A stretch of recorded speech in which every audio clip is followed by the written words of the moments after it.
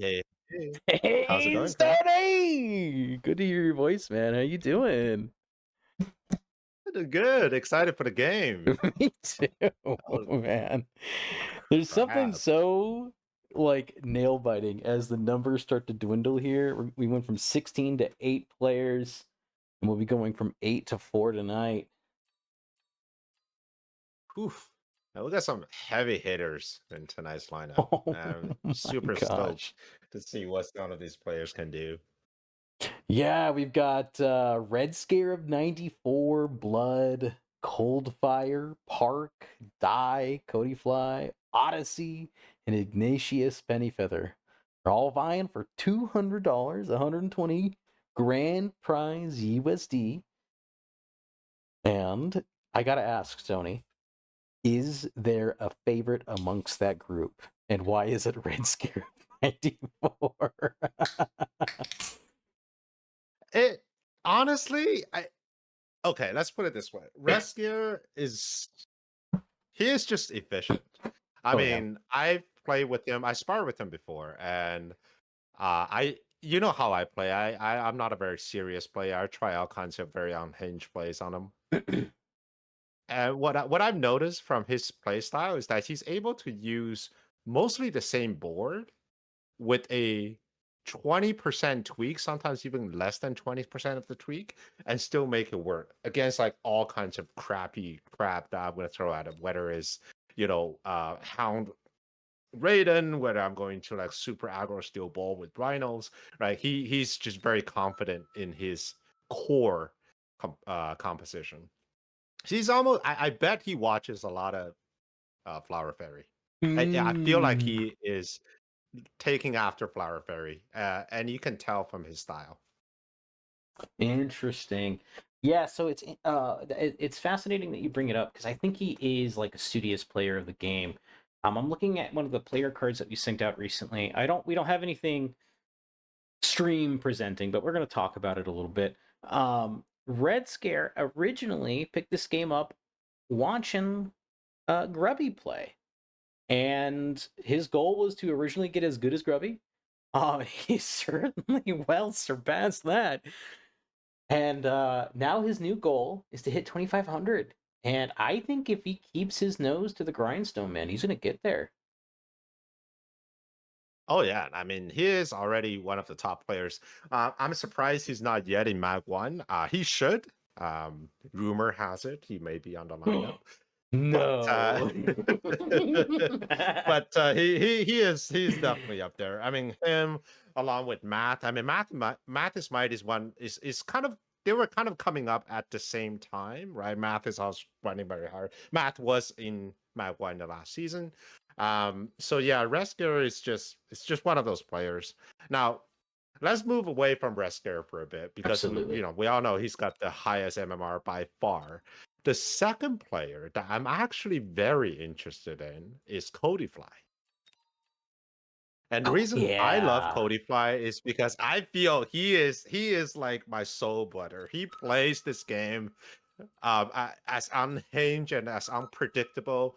Like I still remember back in the day where I casted one of his games and he had like 27 Stormcaller, and I'm not talking about 27 individual, Stormcaller unit. I'm talking about 27 packs of Stormcaller, and I was like, Yeah. holy crap, this guy is going places, right?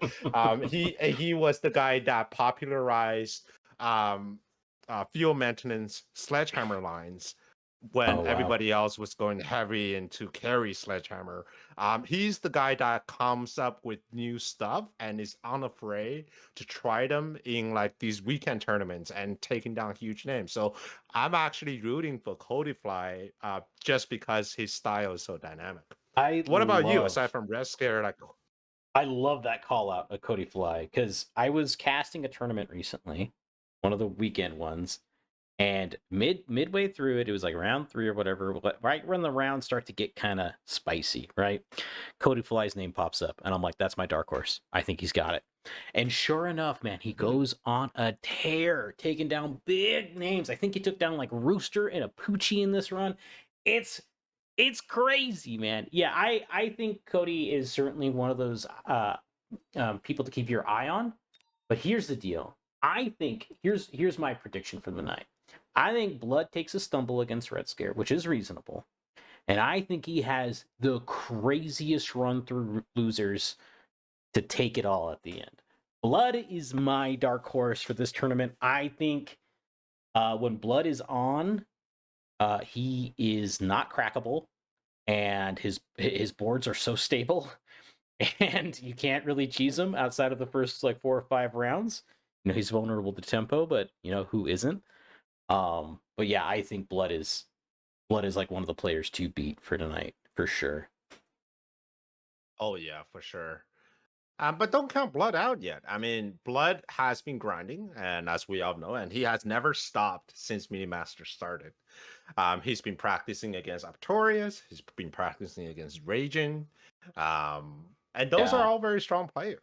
So, we'll see. I mean, at this level, and especially at the level where you have Rescare, which is a very methodical, very stable, efficient type of player, into Blood, who's also been grinding into just one or two builds, really.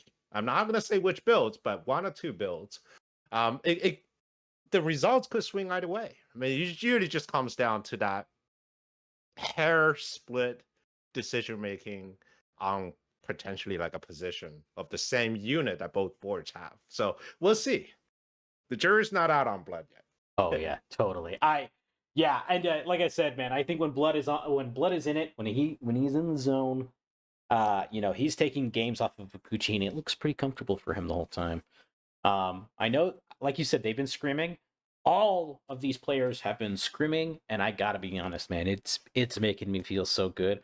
I feel like maybe in the back of my head, and I'm hoping this will pan out in the future, but with all the scrimming, 501 is getting a little bit sharper, a little bit leaner, and a little bit meaner. You know what I mean? And ah I can't wait for the games tonight. It's One gonna be great. day, one day we'll dethrone Flower Fairy once and for all, right?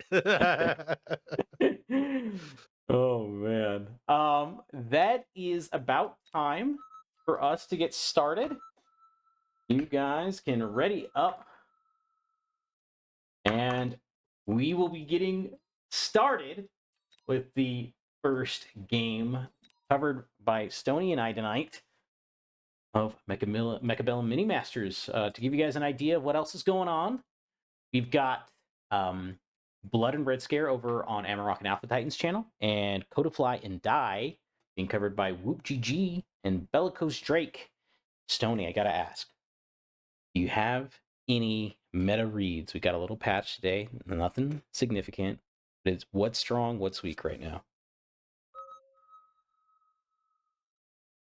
It's always hard right after patch day, right? Mm-hmm. This is where players like they try things. I honestly I cannot give you a good answer today. In regards to Void Eye, I do feel like Void Eye they're kind of ticking upward, but they're not ticking upward in a big way. At least not in my own games. I consciously try to force Void Eye every single game. My MMR has not been going up because of that.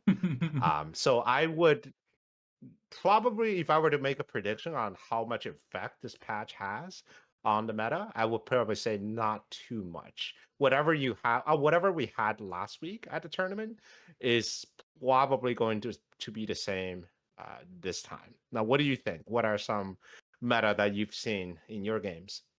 um. So what I have noticed is Void Eye seems to be in a pretty great spot.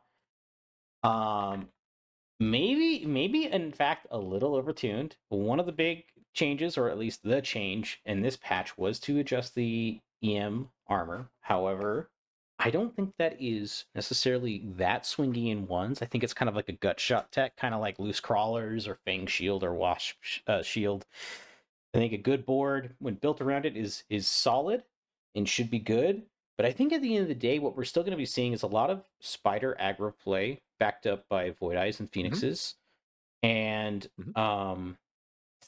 at least from Park, that is certainly something that he likes to do. Cold Flyer, I was looking over his card, and he likes to play crazy random games, so it's gonna be hard to predict for what he's gonna go here. But yeah, I think it's gonna be Spider Pressure out of Park, and then we'll see how Coldfire responds to that. And yeah, Spider in a great spot though, don't you think? Oh yeah. And there All it right, is, we're gonna jump Farseer. in here. We have Farseer and a spider pack for Park. So would it be surprised if he takes that? Oh, and Ariel from Coldfire. Coldfire. Yeah, going aerial. I Yeah. love that. Super high health HP pack too. Um, Not something Yeah, to scoff, 5,000. right? That's just a crazy number. All right, so Farseer spec got picked as predicted, and it's gonna be a spider off in the first couple rounds. And I think Coldfire may have the slight advantage with these triple void eyes. Oh yeah. Park's really going to run into some issues in these early rounds with single target. Marksman is the obvious choice. But like you said, I think the edge is still in Coldfire's favor. There is just a lot of HP to DPS through, and Park's units don't do a great job at that right now. Wow, what an interesting start. No chap whatsoever from Coldfire. Instead of getting a single arc light just to catch any crawlers that might be heading towards that tower, and instead, now we got 4 Void Eye. Is he going to click round 1 energy absorption? So, yes, he is. There it is. Lots of HP. Oh my You caught it, goodness. Glenn. It's gonna be a whole crab of HP to go through in round 1. Holy crap. Yeah, I mean, what these go from? Oh, they basically get half their health added, so they were sitting at like what 1,200 and got another like 700 or so. That's so much. And moreover, right, like the Voides actually kind of trade upwards now into the Spider. Not, I think the Spider still wins, but it does better. Yeah. Oh, The but one key right Spider now goes is down. is for the other spiders to stay alive before all the crawlers get killed. So, and in fact, they do. So right now, this is kind of looking good, right? Oh no, it's double marksman. So they do one-shot these void eyes, so they're not able to stay long enough to really capitalize on the energy absorption. Yeah, but not a bad round for Coldfire. He has the cushion up there with 5,000 HP. That's ridiculous. Uh, Going into round 2, unit drop. What's standing out to you, Stoney? Oh, Oh, I didn't even get a chance to speak about all the units. just Both slammed players them. decided, you know what, is we're gonna go to the air. For Park, the choice is obvious. Coldfire doesn't have air, so he will have to deal with it one way or the other. And he's already invested into a single tech into Void Eye, which means the Void Eye is most likely not going to be an AA option. And for Coldfire, his idea is he wants a tower. And it's kind of risky now, though, right? Because Coldfire knows he's going up against Farseer spec, and sometimes a Farseer can shut down these arrays pretty hard. Yeah. Oh, but this flank over here gonna be a little bit of a dagger unless Park has a good read on it. No missiles yet. No actual money to answer it. So this flank should get in. But the question is, right, if that tower timing happens, is it meaningful? We saw a lot of scrappy play between the spiders here. And what we really need is at least one of these two spiders to survive a little bit longer, so that these marksmen aren't one-shotting Void Eyes. Yes, and this is meaningful because Coldfire anticipated that initial lock onto that spider, and hence the crawler running forward. So now the spider is being locked on a little bit slower. Okay, we got 4 crawlers running towards the tower. But Oh, but Farseer runs up. It didn't account for the counter tower capture from all the way from the back of the board. Oh, that's such a great use of this Here's the tower Farseer timing. spec, man. I love that. Those round 2 Let's see. Farseers, right? and Like, it's a missile. so hard to kill. Oh, Coldfire barely ekes it out. Very, very close. Round 3. Mass Ooh, Fort. That's a very spicy card. there's a Wraith is lot a of good very cards spicy here. card with a headbutt. Yeah, heavy armor, windmill slams Right? from both players makes perfect sense. I imagine we see it both go on spiders here. A missile, making sure that the crawler dies and the level 2 marksman locks onto the spider. The flank is being covered. Level 2 tower being added for cold fire. I mean, looking at the board right now, which side do you prefer, Clint? Hmm. So I think, given this round, I like Park's board better. This flank should get stuffed. Gosh, an Arclight. Wow, these players are just on levels that I'm not even familiar with. This is a lethal little flank. I think it still gets stuffed by what Park is presenting here. But I think round 4, right? Next round, that is, it's going to be a lot more in Park's favor because of that Farseer drop. We haven't seen Coldfire really make use of the aerial spec, but I can't help but wonder, is he maybe setting up for an Abyss? What do you think? He could be. Abyss right now, it may be meaningful as long as you start adding chaff clear on the edge. Because as you can see right now, the Void Eyes and the Tarantulas are all clumped very close together. So that could be a very good thing. Another thing I want to point out, and just for new players, whenever you're in a headbutt situation, there's a lot of attention on the headbutt. But one thing that players often forget is anti-air. Right now, Coldfire's only anti-air were these Phantom Rays. So once the Phantom Rays got taken out, right, Park's Phantom Rays would just clear the board. And I hope he realizes it because his Phantom Rays in the flank will not survive. So he will need to start adding anti-air. So if you are Park and if you look at this board and you ask yourself, okay, what will my opponent put down this turn? Your chances are probably going to be either Phoenixes or Marksman. Mm, And since we're round 4 into the game, I'm putting my money on Phoenixes. yeah, Phoenixes would be probably the best bang for your buck. One of the better single target DPS units right now. Smoke Bomb being picked up, but there's also some notable cards here. Haste Module, not too bad on a Farseer, but also additional deployment slot. I feel like deployment slot here kind of favors the defensive player a little bit better, just because you get to gum up the works a little bit more. But Coldfire and Park are going to respect the spell and pick the spell.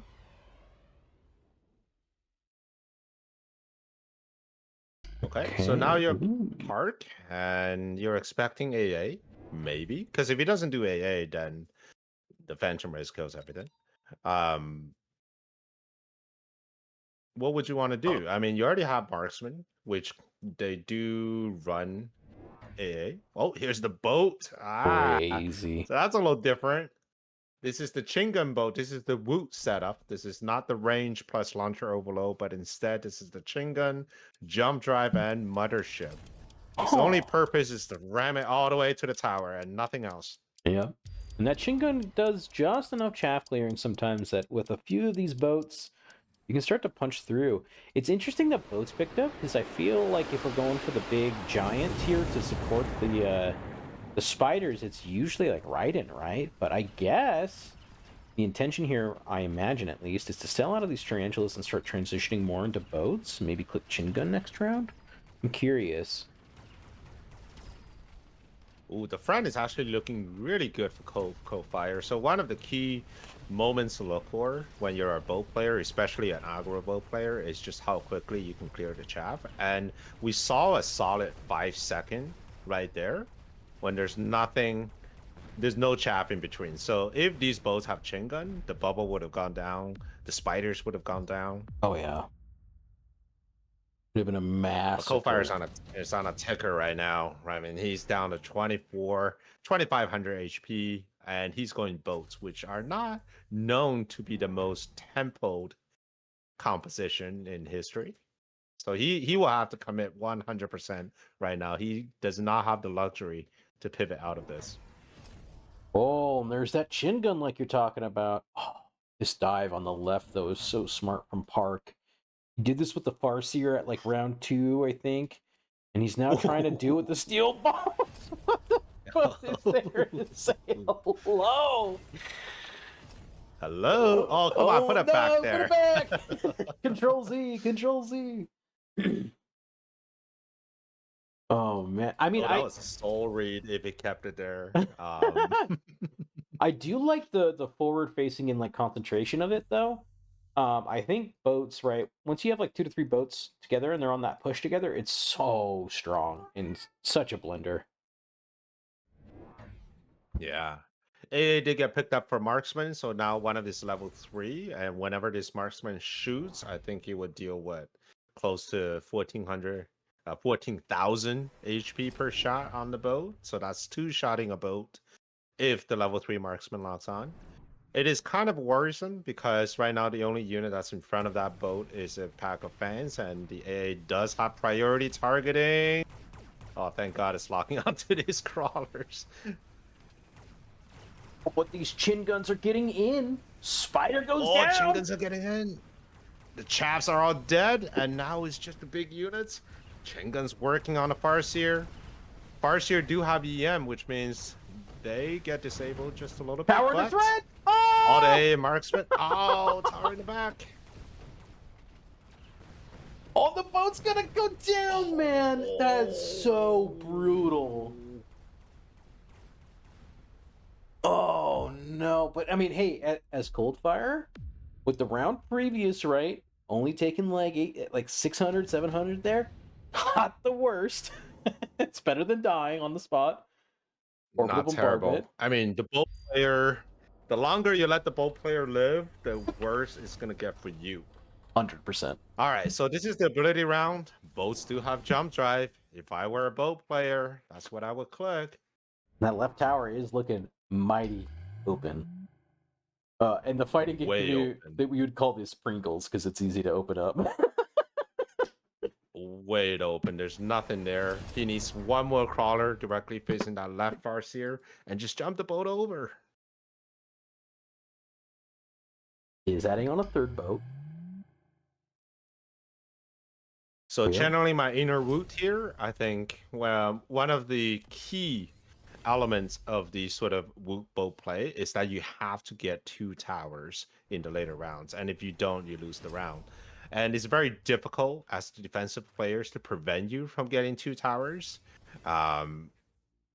Because you kind of have to spread your army across where your boats can just jump and put it all on one side together. So we do have mobile beacon, but this is not a 2-tower beacon. If I were him, I probably will put the boat a little bit closer and then beacon just on top of the tower and then to the side, ideally at an angle. All right, we'll see. This missile should clear up a lot of the runway here. This chin gun just needs to get in once. Yes, and come on, let's get in before the crawler. Oh yeah, that's huge. That's huge. But the left-hand side, though, there's nothing left on the left-hand side. Oh, the right-hand side, man. It's just, yeah, it's just devastated over there. These marksmen are big enough now that they're doing mad amount of damage to these poor boats. Oh, and that might be all she wrote here. Not quite, baby. Yeah. Ooh, one more turn. Jump drive is still an option on the table. One more turn. All he needs right now is Mothership and jump drive. Or probably not even jump drive, just Mothership. This is one of those scenarios where you're just like, man, could I have just had one more spider and like any number of units, it's right? the jump drive. Just that 242 health is just taunting you. I'm so surprised it was the steel balls and not the hounds. I would argue the hounds would be a much better value considering chaff clear was the problem last game. Yeah, it's like pretty common to pair hounds with boats, yeah? Like boat, hound, Mustang is like a pretty common. Just a... Yeah, it's like a I wouldn't say weaker. It's just a variation to like sledge boat. You Yeah, it have makes a lot of multiple sense. bodied packs, and that do chaff clear and also tank for you, and then your boats going and clear everything else. And if they get enough levels, they carry. Oh yeah, A spider mind is devious. Yeah, that extra layer of that chaff is here mean. is so annoying to That is deal with. mean. Drawing fire from the chin gun, and right now level 2 bows. That's 14,000 per chin gun shot. That's significant. And once again, the beacon here, I would love it for the bows to be just beacon down and then to the side instead of going to the tower. There's no reason to, because the tower would have been dead even at level 2. You don't need to stay there. Mm-hmm. Oh, but the spider gets immediately eviscerated, destroyed by the boat. Oh, it's a disaster over here on The the boat left. is locked on. Yeah, there's nothing on the left here. Oh, so there's nothing on the But we right. do have a ton of units flooding in though with the tower. Raiden The gets level 3 missiled in the boss back. could be taken down. Oh. Oh, we got a flank on the back from this wasp boat. Level 2. That boat is Ooh, so very close. drunk on the left. Very You see close. this? Oh, it's gonna time it again. Oh, it's a disaster. No, wasn't able to clear all the chap in time, and these Spider-Mans kept adding value to the army. Oof. Oh man, that was so brutal. I feel like Coldfire got a little scam there. As this tower on the left went down, unit targeting dictated that the boat on the outer left goes back to fight the Raiden. And I think if these two boats were together, this is a completely different game. But you were talking about this earlier, right? Which is like the mobile beacon wasn't the best. It could be doing a bit of a more of a dive into the near the helipad. And I think that would have been a lot better of a play, right? Because then you strafe that left tower and you're on the way to that right tower. And you need those two towers. You need those two towers as the boat player. Yeah, you gotta get that in there. And also, I don't think the steel balls was the right option. I think the I hounds would be agree. better. I mean, just look at the timing of just how quickly that tarantula died. Those hounds would have survived forever. And it would be clearing out spider mines, it would be clearing out marksmen. Just overall a better fit for this composition.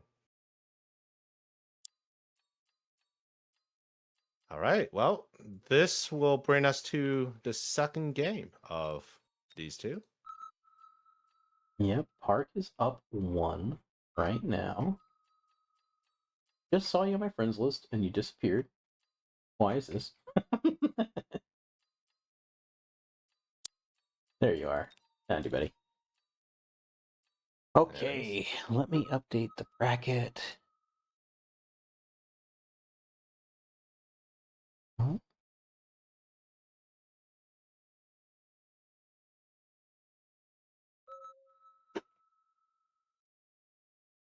Okay. And we will be getting game 2 on the way.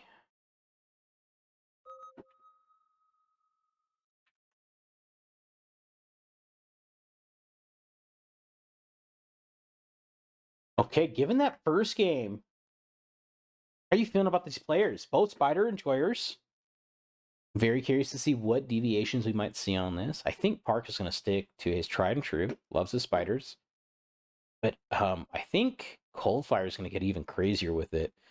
I think if he had maybe 1 or 2 more turns that last game, it looks so vastly different. We get to that point where there's like 4 or 5 boats, and it becomes really hard to defend against. Sure. I mean, that is the power of these kind of boat builds. I think for Coldfire, I didn't think he wanted to go boats. I felt like he wanted to kind of change things up a little bit, and that's the reason he went with boats. But it didn't feel like he was comfortable with the progression of the boats, right? He was trying to cover a lot of size. I don't think his spider ever got teched, where Park's spider had range like 4 turns before.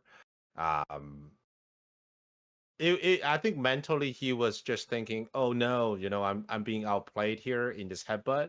What is a wild card I can throw in here that would change the trajectory of this game? And then the answer was both. But he didn't have to do that. He could have continued with the headbutt, perhaps putting down Phoenixes or something else, right? Yeah. I can't help but wonder if he felt like he was a little outclassed because of Farseer there. He didn't really have great single target, right? He did do that early Hmm. tech with the Void Eyes, and I think that might have hurt him a little bit. I was always kind of curious about this, and I'm wondering what you think. But I feel like that turn round zero, round one, whatever you want to call it, absorption Hmm. mod on on Void Eye is a bit of a trap. It could be.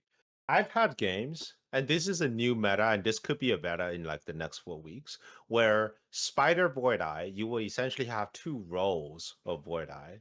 You have your backline Void Eye for damage, and then you have a frontline Void Eye. You essentially do a Mm, 2-to-1 ratio of Void Eye to Spider.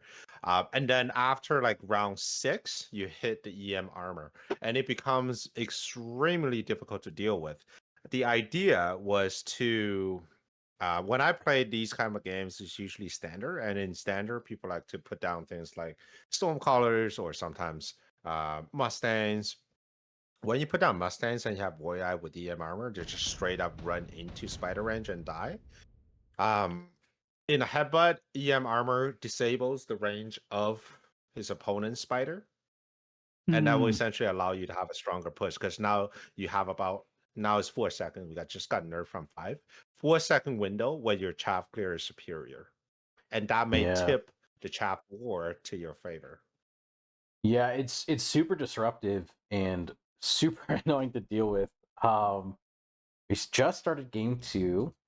We have Farseer Mhm. spec immediately slammed by Park again.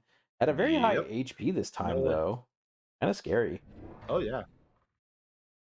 Which is strange because he kind of ended up with the exact same starting comp. Yep.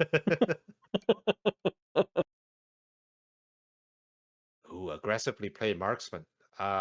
No, this is not Aspen. I was gonna say, is it Aspen? No, it's not Aspen. I can't help but wonder if he's got like a position figured out with these spiders and he's gonna play into it again. I was gonna ask though, conventional wisdom here says that Coldfire is slightly favored in the opener. Do you agree with that? Ooh, heat shells on the bar too. Oh man, these storms are gonna own.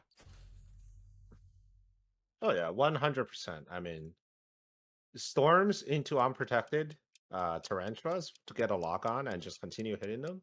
I mean, these tarantulas would be dead before they can even get in range of the arc light, I feel.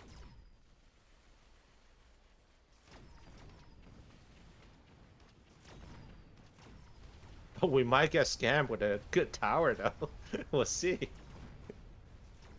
Oh no. It's not a great tower.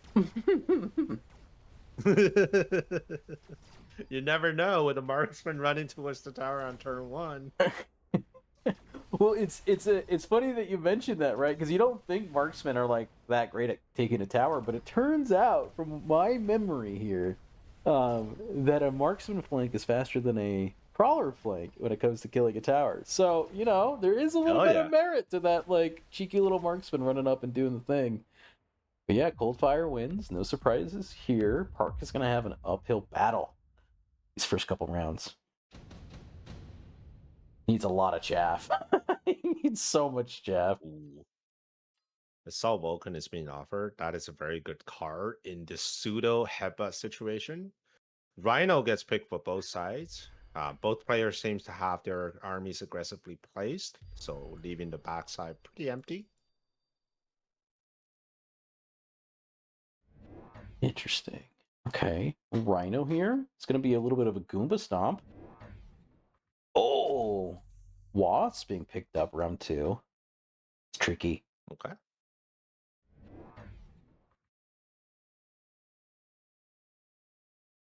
All right. So here's a question: when do you take the 100 supply anti-tank shells on Stormcallers? Hmm. Part of me says if my opponent's made 3 more crawlers round two, probably not the time to do it. But I gotta be honest. I every time I've seen this button get clicked, it does so much work. Mhm. So if I think if there's more of a commitment to spiders, I think that's like a foregone conclusion. We'll see Coldfire almost certainly click that button. All right, rhino's Boss. coming down. We already have a single rhino chomping through. Did get taken down by this wasp though. Still have lots of crawlers on the ground. And this time, the tower timer may actually be hugely meaningful. Let's see. Oh, it's gonna be a good one. Oh, it's a great tower, and it's also preventing the rhino from getting the tower. The rhino gets sniped. Oh, the rhino got sniped before he can get to the tower. That was just really bad timing here. Oh no, that's so unfortunate, man. Oh, it's still Still got ridiculously scammed. close though.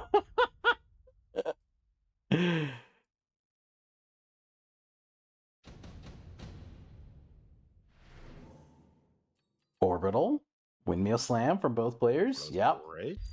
Yeah.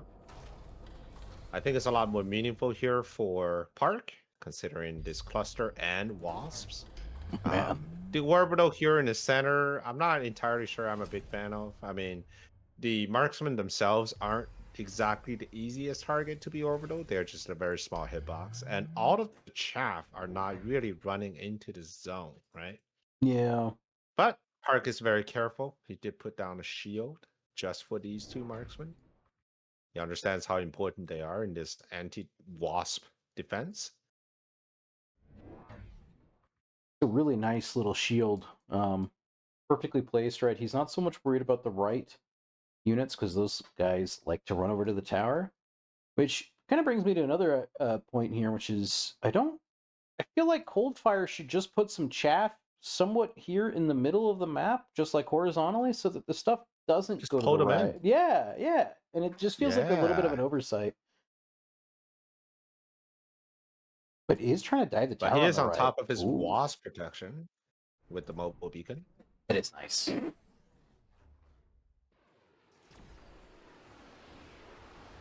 Still dodge the orbital with All that. right, so we have a great split. We actually pulled a level 2 marksman on the side to target these crawlers, which is pretty good because now this wasp will be coming in. Yeah, and wasps are actually really good at killing things like tarantulas very quickly. But the tower on the left, hero storms actually save it, at least for the time being. Maybe saved? I think so, yes. Saved. Wow. I wish those were And then the my wasp clearing storms. up the crawlers on the other side too.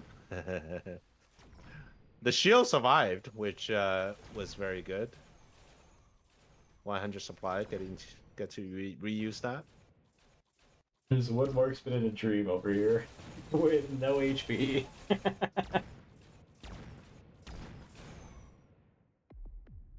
Pretty acceptable loss All if you're right, chipping Park. away here.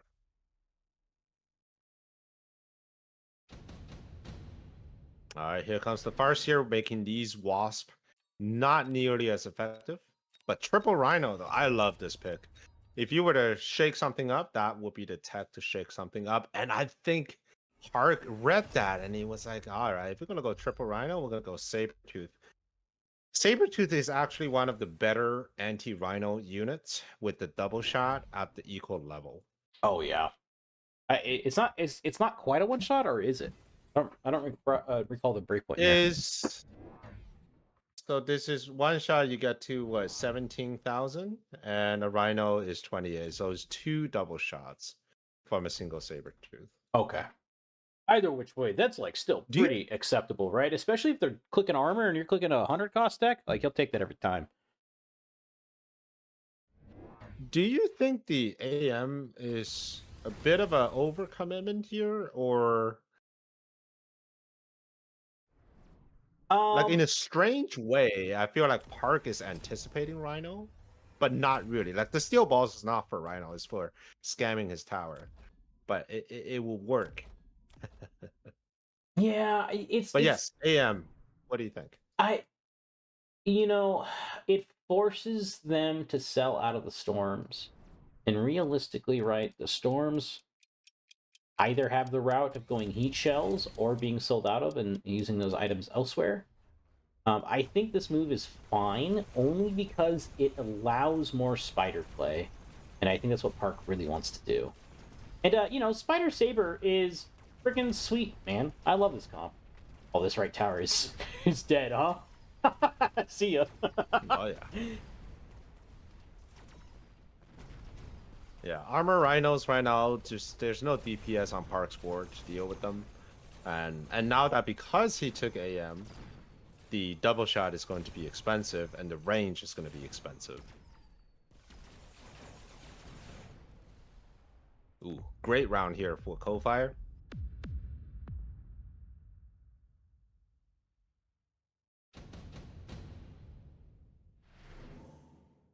Nuke? Hmm.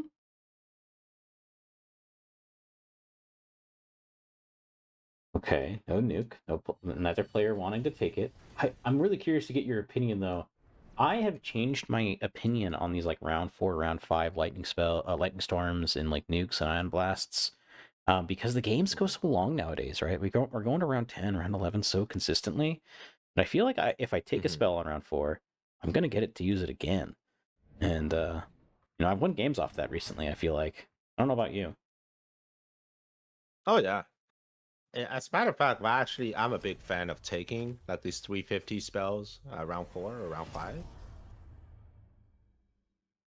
The way that I play these type of games is that every round is got to be a unit round or a chaff round. So if there's a spell, I just be like, all right, this is a chaff round, triple chaff, and then boom, here's the 350 spell, and it's fine. I wouldn't be sad about it. In That's this case, I think it would be a little tricky because of rhinos. Because then, Hmm. like, well, where do you put the spell, right? Like for Park, do you just want to kill like a Stormcaller, an Arclight, and a pack of Wasps with 350, right? Because you can't get the rhino.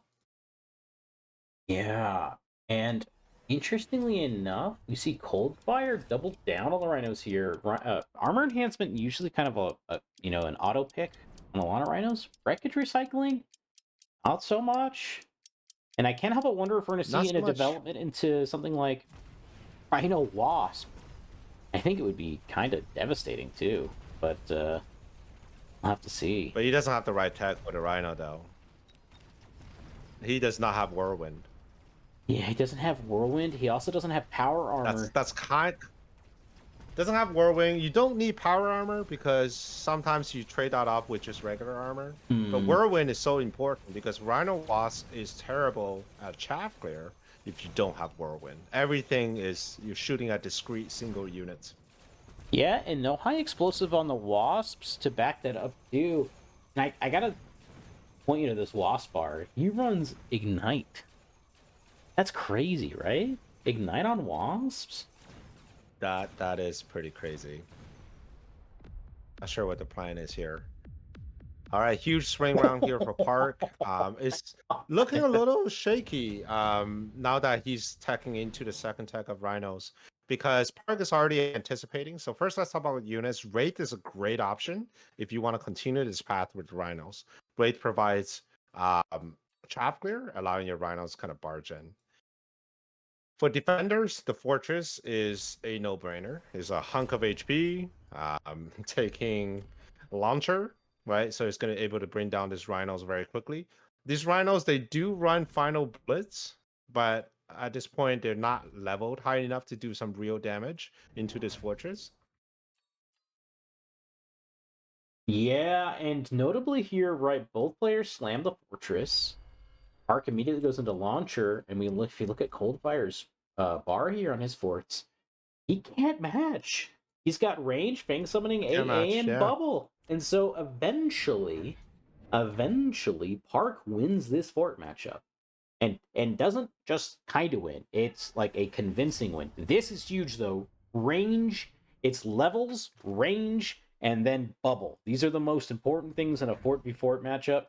And this is a great pickup by Coldfire. I don't know if it'll swing the round in his favor, but it makes the fort v fort matchup a lot better. Hmm. The big issue right now with Coldfire is that he never added any more chaff clear. He added one arc light or maybe two at the corner to help this rhino. But everywhere else you look, especially looking at these two forts, right? There's really not much chaff gear. There's like 0 actually. There's some hard fights chilling. 0 chaff gear. Yeah. Yeah, and now these crawlers are gonna make their way up there. The rhino is gonna die right now. There it is. Oh, but it's gonna get a great tower though. Nope, wrong crawlers. I thought it was Coalfire's crawler running across to the tower. I was like, oh no. I got mixed up there too. I don't even know what was going on there. I think that was a mobile beacon, and somehow some of the crawlers brought through. But hey, a level 1 rhino sneaks in the back, gets a little tower snipe. Yeah. Oh, another tower snipe. This is stacked debuffs, man. Yeah. Oh, this rhino is doing work at the front. But we'll get a reverse tower timing. This rhino's gonna get deleted. See ya.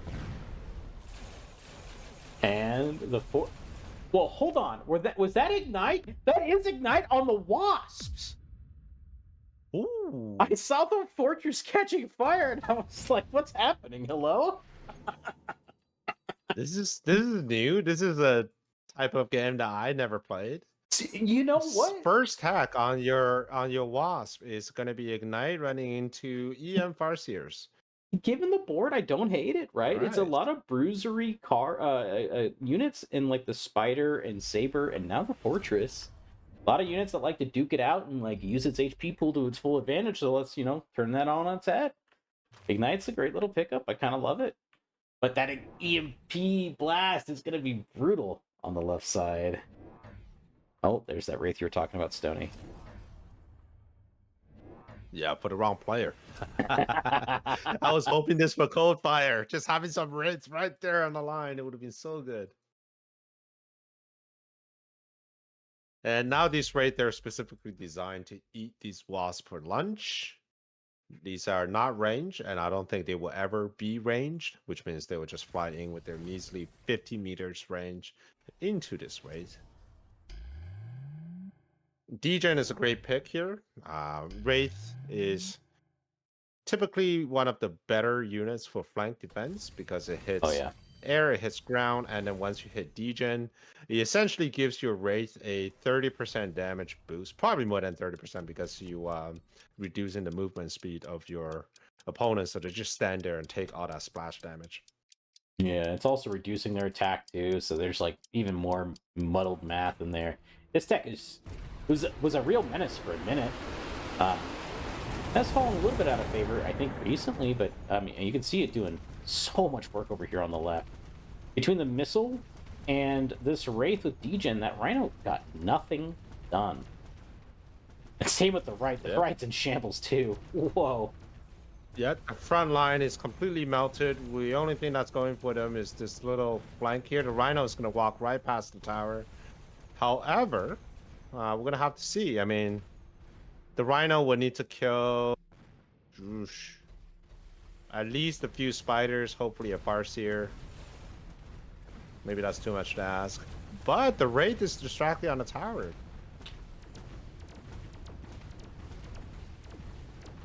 Come on, level 2 storms. Yeah, there it is. Damage control storms.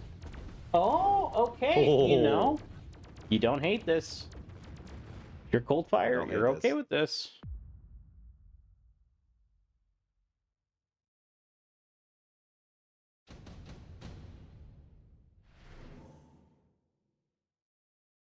Phoenixes to deal with the Wraith. Great pick. Oh, yeah. Also, Phoenixes and fortresses usually just kind of go hand in hand.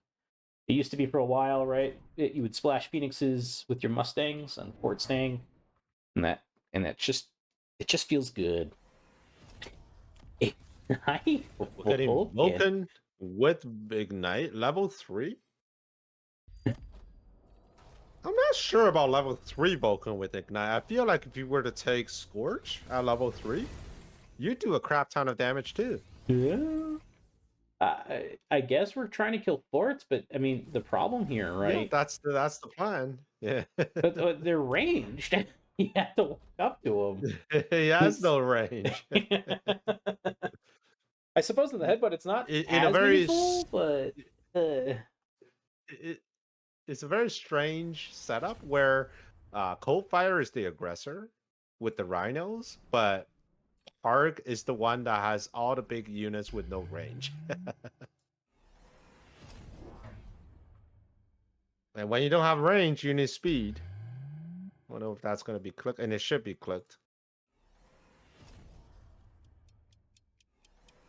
All right, great positioning on the Phoenix. It's going to snipe the Wraith on the right-hand side as well as the Marksman. And now it's going to move on to the rest of the unit. If you can lock on to like the Fortress, hopefully, while they're dealing with these crawlers, that would have been huge. Definitely. Orbital Bombardment's doing a lot of damage here, though. Those Phoenixes have their hands full. Some of them eating some shots.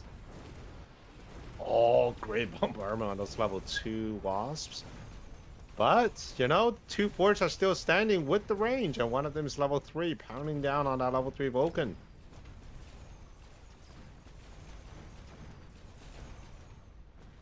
And Phoenix is doing great work.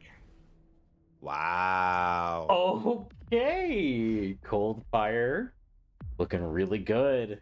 Realistically needs a little bit more and another round just like that, and we're there. We have a game 3. We got Incense.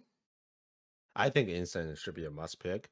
It's a windmill slam, Photon right? could be very good for Park. Actually, Photon could be decent for Park. Coldfire taking Photon. The reason I said Incense is just there's so much chaff. Like there's all these crawlers. Imagine if you just put Incense on the right hand side, get rid of those 3 packs of crawlers, and then your Phoenix would just go to town. All right, A gets taken on 2 or now 3 fortresses.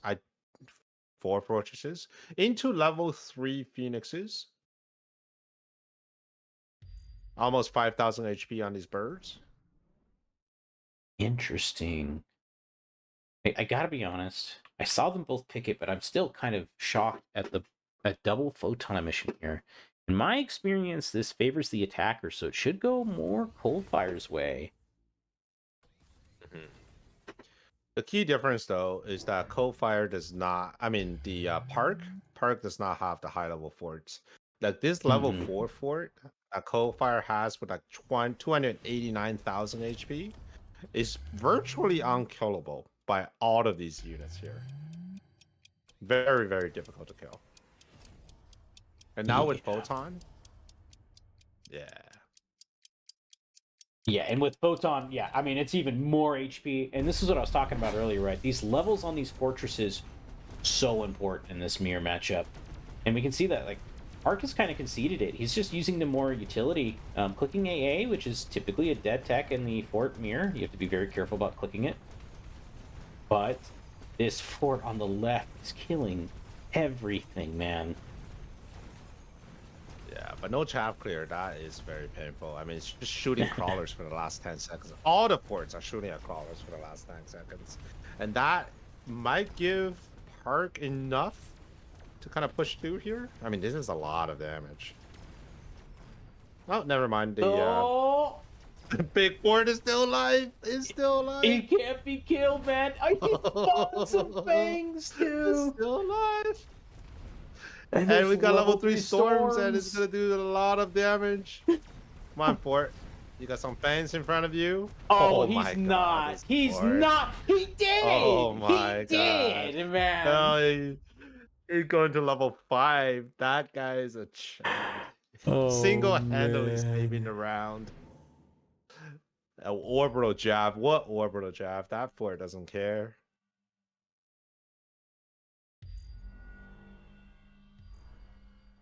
You actually have a lot of ability cooldown. We got Jab, we got EM, Rhino drops off cooldown.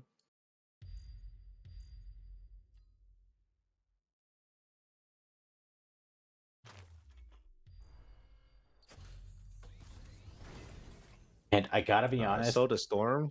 I am shocked at how much this Ignite token did to this fort over here on the left. It almost killed it single-handedly.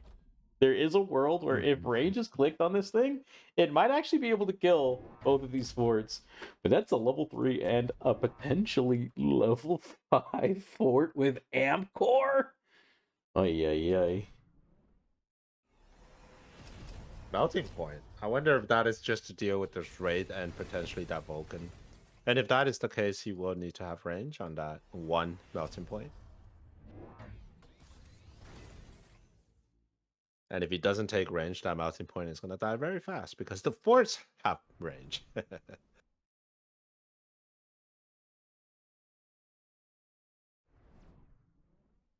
This is a crazy game.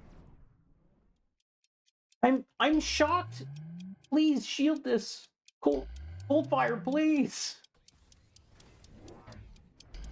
Okay, thank you. I was so worried. Did he actually spend it all there? I don't think he did. I think he ran out of time. The shield was not helpful because it got burst too quickly. No. Yeah, he ran out of time because he forgot to reposition the melting point in the center. Oh And also he didn't have no. range on the melter, so that is problematic. But it doesn't matter. The Vulcan died, and now we still got 2 melting point and that Giga Fort.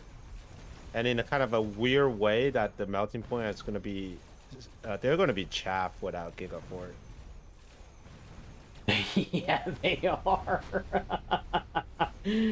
And this Gigafort. All right, let's go Giga Fort. We need. Is... Oh, couldn't kill the. Oh no, the raid did die. Oh my god. There is the fort. Oh. We're going to round 11? We're going to round 11. A nail biter from both players here. He should have some time now to take range. I think Fire Badger with range, level 4, 2 packs, fantastic options here. Like, I would honestly take Fire Badger if I were Cold Fire. Oh, but Sledge got picked. I mean, if you're gonna pick Sledges into this. Oh, he doesn't have Link. I was gonna say level 4 Sledge, Link heal. Kind of nasty here, right? Nothing can kill it.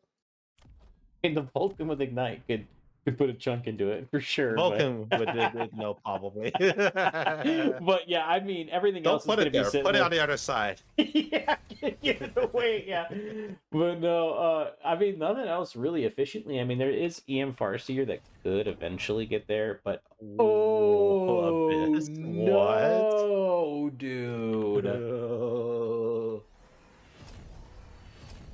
It's level 3, actually. Just kidding.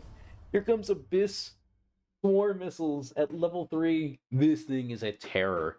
None of these towers are upgraded, by the way. It is so easy for this Abyss to accidentally kill one of these towers right now.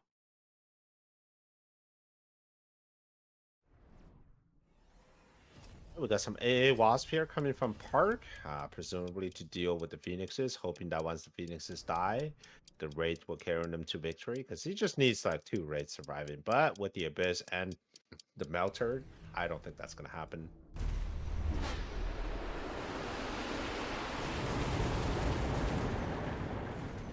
Oh.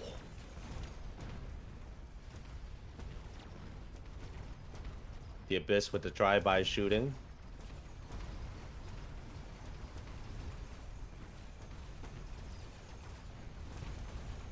Okay. Oh, it's so hard to tell what's happening.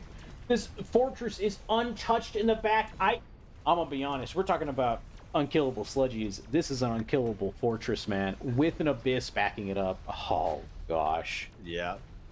Level 5 forts, and now everything is running towards the tower. I mean, even if he gets the tower, the only thing that can kill a level 3 Abyss, I mean, the only anti-air he really has was just, what, Farseer and a bunch of AA missiles?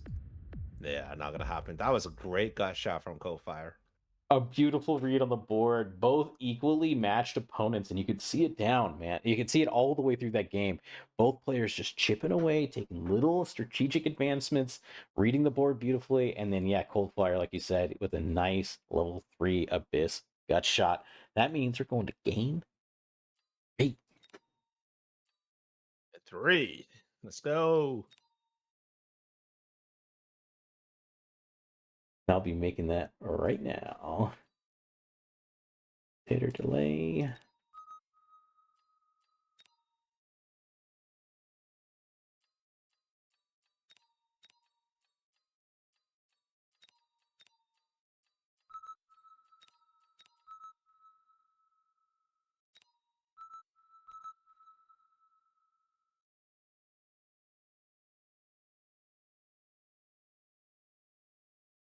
All right. Man, that was a crazy game. I feel like we were really pushing sort of the boundaries of both players' knowledge base about these end game comps. They were just they were just throwing units down left and right. But I feel like the Abyss was a great read. Abyss typically works really well onto boards where there's a lot of high HP units that move very slowly. So in this case, the Sabertooth, the Vulcan, the Forts, even the Raids. I mean, they are just really dead to the level 3 Abyss. And not to mention, when you have a level 3 Abyss, I think Abyss starts at 140k, so times that by 3, almost 45, 450,000 HP almost, Oh into a man. board that doesn't have high level Phoenixes. So that was just a beautiful move. Yeah, I mean, like realistically, right? It was 4-day A and some hopes and some prayers to kill those those Hmm. abyss or that abyss rather. And speaking of testing the player's knowledges here, right? Cold Fire says my palms are sweaty and heavy and cold. Literally round before last, I saved 600 because I had shaky hands. He needs a little bit of time before this next game. The pressure's mounting. They want that money. They want to make sure that they're not getting the losers right. Everybody has one chance, but that second chance,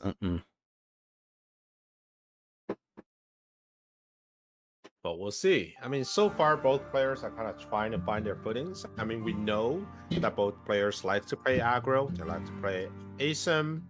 Park, I think Co-Fire is probably the more aggressive of the two. I wouldn't mind if one of them decided to switch up and play defense, or both playing defense, and then we turn into a standard game, and just to see a showcase of what they can do in those games as well. But yeah, I mean, this is great so far with these two players. yeah, crazy, crazy game. I don't blame him for taking a little bit of time. Uh, whew. Yeah, I would be sweating after that last one myself. Once Cold Fire is ready, we'll go into the final game of this set, and we'll be figuring out who our first set of losers are here. Um, one moment. Okay, I think we're good to go. Once Cold Fire ready's up.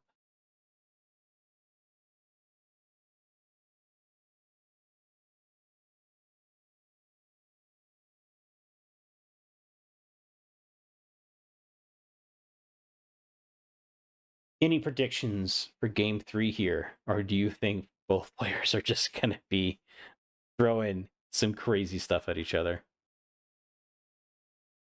I think from looking at the performances today, I feel like Park has a slight edge over Co-Fire. I Mm. think Park is more efficient when he's playing with the units that he knows. But once Cold Fire, which is the wild one, takes him out of his comfort zone, then immediately you can see Park start to struggle and start putting down some very um, weird options. And Cold Fire will have an advantage. But fundamental wise, I think Park is slightly better. What do you think? Um, I think what we saw from that last game was both players having similar tastes in how they approach the game and how they approach the board. At least actually between both games, right? And I think some players have some slightly better bars, which I think gives some of them the edge. And in that For case, sure. Old Fire right had the better fort bar. I think that gave him the edge. And we'll have to see if Park maybe makes some slight adjustments here. Maybe doesn't go into fort in the future. But yeah, I think it's going to come down to who has the best techs on the bar right now. Honestly. Mhm.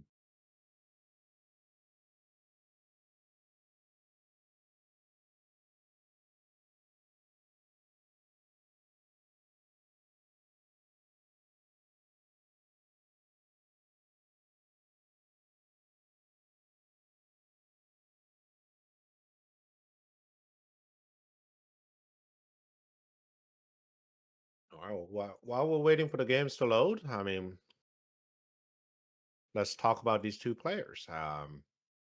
So earlier, I think we talked about Park.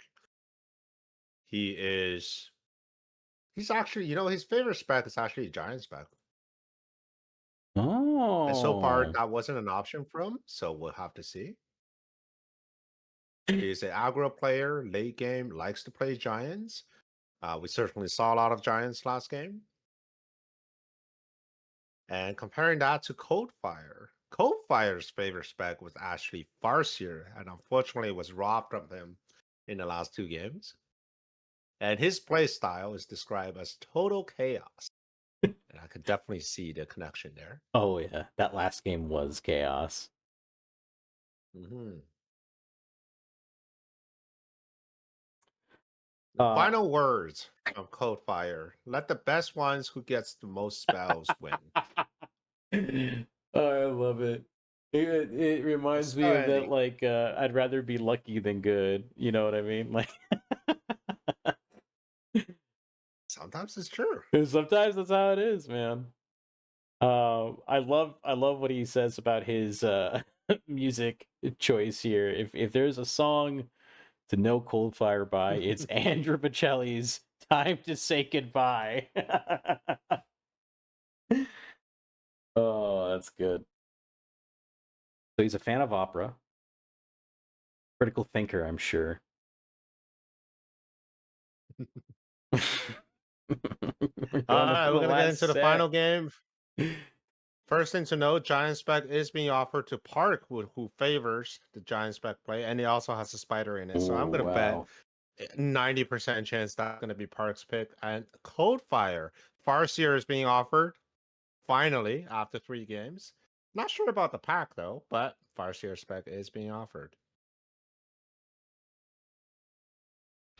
There you go. Oof. Both taking their favorite starting specs. This is gonna be a spicy game.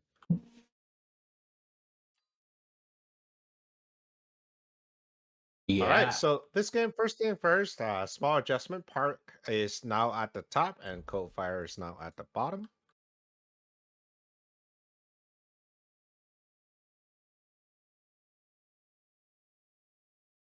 All right, we're gonna start off with some steel ball aggro from Coldfire. Asymmetrical on the right. How do you feel about these vertical steel balls? Um. Yeah, that's really interesting. I'm not quite sure what it accomplishes. Mhm. Do you ever actually want steel balls targeting the same thing in these early rounds? I feel like you want them spread out so they Typically, have like yeah. different targets. I mean, yeah. I mean, you're doing ASIM here, so don't really have the luxury of having. I mean, you can sometimes you do like a butterfly, and that can mess people up because if your opponent doing ASIM, then you actually get the tower before all your units die. Mhm. Um, but with the steel ball, they take time to charge up, and if you have 4 steel balls in a vertical setup, which means your second ball is going to come in a bit late, and your first one is going to get charged up. But the problem with Headbutt is that your first one may not survive long enough to do the damage after it's been charged up, right?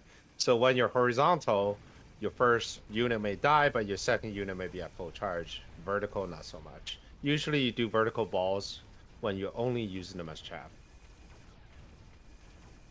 Interesting. Okay, so I'm gonna be honest. I learned something there. Because usually when I play steel balls, if they're ever vertical, it's because the recommended formation told me to. One difference is that if you are committing to steel balls and you want to take range, then the difference is not that high anymore, right? Because with range, the steel ball do move pretty quickly and they do tend to lock on relatively close to each other. But without range, that is a bit of a problem because the steel ball from behind will actually have to navigate around the steel balls at the front. Okay, that makes sense. That makes a lot of sense. Improved firepower control system being picked up. A nice deep flank here from Coldfire onto Park. A cheeky missile, though. In retaliation from Park here onto Yeah. Coldfire. Always a pain as an aggro steel ball player. You never know when that missile is gonna come.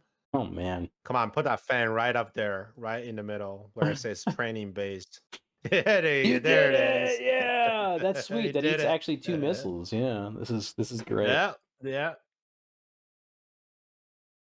Um, yeah, no, this is so tricky, like you're saying, when you're the steel ball player, right?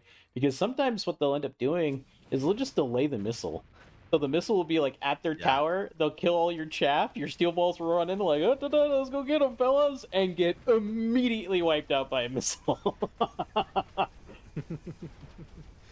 I bet Coldfire is celebrating right now. I mean, he just spent a 100 supply permanent on the board resource to get rid of 100 supply temporary resource. That Oh is, yeah.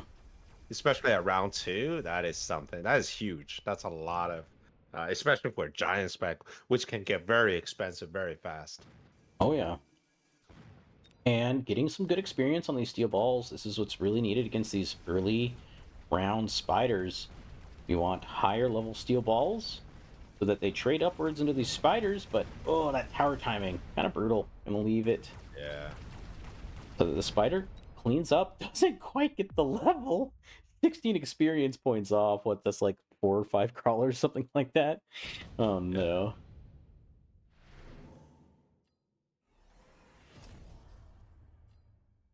Okay, so it's gonna be efficient tech and another item. So as a giant spec, you want to start hoarding these items. Now, one thing I noticed is that so far neither of these players are actually going air. I guess the first year they do um, offer that production. All right, first giant went down. It's going to be a Vulcan with Scorch, and that Vulcan is going to kill every single thing here. No contest. Nothing can even come close on touching that Vulcan. It's gonna kill everything. It has improved firepower control system. This thing is doing Yeah. like what, almost 4x its starting damage now. Oh no, sorry, 3x its Yep. starting damage. That's just absurd.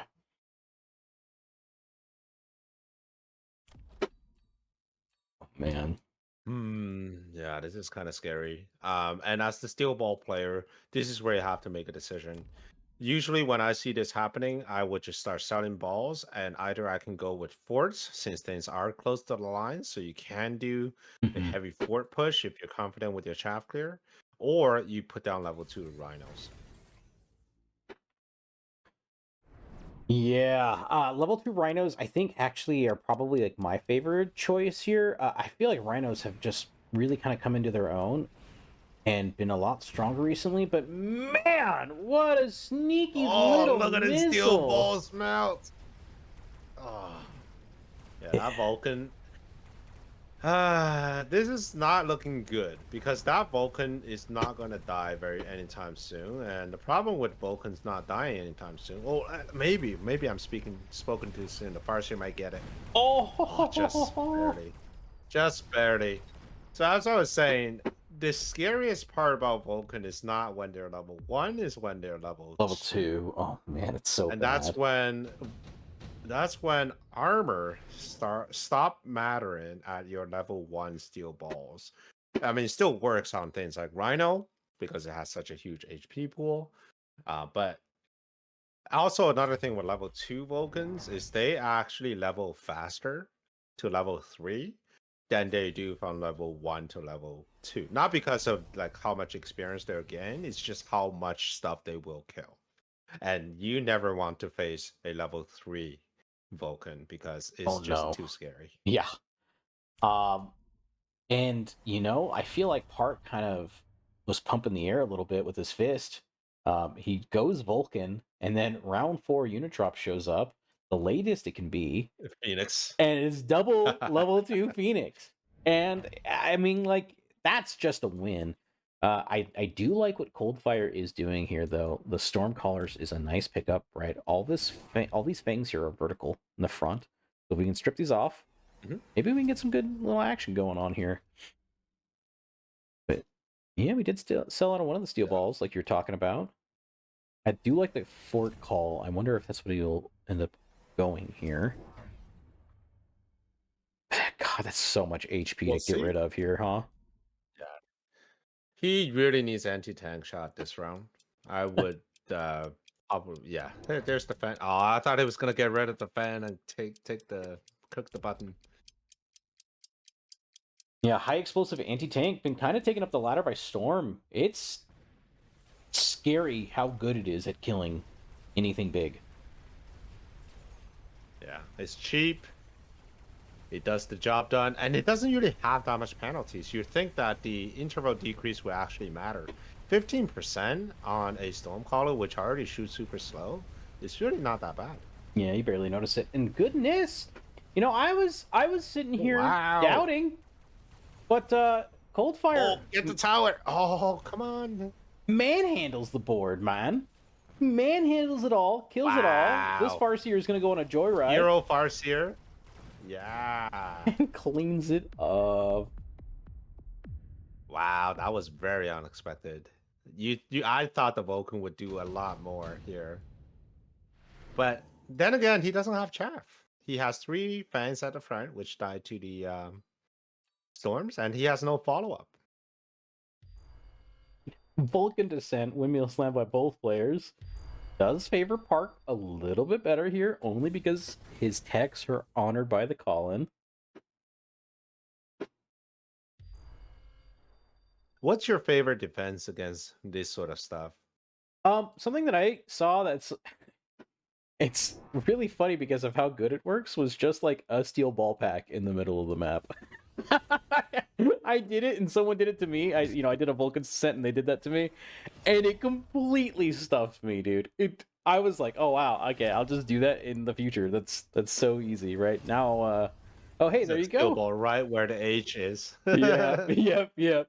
But I was gonna say the heat shells picked up on these Stormcallers. They had a great time killing Vulcans last round. That should only move forward. Some sentries picked up here. I don't know how good that's gonna be against 3 Stormcallers. Mm-hmm. All right, so there's 2 important moments that's going to happen in this game. The first one, of course, is the tank shell. 3 moments actually. The second moment is a level 2 Vulcan, which Park already has one of them with the item.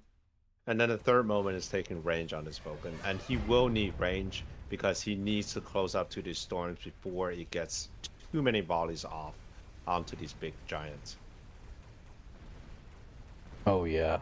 Ooh, the Vulcan doing great work. I wonder if he's gonna get. Oh, no tower. And Got towered by Coldfire. Storms are gonna own in that debuff. Oh, yo, Vulcans are popping left, right, and center, literally.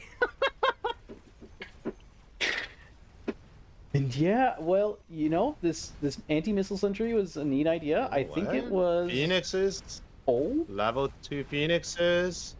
no way, dude. Yeah, level 2 Phoenixes.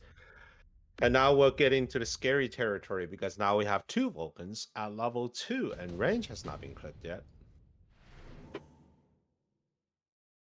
Hey, there's those rhinos like you were talking It's about. the Rhino. It's the Rhino. He does Marksman, not run. though. Oh, he does run armor. I was gonna say. Triple marksman. He really at this point for Park, he just needs damage. Yep. His chaff clear and tankiness is all set. Yep. All right, so it's not going to be the Rhino, but instead it's going to be the Forts. Forts with AA. What an unfortunate tech. As That's Park brutal. just pick up the triple marksman. Yeah. All right, here's the range. So we'll see how he does this round. It can go really good or it can go really bad. And if it goes really good, then all of these Vulcans are going to level and Parks takes the game from here. So we'll see. I mean, judging from the tech, the first tech on this fortress, I'm leaning on the going really good. Well, we were talking about AA Fort maybe not being the best pickup, and while I still agree, A Phoenix was added And on, it's adding. so Yes, it did. not the worst. Little bit of a win. He might kick himself later, but at least now he's got options. It's true. He's got options. And it's very timely because he didn't take that tech. I hope he doesn't take that tech. Usually when you take range on a Vulcan, you also range your Phoenixes, which could be interesting. Look at those Phoenixes in the middle. Oh, see ya. Alright, there he goes. Level 2, Scourge Ranged Vulcan. Splashing onto the Farseer and the Fortress. Okay, it gets EM'd, so there is a little bit of justice. Gets EM'd. Right hand side is folding hard. Oh, there's nothing. Bubble gets popped. Storms are still shooting crawlers. Oh no. Goodbye, Farseer. Oh no, this level 2 fortress is running away with experience. No, nothing's gonna kill it. Oh. What are these storms shooting at? Is there like a crawler here? Oh no, it's a disaster. Yeah, Oh, and that's the thing with like Vulcan marksman comps, right? Is like that round they show any signs of stabilization, you know the next round you're taking like infinite damage, right? Like it's so brutal. Yep.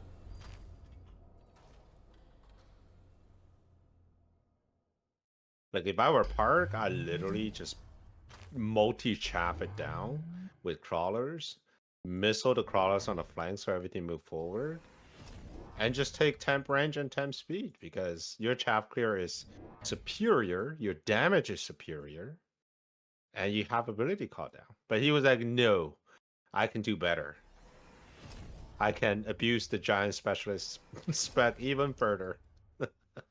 Yeah, and you're absolutely right. He is smelling blood in the water. He's slamming down 2 Abyss on the front line. Bubble this, he says. Literally. I mean, is there a better unit at killing a shield in this game than the Abyss? It is just so efficient. Oh yeah.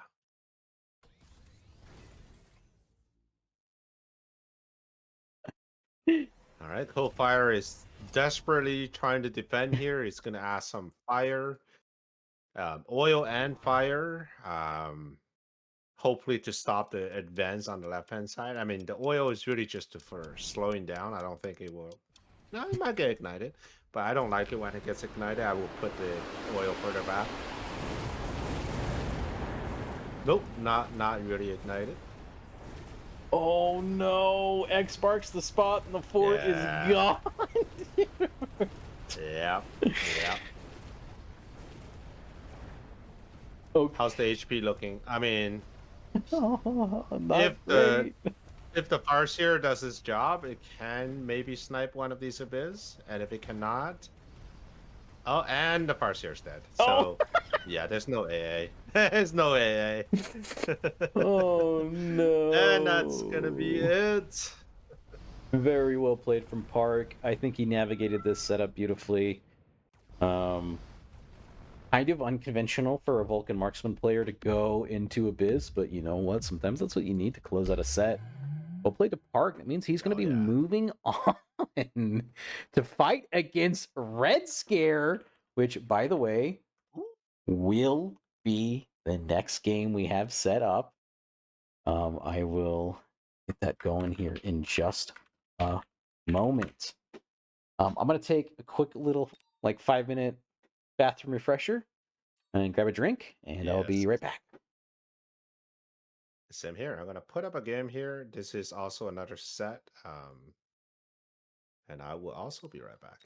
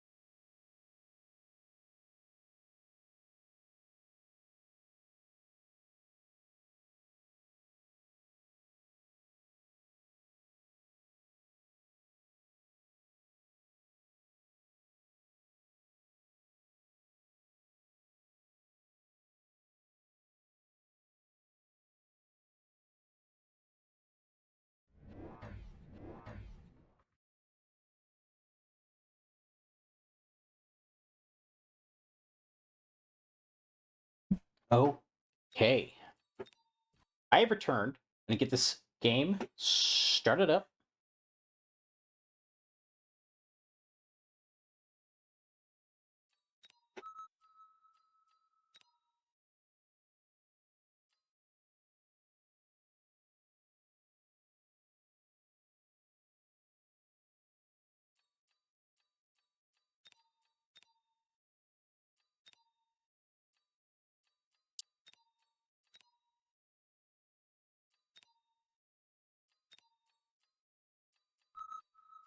Okay.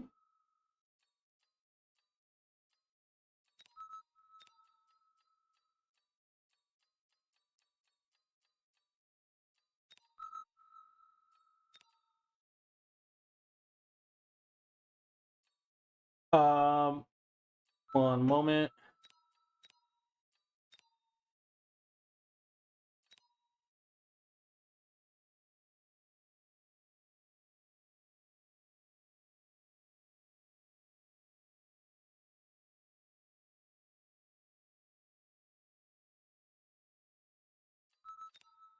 Oh, wait. Sorry. Sorry.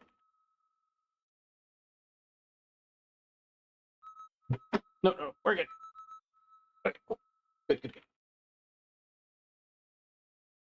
Sorry, guys. All right.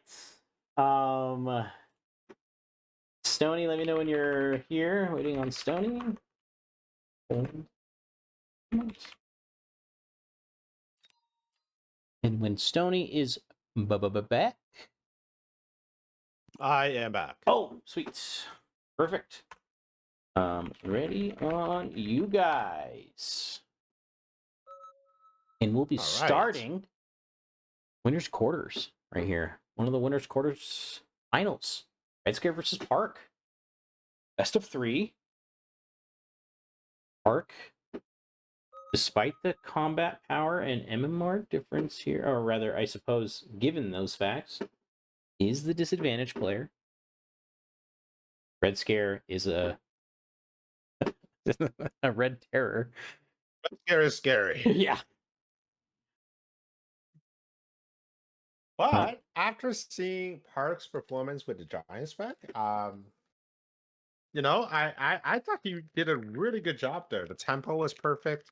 If he felt comfortable playing that game. So if you can get another giant specialist, or if you can force another giant game, I think he might be in a good spot.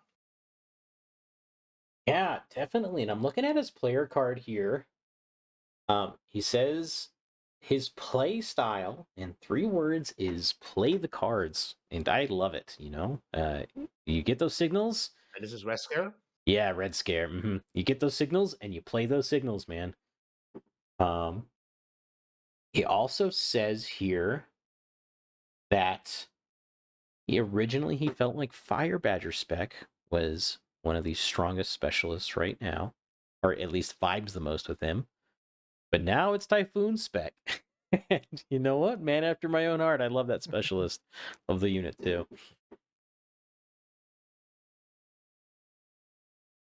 Interesting that he picked Typhoon spec. Typhoon typically don't really play into a standard board, and I've known Resker as a standard player. So now that he's going Typhoon, I wonder if he's changing it up a little bit. Yeah. And I've heard some people talking about for at least a moment there when at least when the Abyss first came out, was that Fire Badger spec was the Abyss spec. And the Abyss was like, kind of the mainstay of the meta for at least a little bit. And I can't help but wonder if maybe that's why Fire Badger spec was vibing. I mean, it enabled a lot of interesting Abyss play, and that was good at the time. But now, right? We have Void Eye. We've got War Factory shenanigans going on. A lot of Spiders, Phoenix kind of play. I still feel like the meta right now, though, and maybe you disagree here, is play Titan or beat Titan. Hmm, maybe. All right, we're gonna jump into the game here. First of all, let's take a look at the tech. Farseer is being offered for Park. I wonder if he's not kind of getting into a zone of just picking up Farseer spec. That might be something. He also has the quick supply option if he's comfortable playing with aggro and steel balls. Red Scare. A lot of standard packs here. All right, Farseer spec for Park. And a Sabertooth specialist for the Red Scare. Very interesting. How do you feel about Sabertooth right now in the current meta? Yeah, it's kind of in a weird spot. I cut my teeth on a lot of Saber staying aggro back in the day. And there's a patch that nerfed Saber Splash not too long ago. And to this day I still feel it. Sometimes I see Sabers not killing the things that I expect them to, and it's so very brutal. I think there is some life in maybe some unexplored routes in Sidegun right now, or secondary armaments is what it's called in game. Um, I think that's more dependent on the cards, right? I think you want something like you want that kind of shenanigans with something like mass produced Sabretooth, or at least like very aggro Sabretooth play. And I think that's tipped off from round one, and neither player is really doing that. So I think this is going to be like a little bit of a, like a mid game round three sort of stat check, and then it really won't do anything here. What do you think, though? How do you Hmm. feel about Sabretooth right now? I think they're better than what they were before. Um, they actually have I wouldn't say 100% viable, but more viable position in the current game as a medium-sized defensive tank. Um, I wouldn't mind putting down sabers not every now and then before I can tech up into a fortress um, or if I needed just extra more damage. I was looking at a bar here for red on his saber. Actually, no. Yeah, I was looking at red saber. I don't think he runs Saigon, which means because Saigon will actually be decent here in a Heba situation. Ooh, okay. And one of the crazy cards, I think, in the current meta just showed up. Mass produced Yeah, it's a Phoenix. great card. Terrifying I'm card. surprised Park didn't pick it. I mean, it's just such a huge card. It's almost as good as Improved Wasps. You essentially have like infinite number of Phoenixes in your backline, and then you hit Quantum, which he does run. And then you're looking at like this really scary end of the round fleet. And if you don't kill them, it's 200 damage to HP per squad. Yeah, still maintains that damage. Like, yeah, you're talking about, right? And it's one of those cards that is like so hard to answer properly because, like, what are you gonna do if they build like Ford, go Ford AA? Like, okay, cool. Like, you're dropping giants to deal with 400 supply on the board. It's not as good as you think. And granted, even though it's a good card, and I think it might pay off in the long run, Park has got a scary looking board full of chaff and full of spiders and a ton of damage. Oh my goodness. Ton of damage. Round two, bringing them down to 3k. All right, so we got our first tanky unit, and we do have some options for DPS. The Scorpion is very juicy. It's great into the Sledgehammers. It's great into Sabertooth.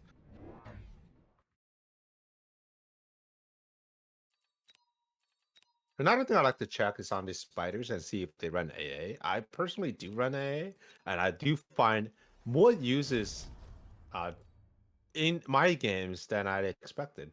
So just a really good tech, especially in later rounds. You're pairing your spiders with melting point, and your opponent just hits wasp, and you don't want to get into Mustangs right away. And having that AA was really cool. Oh yeah. I completely agree. Jeremiah way back in the day turned me on to the idea of AA tarantulas, and I haven't looked back, man. I think that tech is sweet. I've been running it forever. if it wasn't AA tarantulas, it was like off meta techs with like tank stuff like armor and field maintenance, which I would like to point out, Park is running armor on his tarantulas, and that is sweet. That is a scary amount of HP once those hit level 2 or level 3.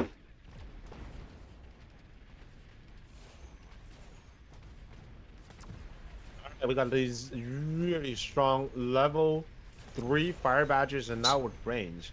Because last time the only AA there was left with these late arriving bands. So wow, the front line just melted this round. Whoa, just transitions into Badger Nyx and cracks Park back for probably just as much as he lost last round here. That is a scary amount of damage. Oh my god. Haymakers being thrown in round 2 and 3 from both players, man. Okay, Solve for it is kind of interesting. Intensive is probably the best card here for both players. Mm-hmm. I mean, they're kind of in a similar situation. The only difference right now is that the fire badgers are slightly better of a chaff clearer compared to spiders without HE. Once you get HE, the scorpions will start to do their thing, and it becomes just a race to the end, right? Whoever gets rid of the chaff clear of the opponent's board kind of wins here. Yeah, and I think it's going to be, at least for the time being, favored in the Fire Badger player's favor. This unit is exceptionally good at clearing out chaff. Especially Vertical Fangs, like how they're set up right now. It's going to be pretty difficult, I think, for Park to fix this. I think what he really wants, right, is probably some filtering crawlers behind these spiders. He's only got so many deployments in a round. Oh, what a beautiful little missile here Wild from Red idea. Scare, man. Oh, yeah. So here's a wild idea. What if we have Void Eyes on the line with EM armor, getting rid of that range for 4 seconds? That 4 seconds in a headbutt, that's like 25% of the headbutt. Oh, okay. Yeah, dude, EM is such an interesting idea, right? Because these Fire Badgers attack at 0.1 second intervals.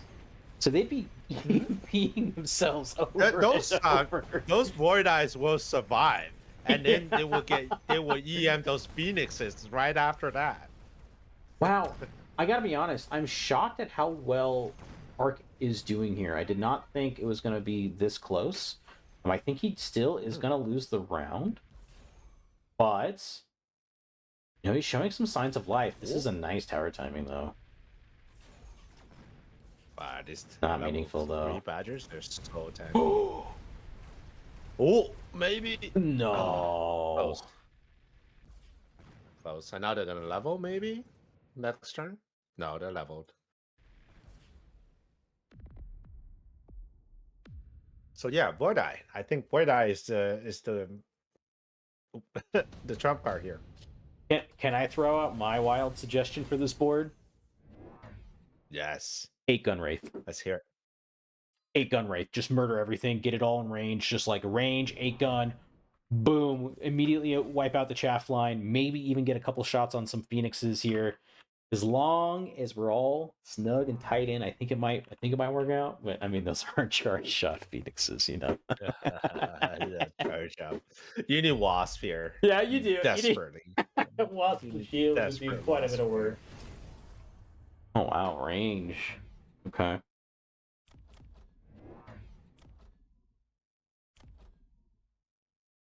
Was that maybe the problem last round for Red Scare there? Was that his Phoenixes are going a little too far forward and getting picked off by marksmen?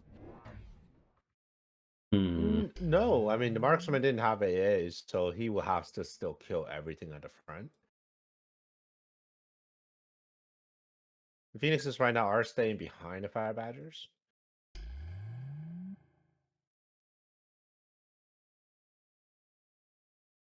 Okay, we already have a loan from Red Scare here around 5. Wow. Really pushing the tempo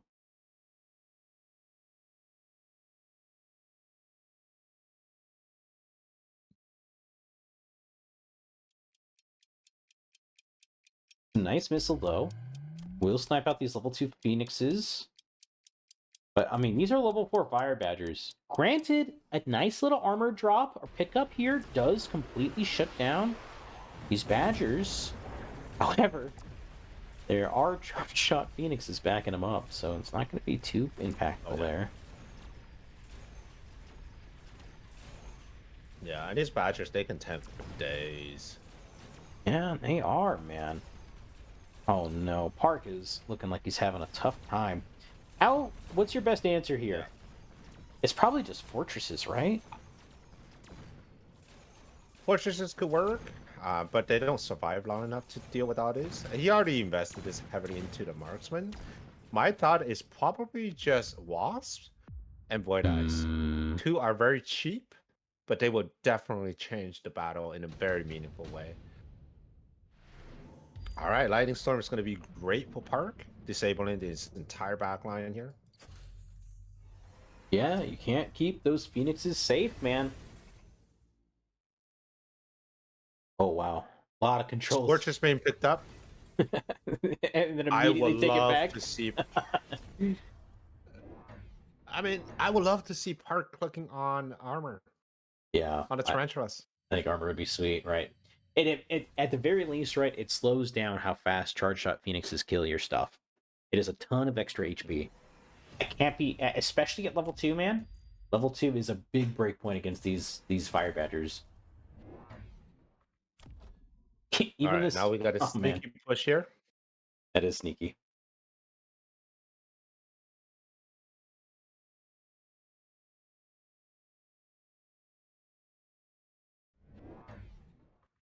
I'm just a little sad there's still no VoD. I feel like that would have been a huge game changer. That the just stopping these Fire Badgers from firing for a few seconds, that is just is huge. All right, we do have AA now, so these Phoenixes, they will have a harder time. One thing to note though, the Phoenixes, they do stay, so they're 135 meters where the Fire Badgers are at 100. So if they keep their formation, the AA extra 30-meter range should not apply. And then we're talking like perfect conditions here.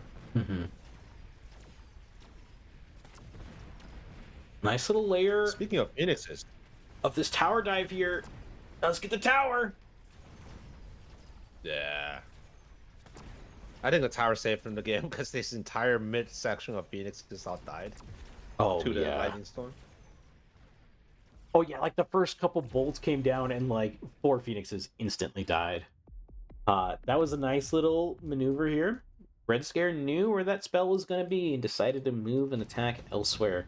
Asking a bunch of questions here. Park has to be answering them. Raiden is interesting.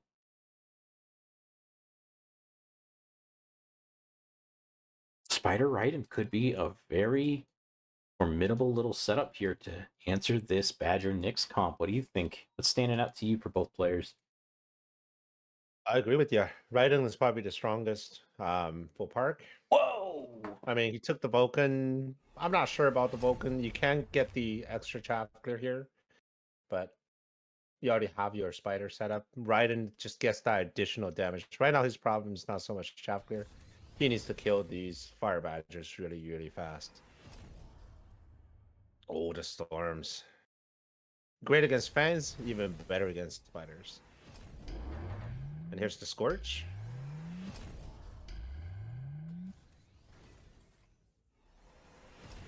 Hey. All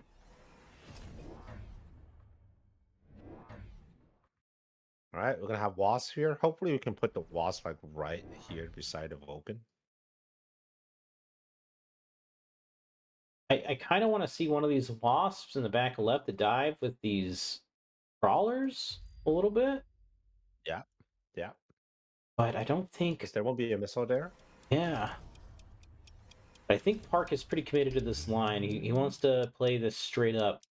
And I don't blame him, man. Beating a player like Red Scare straight up is a good feeling. Oh, nice little marksman maneuver over here with this best partner, and the Vulcan actually lets it latch on to the Phoenix? That's crazy. Yeah. The concern here, though, is, well, of course, the Stormcaller. They were just getting rid of everything here, and now we have no chaff clear whatsoever. Oh man.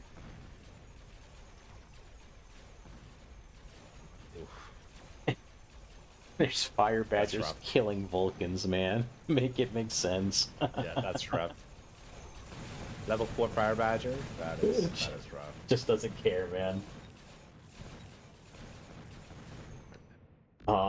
It is that game. Oh, that's it. That is Oh game. That is the no. power of cheap phoenixes. He'll do full damage to your HP. Wow. Tough game. Tough game. Nice try to park. Tough We'll be one. going into the Yeah, second yeah. one now here.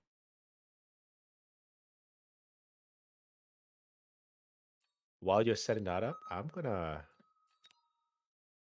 quickly. Actually, you know what? I'll wait. We'll probably do a quick replay after the set is over, and I'm gonna drop some void eyes and just see if it changes anything.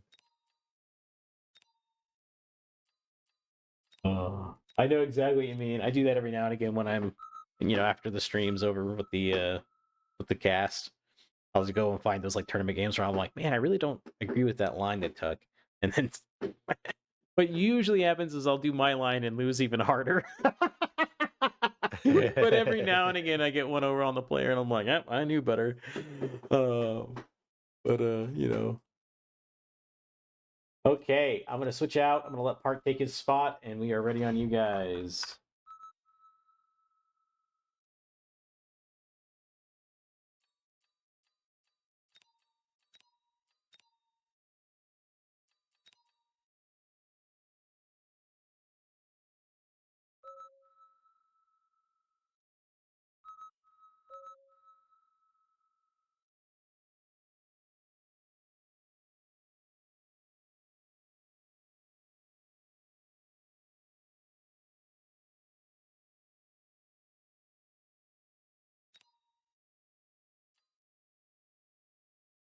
Give me a minute for back. Please don't come back.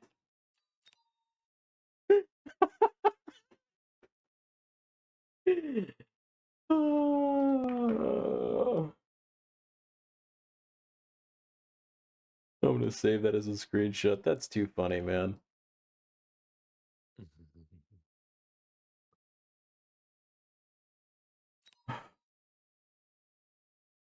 I know the feeling though, man.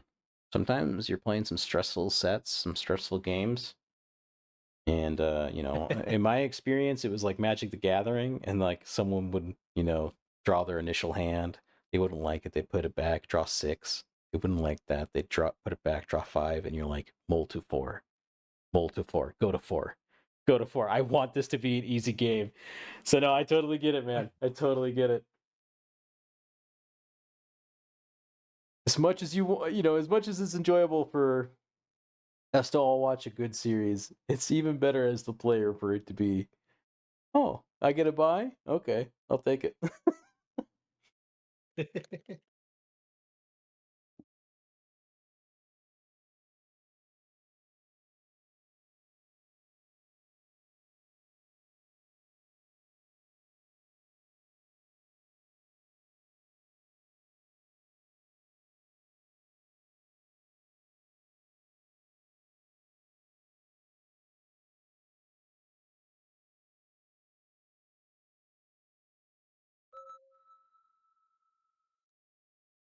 Okay, we're going into game 2. Ark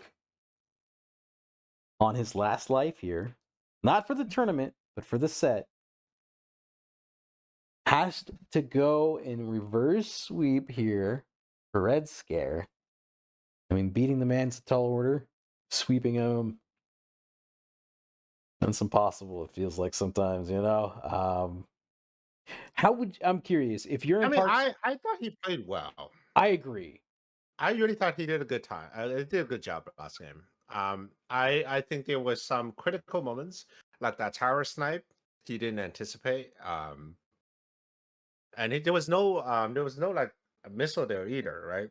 And we're already at round 5, so that was a bit of a miss. But overall, I feel like he was holding on to his ground, and unfortunately, he allowed the fire badgers to just level a little too hard. Oh yeah. Yeah, and it doesn't help that Badger got a nice little item suited onto it too.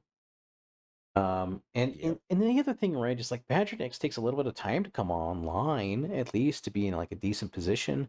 But it turns out with mass-produced Phoenix, it's just kind of online round 4, I guess. It's just kind of brutal. Um, Especially with charge shot, like your damage output is insane, even with just a bunch of level 1 phoenixes. oh yeah, you're still just doing One thing that was very crazy tons of surprising. damage. Sorry, what's up? Oh yeah.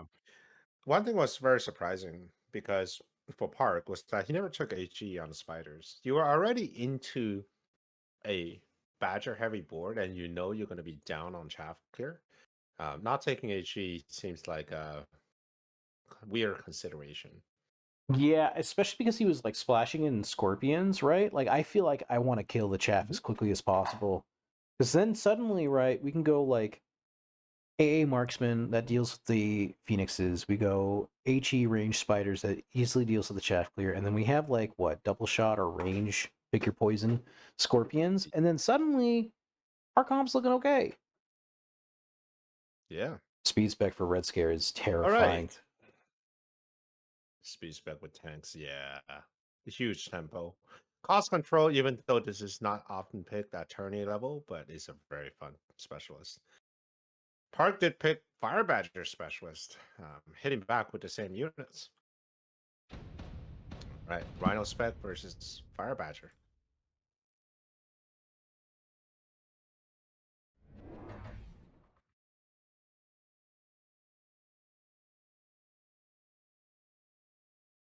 Okay. Yeah, Rhino Spec's a great one. This is not a bad draft for it too. I like the addition of hounds. Um, I'm curious. How do you value like if you're going a steel ball opener? Is it always hounds, or is it sometimes arclights or hounds? And if so, like how do you differentiate? What are you leaning into here? If you don't have chaff clear at all, and if you want to play aggro, then it's always hounds. It's Or it's always hounds hounds. until you, yeah, it's hounds until you can pivot into a wraith in aggro. If you want to play standard and play delayed balls, then it's arclights. The reason is always hounds in aggro is that the hounds tend to have a slightly more spread out chaff clear versus arclights, and they do tend to move a little bit faster than the arclights. So they complement the steel balls really well in the early round 2 to round 4. After that, you do have the option of going into raid, or you can just straight up tap the hounds, which can also be very fun. Definitely. Shockingly enough, though, that Sabertooth had just enough mustard to win out that round. Heavy armor. It's scary if you're going against the ball player here.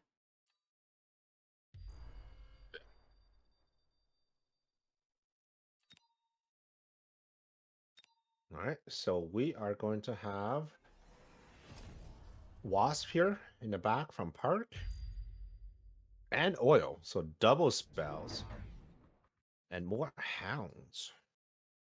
Presumably as defense? No. Change his mind. And for Red Scare, he's still thinking on the cards. Decided to take heavy armor to continue this heavy push. Interesting. He can start getting into Rhino, but instead it's going to be the Wraith. So now he's just transitioning out of the Hounds. Oh, that's illegal. It's That so is illegal. disrespectful, man. And you know what? It's gonna work too, which it's such a heartbreak Yeah, for Park. But the poor fans. yeah, The oil is actually now working in his favor because his unit will take forever to get into the battle.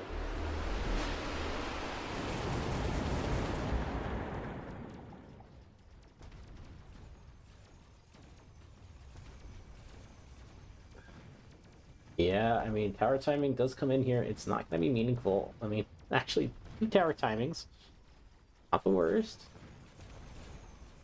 It really kind of what's really going to come down to for Park here is how much stuff can we take off the board because we're not filling that Wraith. That's what our game plan is here. He might. He might. If those wasps, if the Wraith are getting stuck on these two sabers, and then the wasps come in, he will kill this Wraith. Oh, no! Nope. Just a little short on that target. Oh man, I mean that's what you just saw right there. Though is why Wraith is so good. It doesn't get stuck, right? If it ever kills, it has 4 cannons, and they can all shoot stuff independently, and it's a monster. Fort windmill slammed by Park. Okay. Okay, he's swapping out of the sledges with forts. Makes sense. I thought the Vulcan was kind of a spicy move, but he is Fire Badger spec, so he can light this up with Fire Badgers, and he will. A level 2 Wraith with heavy armor, man. Forts gets picked by Rest Scare as well. So right now, with the Wraith being introduced into a board where there's only Chaff Clear or Hounds, it becomes a little bit scary because the Wraith are also Hound Clears. You want to have a Melter to deal with the Wraith early on. Otherwise, nothing can really kill that then. Yeah, that's where my head was going, right? I mean, at this point, at level 2 Wraith with heavy armor, you are almost unfortunately priced in for Melter play.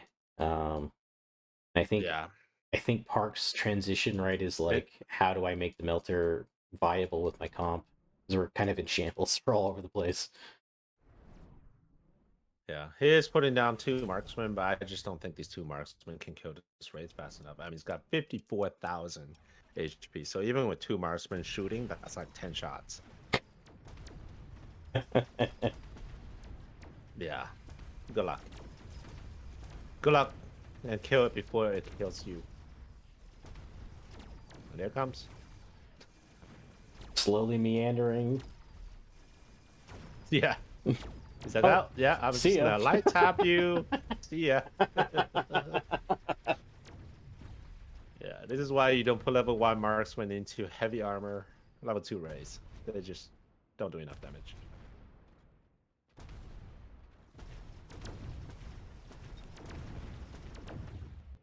Oh my gosh. It would take them combined like almost 40 seconds to kill this Wraith. Yeah, it's...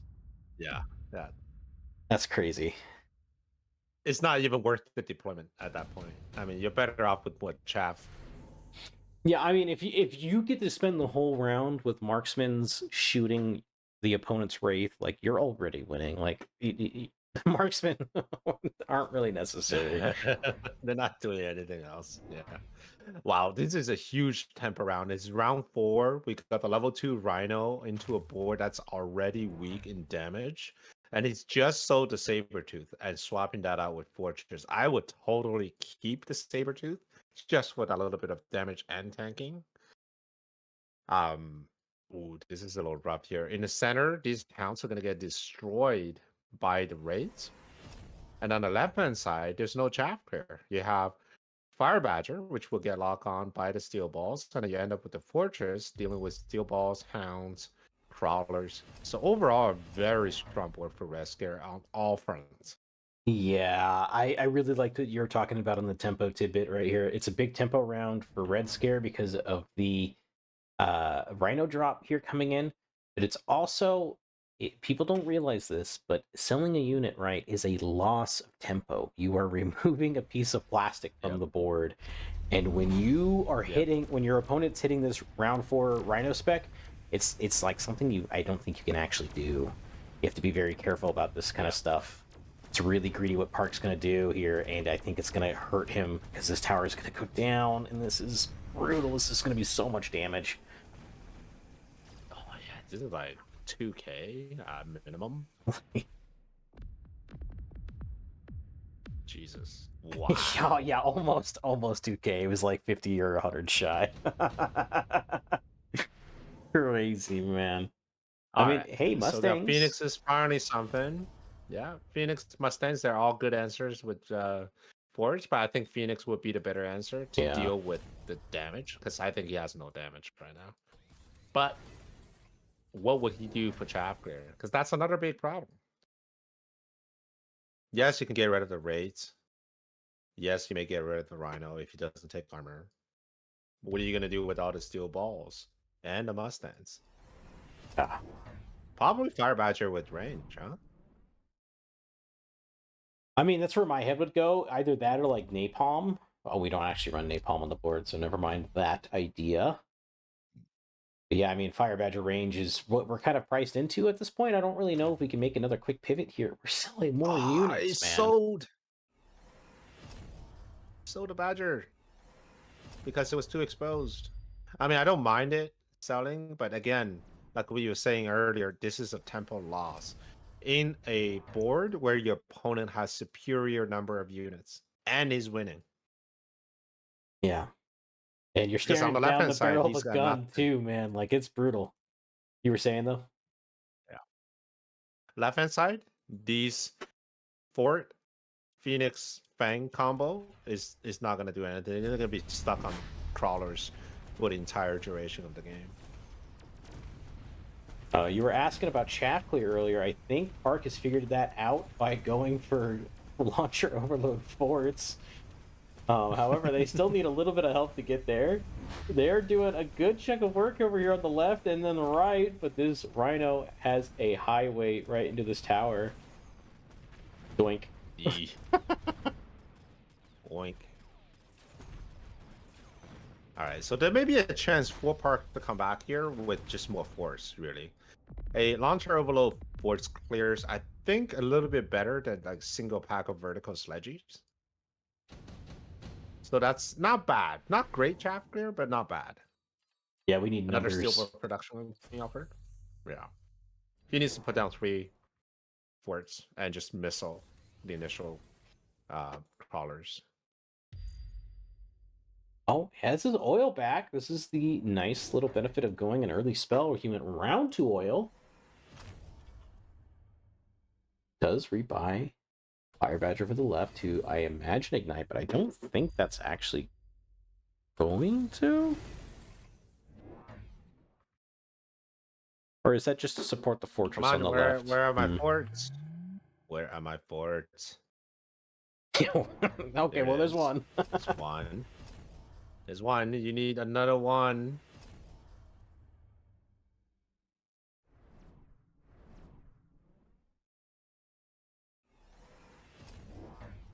Park still hasn't loaned. Red Scare has.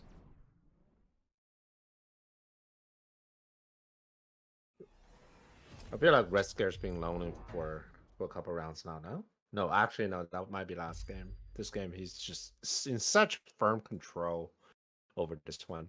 He even took range on the raids. So now, actually, no, the raid was still locked onto the fortress. Mm-hmm. That was the range on the raid was specific to deal with charge shot because now they're much closer in distance. Actually, the raid outranges the Phoenix. No loan from Park here. He's feeling confident that he can at least not die here. I don't know if I have the I same think he's bravado. saying, yeah, I think he's saying like this oil is gonna save my game here. No, But these steel no, he's balls gonna are get towered, and that is gonna be the end of that. a little greedy here, I Ouch. think, and that's going to be the set. Red Scare is going to move on. He is done playing for the day. As far as I understand, he has had a clean sweep 4-0 so far. Yeah, this game really truly shows just how scary Rescare is. Every single turn, every single move, it was so efficient, and that's just kind of built on each other, right?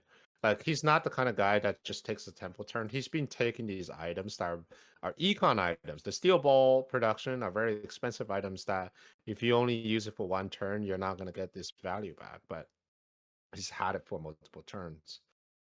Yeah, it's just a very clean, squeaky clean game from Red Oh yeah. Scare. I mean, even if he doesn't kill Park at this round, there's so many avenues he can continue. He can flank with air next round. Park has like a combined chaff count of 6 at round 6, which is a problem all on its own, right? Hmm. Yeah, no, Yeah, definitely. it's scary. Like range steel ball is another option. Well, yeah, you're Yeah, hitting he's on such a good point here, right? Red Scare has so much health; he's okay with this gamble, right? Like, worst case scenario, he loses this, and it's like kind of close. He like maybe eats around to let his economy kind of get back on track, and then he can kind of continue to like set up some really scary stuff on the rounds after that, right? Park Mhm, realistically at 700 is going to be loading for the rest of the game, as he should. And Red Scare can use that as a little bit of an economy lever at some point, and use that to overpower him. This game's all about macro. Uh, mhm. you Yeah, know, Red Scare's it's a efficient super with clean it. game. I believe we are awaiting the results of Ignatius Pennyfeather and Odyssey. So I'm gonna pop in and see Okay. what's going on over there.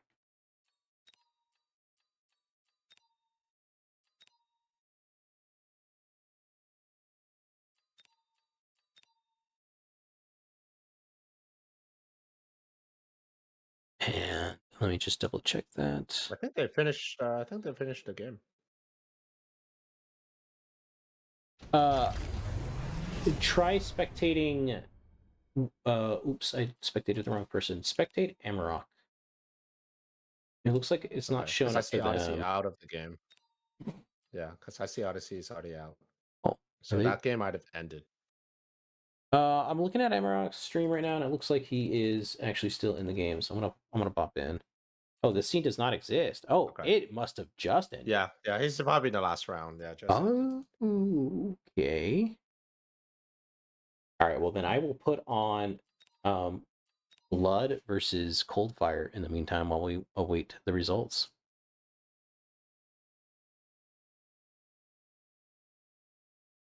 Okay, and we have one more set to go tonight. Um, yeah, I will. One more set for us. There is a little bit of a like like a sort of a black sheep where it's there's not really an assigned caster. It's just I couldn't fit into the schedule. So if you want to just do one more and call it, that's fine. I will happily cover the last one by myself. But yeah, there would be technically a fourth game, but everyone's going to be casting that, so no pressure if you need to get going. I know it's late over there. Yeah, that's I'll do the one extra set, but I don't Oh, think I'll be staying for the fourth one that's tonight, that's unfortunately. totally But I'll do the understandable. next one. It's totally understandable. Yeah. Sweet. Oh my gosh, blood might have just killed Coldfire here. Okay, I think Odyssey has moved on. Let me just double check here.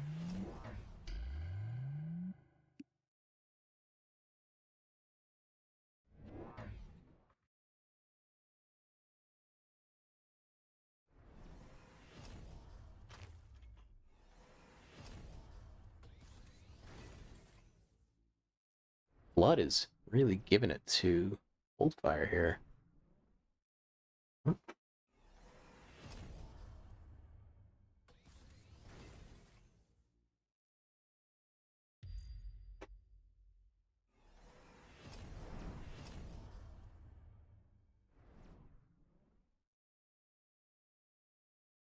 Okay. And we do have Penny Feather versus Die. And I will get that game going up here in just a second.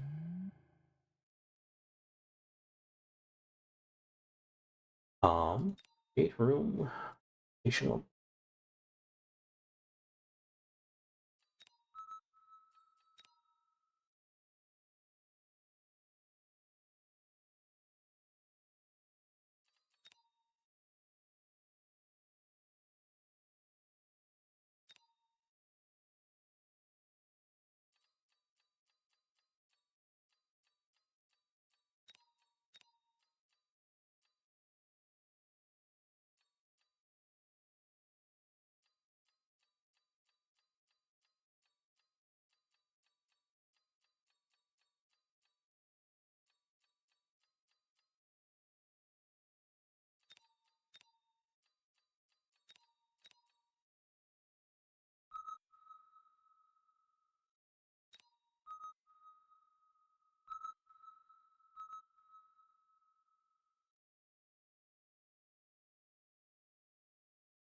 My poor towers.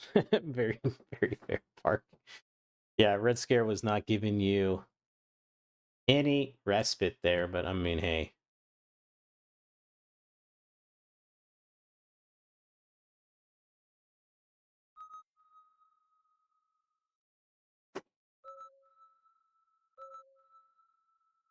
Okay. All right, now we Getting go. started up. Exciting. Let's take a look at what these players have said about themselves in this little card we got.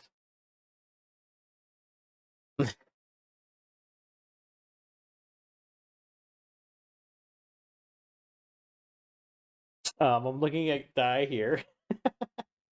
His describe his play style is I play weird. And I love that. He said his participant he was not hoping to face here was Roxas because their playstyle is panic inducing, but last week Dai did take down Roxas and knock him out of the tournament, securing his spot as the eighth or one of the 8 here. What else is he saying here? Missile Specialist, he loves to play this. So we might be seeing a little bit of that. Penny here loves his quick supply, and goodness, I can't blame him. 3 seasons running on my end. Quick supply specialist is my number 1 most quick specialist. So yeah, I have a deep love for this specialist, and it's a strong tempo move, and it allows you to make some really strong timing plays, some really strong compositions, either on round 1 or round 2. And yeah, big fan. Stony, do you have any predictions here for Penny and Dai? I think Penny is favored here. I've watched his stream from the last season, and now coming to this season. I think he was hovering around 1,700 last season, and now he's shooting up to 2,100. So we know he's been playing really hard. Taking supply specialist here for Penny with Steel Ball Hounds. I think that's going to be an aggro play. Dive, I've had the pleasure of playing him on the test server before the Void Eye was coming out. We actually had quite a few sparring games. Very solid player. I think he was more of a mid aggro, so not so much on the line headbutt, but more of a mid aggro. Give himself some time to maneuver, and this is something that we'll probably expect. We're already seeing vertical sledgies with Void Eye preparing themselves into this line of Hound and Steel Balls. And actually, I kind of like Dai's Unicomp to start because the Void Eyes do a surprising amount of damage to Steel Balls. Yeah, and they kind of trade pretty okay into Hounds. They're like not bad.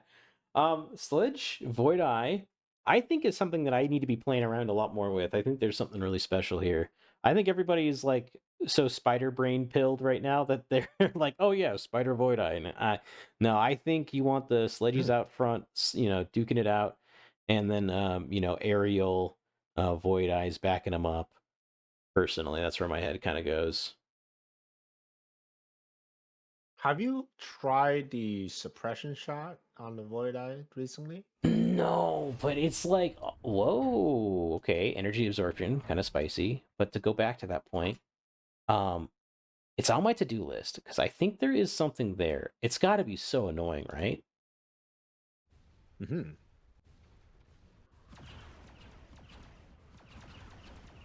Okay, big old mosh pit forming in the center. All right.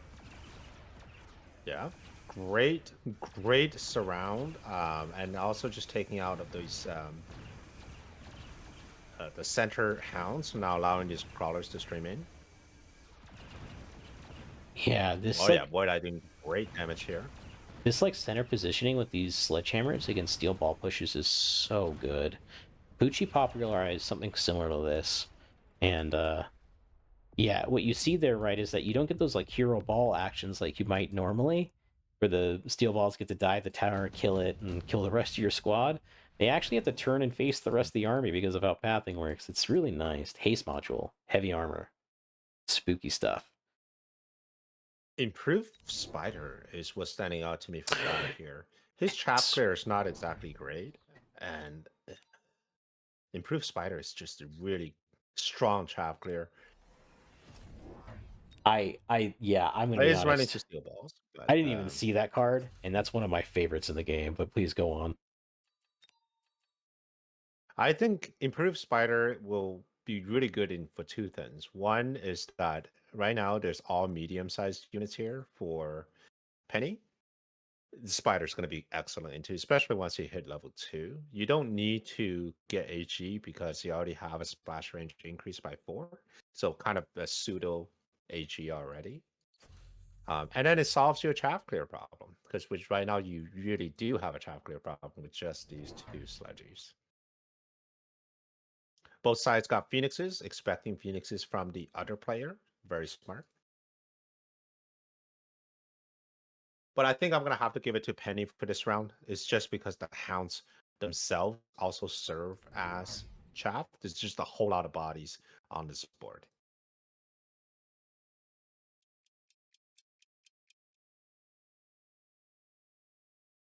I love how both players are going for the Phoenixes here.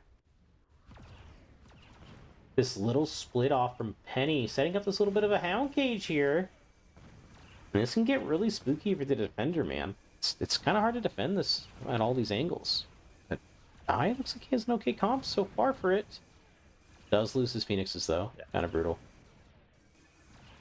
Yeah. I was surprised at the positioning of Dai's Phoenixes. Typically, when you want to put down your only AA unit, you want to put it right in the middle with all your other protection units. Because he was feeling, it was a little weak, right? And even on round 1, his right-hand side was getting destroyed without the Phoenixes.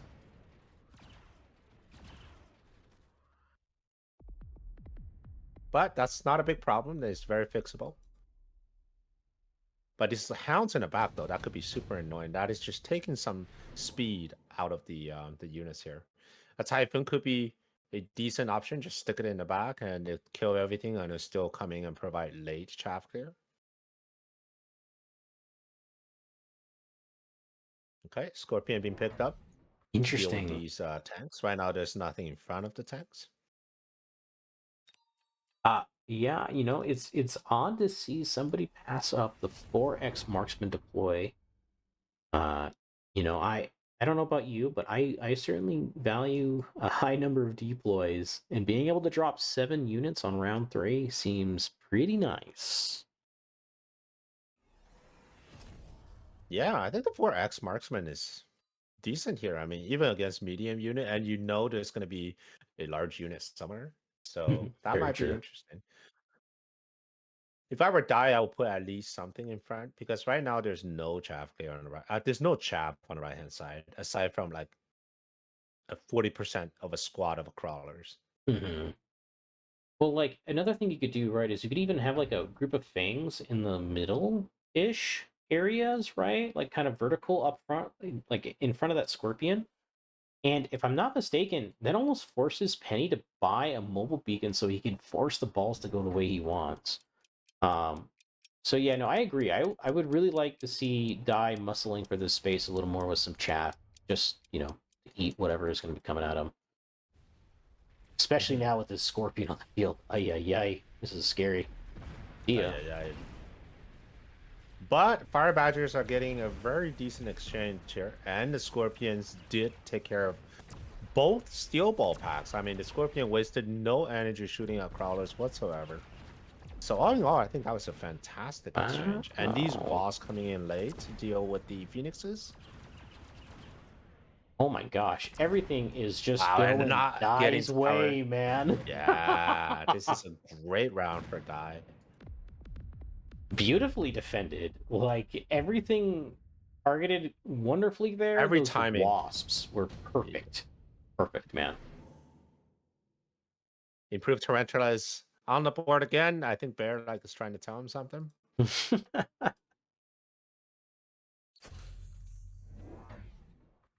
right, what Scorpions? I mean, at this point, I wouldn't actually recommend it for Dai. He's already into Fire Badgers, which they're on their own, they're decent into both the Hounds and potentially into Steel Balls if he wants to heavily commit into them with Scorch. And they're a safer bet into Steel Balls. Now the real question is, what does he want to do against the Scorpions? Yeah, I think like Fangs are the most obvious go-to in my head, only because you have the route of Fang Shield. I guess the question now becomes, okay, Fire Missile is an option for Penny, so maybe the idea of Fangs here has lost its luster a little bit, but I still think it's a good idea to slow down these. Okay, crawlers, fine. This is good too. Yeah, Crawlers. Yeah. Next turn, he may have an opportunity to cheese out a tower with some Steel Balls on the side. So Fire Badger still. Never mind. This turn, there's going to be a Steel Ball on the side. Mwah, beautiful. Love to see these kind of plays. Once you are the defensive player and you've got things kind of unlocked and you know that the other player is going to be doubling down and tripling down to that attack, just switch it up, man. Yep. Hit him on the side. I love this.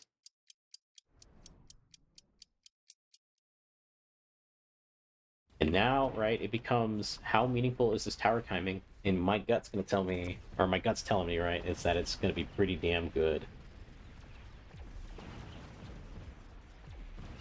There it goes.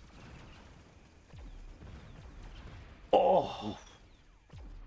Nice. And now with just Mustangs and still Crawlers on the ground, these Scorpions are going to have a hard time clearing out all these Crawlers. yeah. Not something you want Scorpions doing, right? Clearing crawlers. Wasp coming in, being beautiful, screening Nice. beautifully, man. That's crazy. Wow, another huge round. Wow, these rounds are just hitting hard. We might be seeing a round 5 win for Dai here. We were talking earlier about how the rounds can be so fast, but maybe not this time. Penny slams down Wraith. How do you feel about that? I would go with Ray too for Dai. I mean, both are currently on the line. Both do not have heavy anti-air damage. Dai already has a Steel Ball pack ready to go, so having a Wraith to augment it would be pretty sweet. Yeah, I think Wraith is great for both players. Rhino could be another wild card. If he wants to put a Rhino directly, I'm talking about Dai directly on top of Penny's left tower and just mobile beacon straight down, knowing that there's probably not going to be defense on that straight lane, that could be pretty sweet too. All right, so Wraith did get picked for both. That missile is going to be very juicy. I think it's hitting the Steel Ball. Yeah, that's most definitely hitting Steel Ball. Yeah, it's Steel Ball. I was going to say the Wraith could also be in the missile, but no, it's the Steel Ball. Should be the Steel Ball, and Penny also is going to be trying to snipe out these sledgehammers on the left too. And create himself as many opportunities as he can to at least stabilize.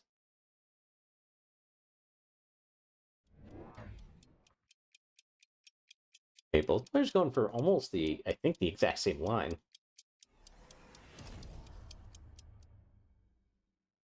Yeah, and the Wraith for Penny also deals with the Wasp problem, which was a problem later on. It's just that right now the Phoenixes are kind of a weird spot. They're being targeted by this Wraith. Okay, all things considered, I mean, still dicey. Still very dicey. But he could stabilize here. There might be enough damage on the board. I'm so scared. Okay, no, not quite. With the Void Eyes going down he's going to there. get tower, and hopefully the Phoenixes will get to work. Yeah, there it is. Oh no! Penny takes another round loss. And that was on the backbone of Missile Cheese. I gotta be honest, if you're Penny here, you're feeling dead. Yeah. Absorption module onto a Wraith? Did any Wraith level? No.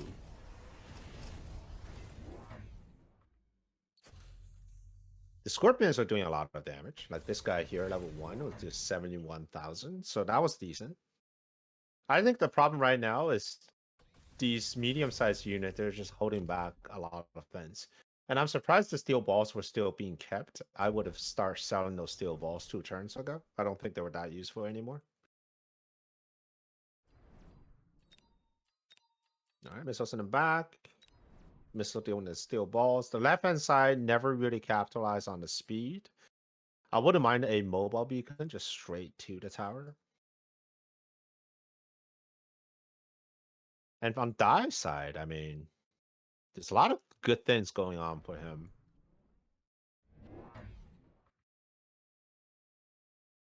Yeah, a lot of similar plays here once again, though, right? Absorption module being picked up and dropped onto a level 2 wraith for both sides here.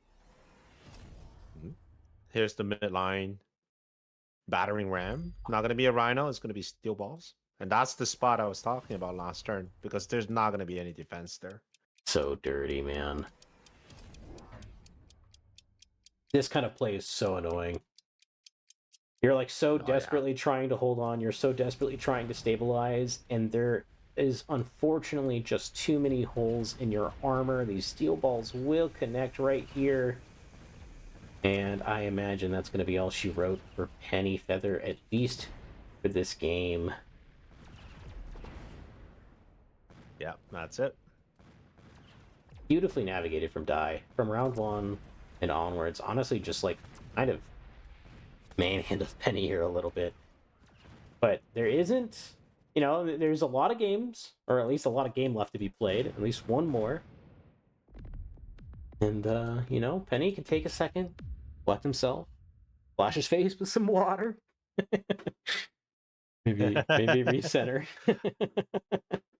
What would you be doing here if you're Penny after this game? I will panic. Panic! Panic, Penny. Panic! Just,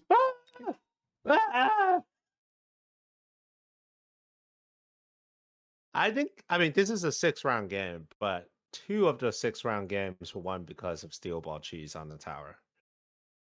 Very true. So, yeah,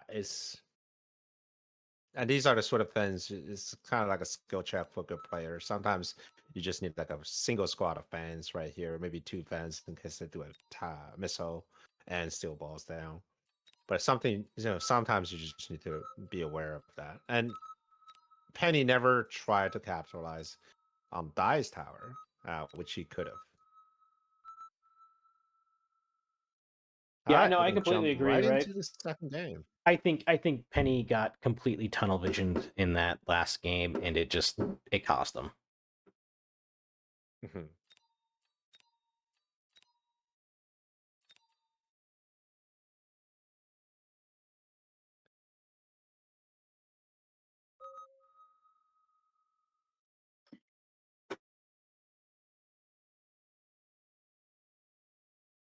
Okay, going into game 2 now. Penny down 1 game, on the verge of elimination. Can he center? That was a scary feeling. Can he focus?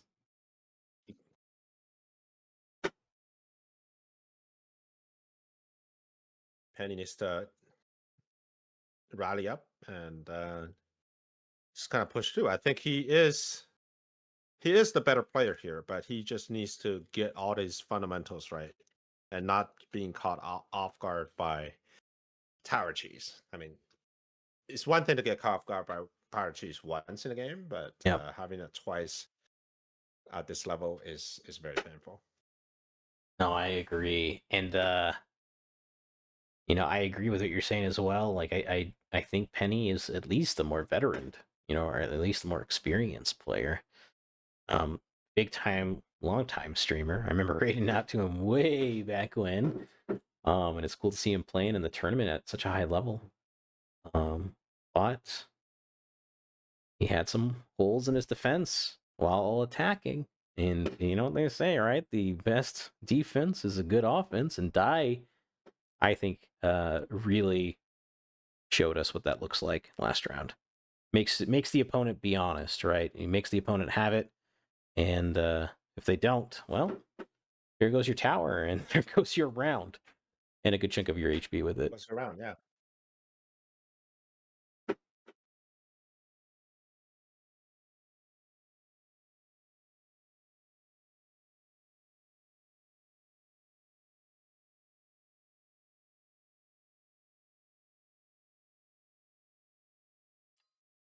There we go. Now that saber tooth for Let's go. die is enticing, man. Round one Sabertooth with Mustang Crawler. It's pretty nice. Die does have missile spec available, and it is his preferred spec. Didn't choose it.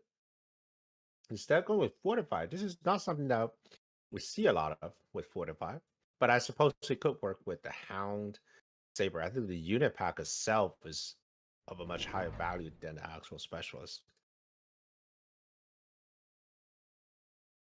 Okay. Pennyfeather is going aerial spec, so when he's looking at this board, he might scam. If I were Penny, I'll probably scam.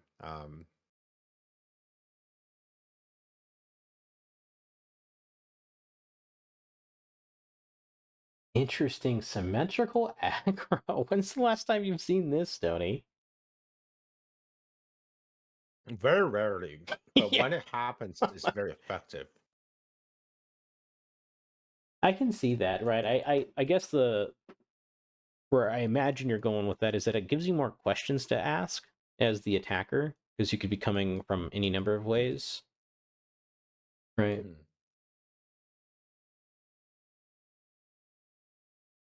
Now the question is for Die, what is your chaff clear of choice? Or do you even need chaff clear? It's gonna be Mustangs. Interesting.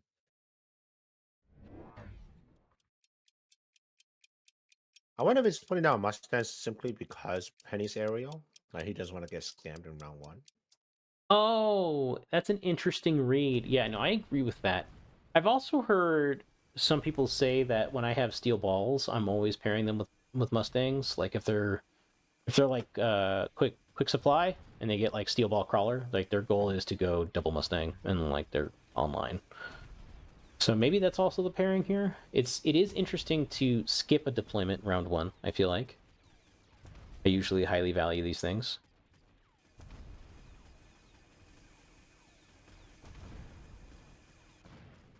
I mean, it's not looking bad for Die here, honestly. I'm Yeah. really surprised at how resilient this little pack over here has been.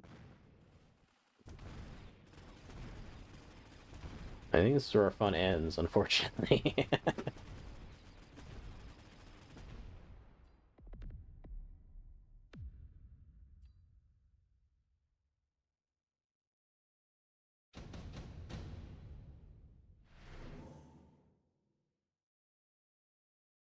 But a few interesting cards. I think EM is going to be good in stopping or slowing down an aggressor. Quick Teleport is the card I'm looking at here for Die. And he did take it. When you're the aggressor, the more spread out you can make your defender's forces to be, the better you have a opportunity to get to tower. So having that quick supply of just having whatever you want to add back, it doesn't even need to be crawlers. I think that could be very strong. Round two Wraith coming in from Penny, shutting down the AA as well as the steel balls. Yeah, I love this little quick pivot. It's such a strong answer for the aerial spec, and it's also such a gut punch if you're the Mustang player. Because now Mhm. you get into this idea of like, do I tech range? So you're priced in once they hit Wraith on the field. You have to click range, otherwise Mustangs get completely mulched up by Wraiths. It's so brutal. Mhm. And nowadays in this current meta, especially in a HEPA situation, um, range doesn't guarantee Mustang survival because you can get Void Eye in front of the Mustangs.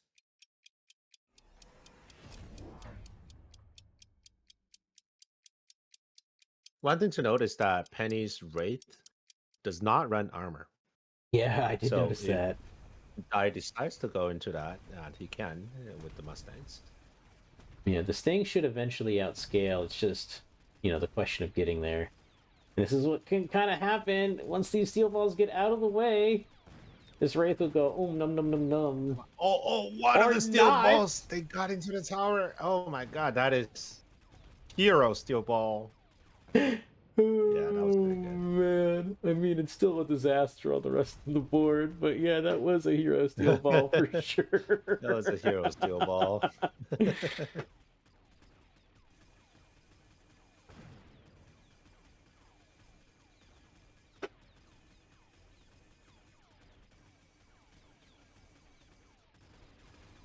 Man, that debuff felt so long. We're just watching this crawler, like 4 crawlers chewing away there.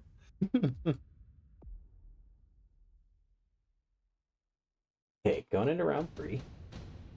Unit drop? Alright, did get leveled on the Oh, no. Mustangs. I did get a grid item on the Mustang. Alright, maybe the Mustang's here to stay. Who knows? Yeah, improved is the best one to get. Oh yeah, there it is. Maybe it's Okay. time to take range. I would take range right now. I'll probably start abandoning that side entirely on the right and just start leveling our tower and just really build on the left-hand side.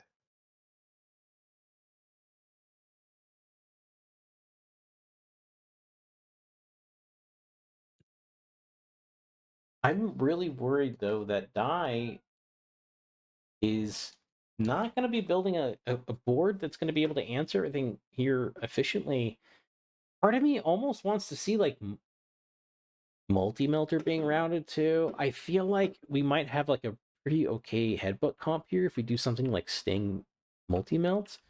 It's actually going to be Phoenix. Okay, Phoenix makes a lot of sense. Pretty decent unit here. Yeah. Oh, and I love how it's He paired has right behind not the Arclight there. used Yeah, he has not used the quick teleport on the flanks yet. I mean, I would love to see a crawler and a steel ball pack just on one of these 2 flanks and just get that tower sooner.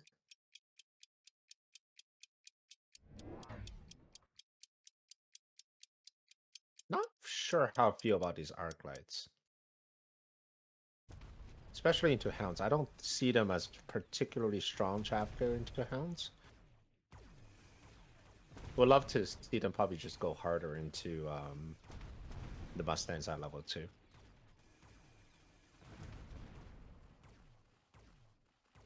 Yeah, the Phoenixes unfortunately did not get to the tower. Oh, never mind. Tower Oh, timing is fantastic.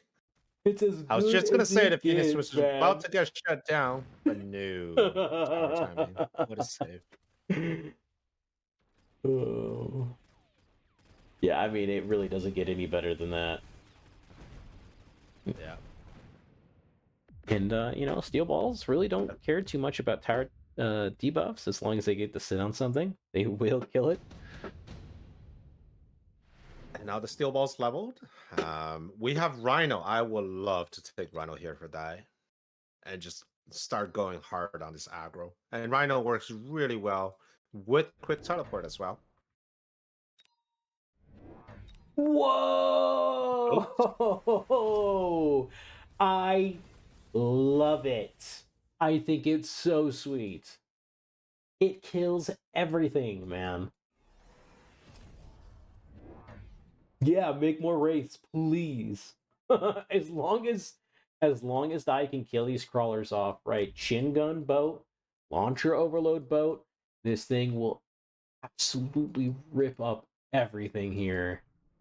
But do you think the boat's temporary? Do you think he's gonna lay down another one? Oh, yes! There's Yes! another one. I think Chin Gun is a great value here. Oh Very yeah. soon. There's not a lot of chaff on the board, and everything else is just these slow, medium-sized to large units. So it's going to be a great option. The I think if back line is completely empty for both players. oh yeah. Die does Just missile defense. clean it up a little bit though. Just missiles on both sides. You're totally right. That's crazy. Um, I gotta be honest. I think if you're Penny here, your stomach sinks a little bit, clicking end round and then seeing 2 boats appear on the front line. You might have the advantage here. Yeah. This gets really scary But really he has no fast. chaff clear though. Yeah. He has 0 chaff clear. Which means, yeah, that boat's gonna waste shots on like a single crawler, gonna get towered.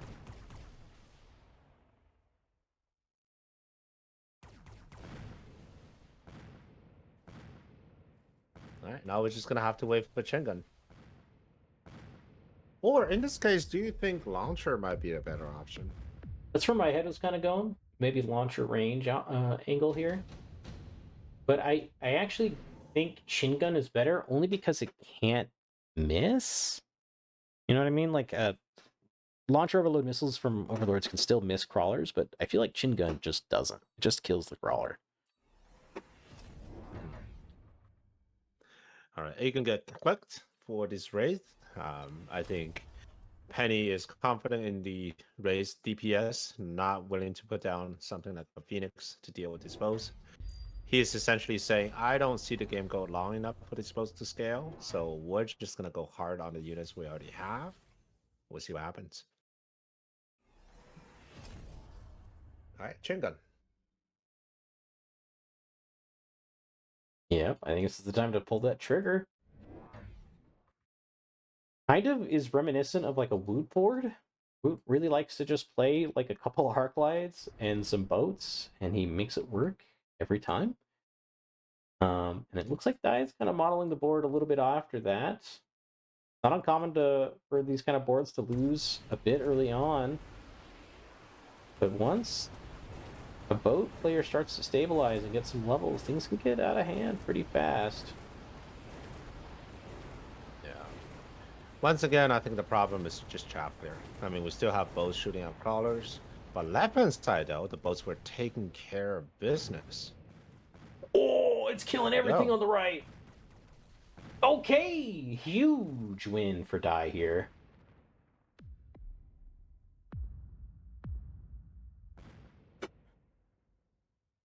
I really like what I'm seeing. I think he might need Arclight range.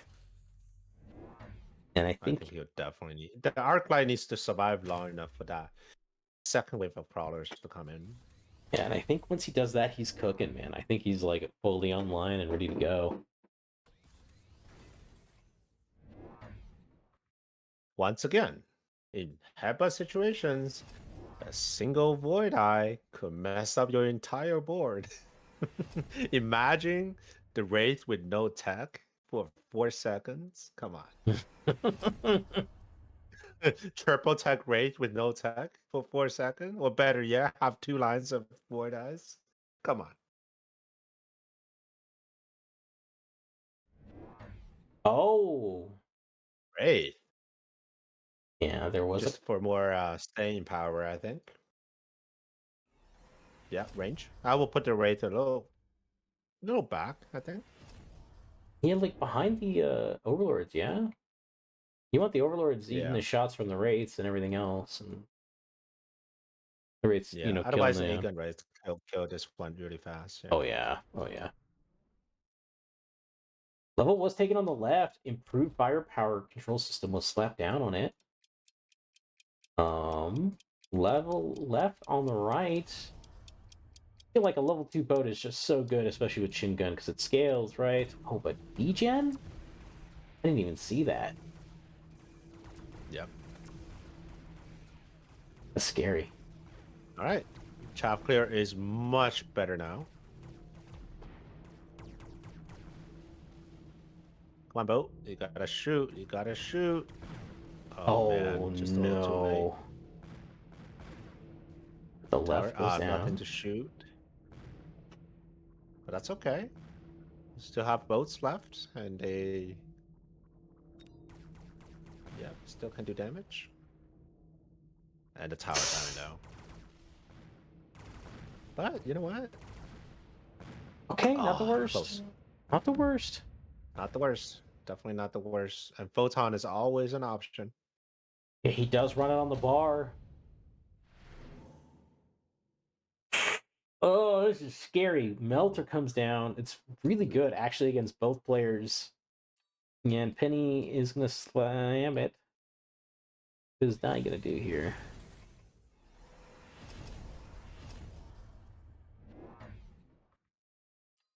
Melter is kind of a scary play here.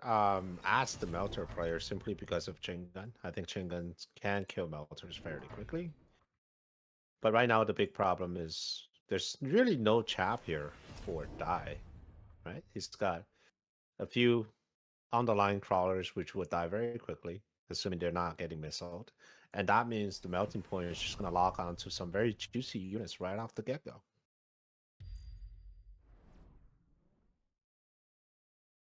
Okay, this is an interesting little look here from Dai. Is going to try to dive onto this left tower with an armored rhino. I would like to see a tempo missile clearing the way here and some temp speed. Yeah. It's risky because of degen. That Rhino may not actually get to tower just because of the 40% slow on the degen. Yeah. Yeah, it's actually gonna catch it too. It's gonna be in range of the degen, unfortunately. Yep.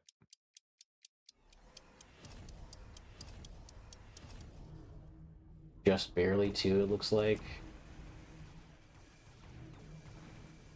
Yep.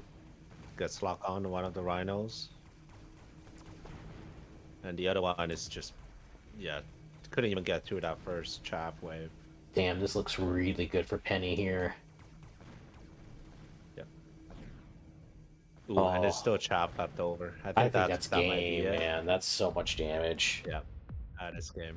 Oh, okay. Round 6 into a round 7. Both players are trying to kill each other, man. They are not mincing words. They're making good plays. It kind of atypical to see in like an 8-gun Wraith kind of carry here into boats and win, but we'll play depending nonetheless. Winning that chaff war is huge here. Yeah. And also, I think the melting point was just a really good drop here. 100%. If it wasn't a drop, I wouldn't be surprised if Penny just went with melters themselves. I didn't understand the armor on the Rhino. I never expected the Rhino to work in this capacity, so having that armor, I don't know if it's the good choice. Having mech div on the balls may help a little bit. I think overall, he just needed time to chaff clear better. He does not have that chaff clear. All right, and we are jumping into the third one. Our third and final game for these two.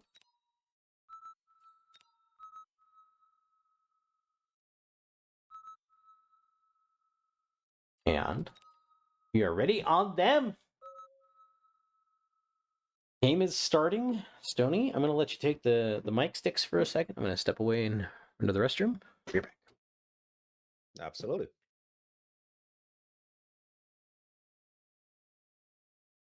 All right, Ignatius Pennyfeather. When we're talking about his playstyle in 3 words, it's going to be unpredictable, unscripted, and unhinged. I love it.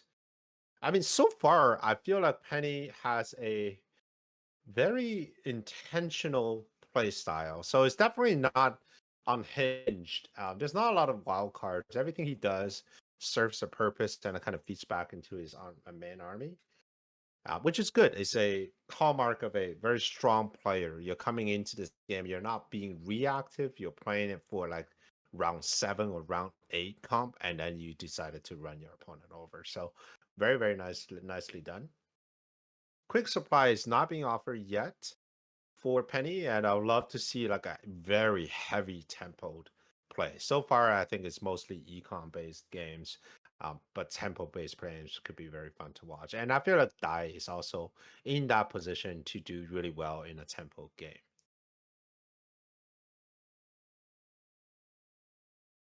All right, we're getting to round 3.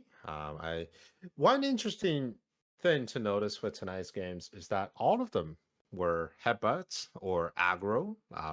We haven't seen a single standard game. I wonder if that is saying something for the meta at this level, right? People just really don't play much standard anymore because of the options that's currently available.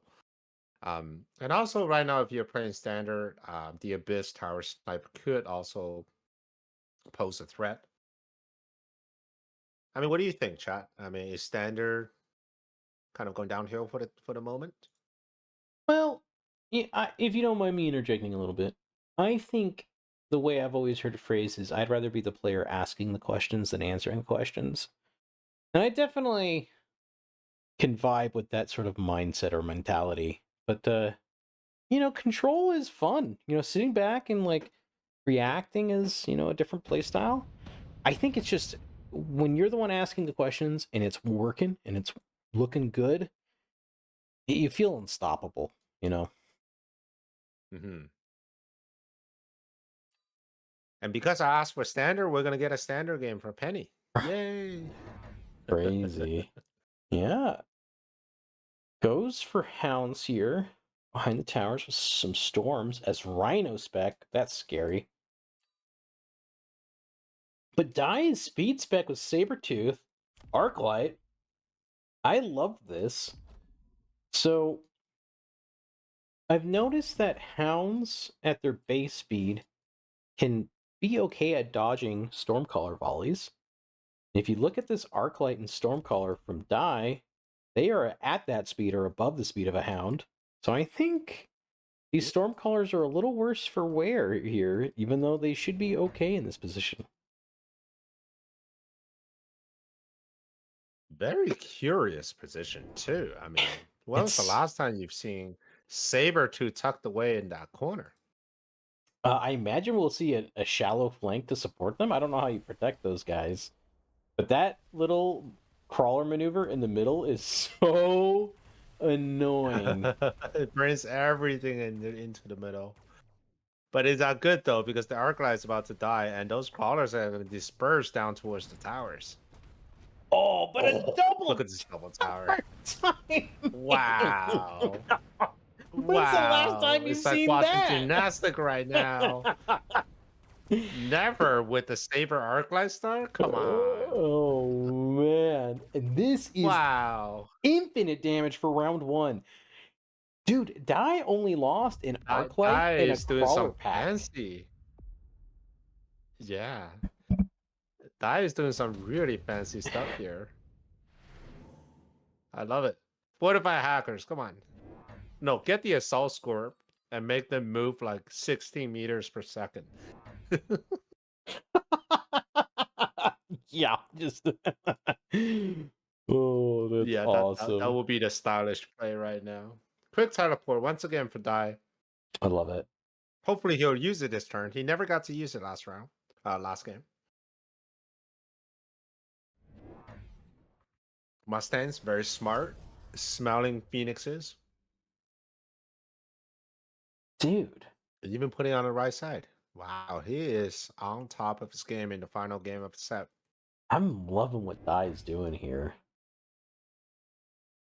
I think he actually puts these crawlers in the back left. Okay, no, I see. That's where I thought they were gonna go. And like, goodness, these phoenixes aren't gonna do shit this entire round, man. Yeah, That's the I will case. put it right there. Why wouldn't you put it right there? Your speed spec, your units are running towards the tower. Having stuff in the flank is actually a huge benefit for you, no? That's what I would think. Yeah, Even if you don't know where Phoenix is, right? Yeah. yeah. Well, it also kind of keeps everything insulated still over Mustangs might be a here. little too forward. Yeah. Yeah, Mustang feels a little too forward. A little bit of a crawler surf there. Not great, but that's the nature of Still gonna standing get crawler crawler. though. And there we go. Boom. Oh, both at the same time again? What is that? Yep. Black magic, man. That's crazy. I'm gonna try this comp. This looks, I mean, never mind how effective it is. It just looks sexy as hell. I agree 100%. Oh man, and he is airtight back here, at least for the early rounds, right? He's double missiled. He's sitting on 4,700 HP, has Penny on 2,400. Improved firepower, intensive. Amp Core. All of these things are amazing for die. What do you value the highest here, you think, Stoney?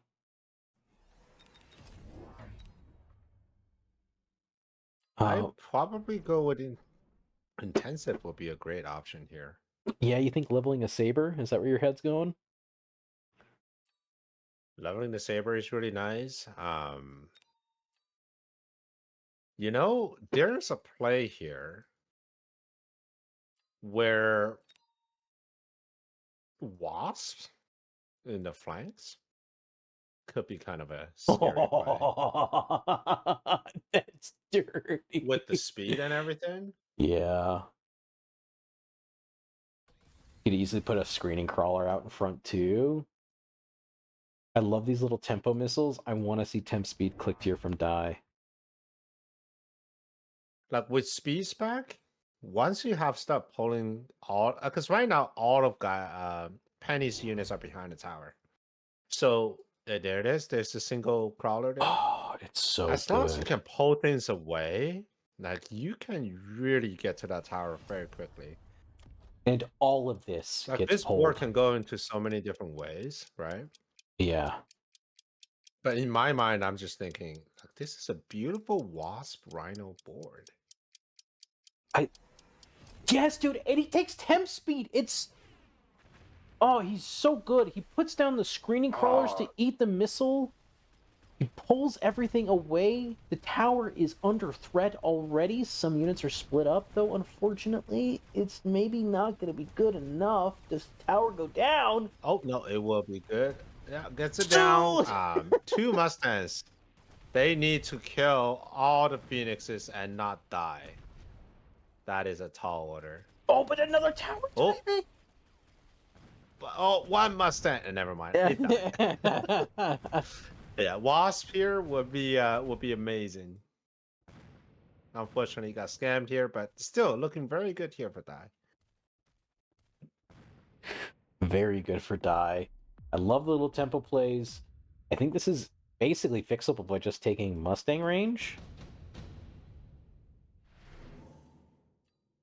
Farseer! Typhoon! Level 3 Typhoons, come on. Yeah. With speed spec, come on. Oh, he's putting it in the corner. How do you kill that? You don't. That's the Ooh, answer. what a menace. Well, you put the rhino there, right? That's how you kill it. Yeah, well, for the time, yeah. Eventually. Yeah, you could do the rhino there, yeah. Or we could I think the sell it. Mustang at this point probably outlive is. Now that you have Typhoons, I will probably just start getting rid of the Mustangs. Like Typhoons at 12 meters per second running towards your tower is a very scary sight, especially when you pair them with Sabertooth. Very true.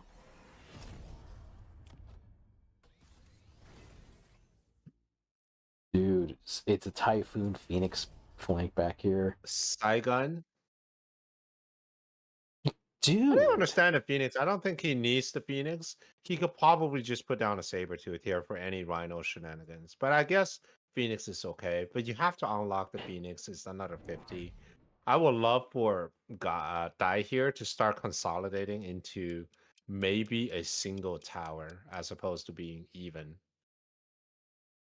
But Yeah, he's that's still good. fair. But Quick it's just that teleport. right now he is, yeah.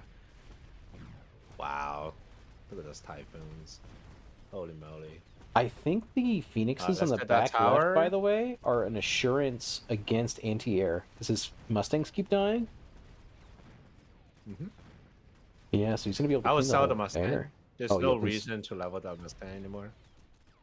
I agree. Oh, dude. Penny cannot keep his Whoa. towers safe. Yeah, no. Even at level 2, there's just hard to get to. This And now is with so much Saigon, so these tanks damage. are just getting potentially could win on round 5 if he really wants to.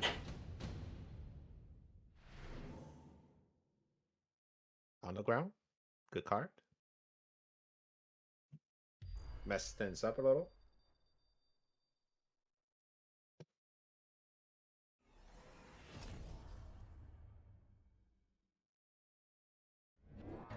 You could probably stop it with just a single Typhoon here. You could stop both Underground and Wasp Wall.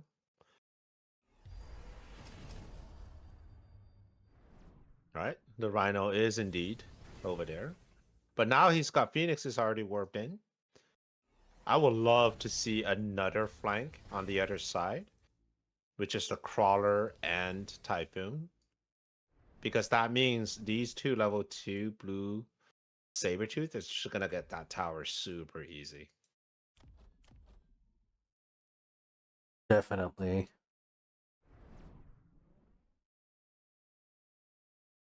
Taking a minute to think with his 600 credits here. Still has 2 deploys. Has not answered the Underground. I don't know how good it's going to be here, though. Nope. It'll be decent because at least the left tower is not going to be protected. Never mind. Probably goes down. Caster Cruise. Never mind. With Drill too, so there's definitely protected now.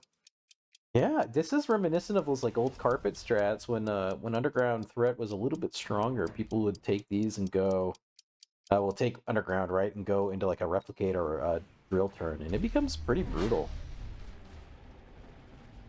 Rhino completely shutting down that flank, which is really good. Wasp though, still got Wasp left over. But I don't feel like this is going to be a very good round here for Dai. Chaff clear is lackluster. Yeah, pretty convincing round All win right, for Penny Penny hitting here. back. A lot of damage. A lot of damage. But Dai's not out of this yet. There's still a one wide open flank that has nothing defending. Just put Crawler, Wasp there. Just put Crawler, Wasp in the flank, and you'll have a great time.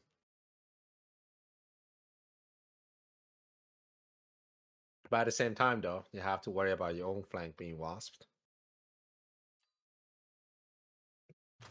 Okay. Sandworm. Sold the Sandworm. Never mind. Okay, Wasp, great choice. Don't put your Wasp here. I mean, he's a little afraid of being Wasp himself. That's why he puts him defensively. What he really needs now is he needs to distract the army so he can get tower. Without getting tower, he really doesn't have a lot going on. Great shield on the Typhoon, which means the crawlers themselves will survive, which means the rhinos will die. I think that is a essential part of that flank strategy. And adding additional Typhoons to deal with the chaff clear. I was really hoping to see a Typhoon come down over here on the left to block some of this oil. But yeah, looks like we may not get that. Really not a fan of the Mustangs still being on the board. With ranged Fire Badgers, I think it's a liability at this point. Would love to see Typhoons coming in at level 2. Okay. Oop, here's your Typhoon with the range, with the oil block. Yeah, it does capture some of this oil here. A little bit. And at least allows the Sabertooth to get in a little bit, it looks like. But the Wasps have been posited right on the front line. Tower's under threat on the left side. Oh, Not quite enough. yeah, it just fizzles out, unfortunately. Yeah. It's the Fire Badgers. I think that is just holding up the whole party here. I think we need more Wasps, and I think we need ground spec. Ground spec would be a great pickup here. Get rid of the Mustangs and maybe start concentrating your forces on one of the 2 towers. Don't try to spread it out even, because the Fire Badgers are at a point where they're pretty self-sufficient. We got 2 of them that's already going to level 3. And now we got Wraith just coming in to deal with these Wasps.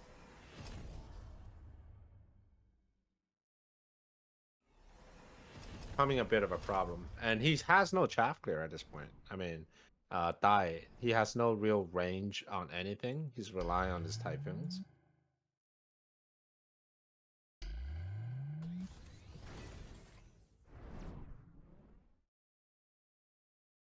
All right, let's see how good the tower snipe is. He could get a level 2 saber up to level 3. And if you can get rid of everything in front of him and get it connected to the tower, you have a good time.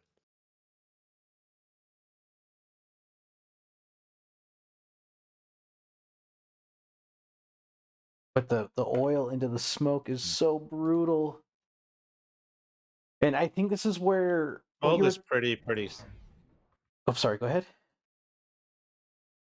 I think smoke is less consequential for a speed spec. They'll just move through it, right? That's fair. That's fair. I was just thinking that you were talking about this earlier, which is like you would wish that Dai would concentrate his forces a little bit on a tower, and I completely agree. I Yeah. feel like if we just had like 2 or 3 more typhoons on the front line, we would be doing a lot more work. Right tower taking a lot of punishment. Not much left over Oh, there. right tower getting in. We got tanks coming in. Tanks can be really good. Oh, Oh, Timber and it's Diamond! gone. And with a level 3 tank. And with this kind of HP totals, with these unit compositions, Ooh. Penny could be dead here. I Ooh, think right he now. might And be that level dead. 3 tank could do. I think he might be dead. We got 2 typhoons, that's 600, and then another 600 on these tanks. And with the tower down, I don't think any of these units would die. So I think Is that's gonna it be it. enough? Yep. Oh, and die. Squeaks Way it to go, out. die in a very stylish, thunderous type of game. I love it. Die squeaks it out, man. So well played. Unorthodox setups. I think it really threw Penny for a weird loop here. But also, I think, I'm going to be honest, I think Die's deployment was a read on how Penny was likely going to deploy. That center crawler did so much work for Die. So much work. Hmm. Hmm. A good thing about speed spec and crawlers is that you can deploy them vertically and they will still dodge storm caller shots.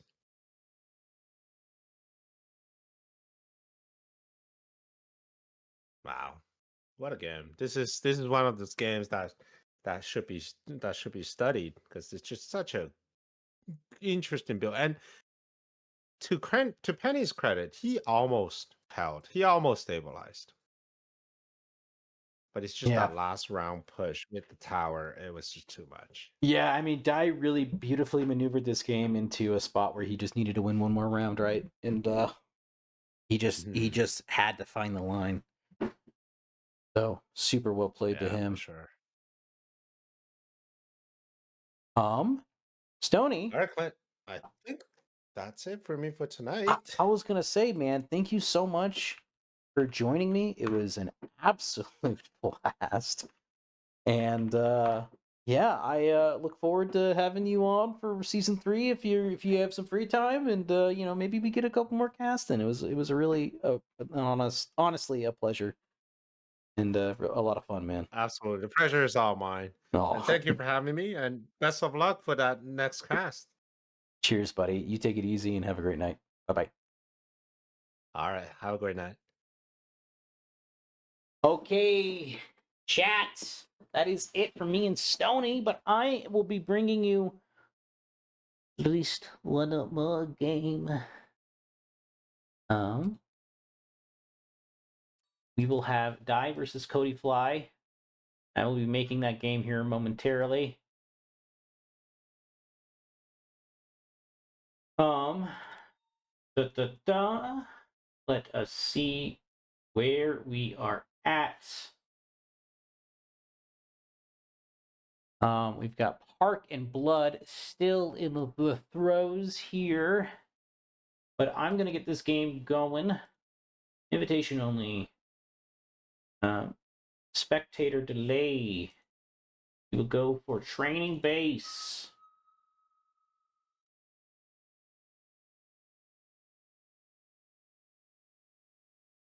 Ooh.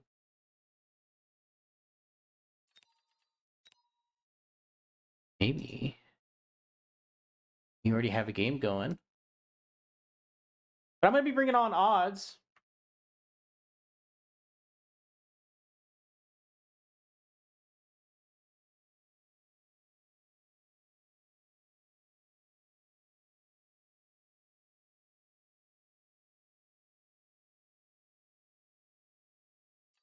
This is Cody Fly versus Die.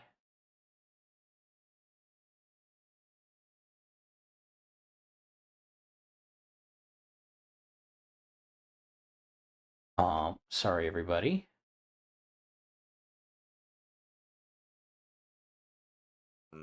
Hey, Also, Clint. I don't think Welcome to the call. was too good. Okay, we have a Yo. whole little hodgepodge in here, huh? Oh, This is the party squad, yeah. Party squad. Are you guys watching this last game here of Cody Fly versus Die? Oh, I was on Park that versus up? Blood.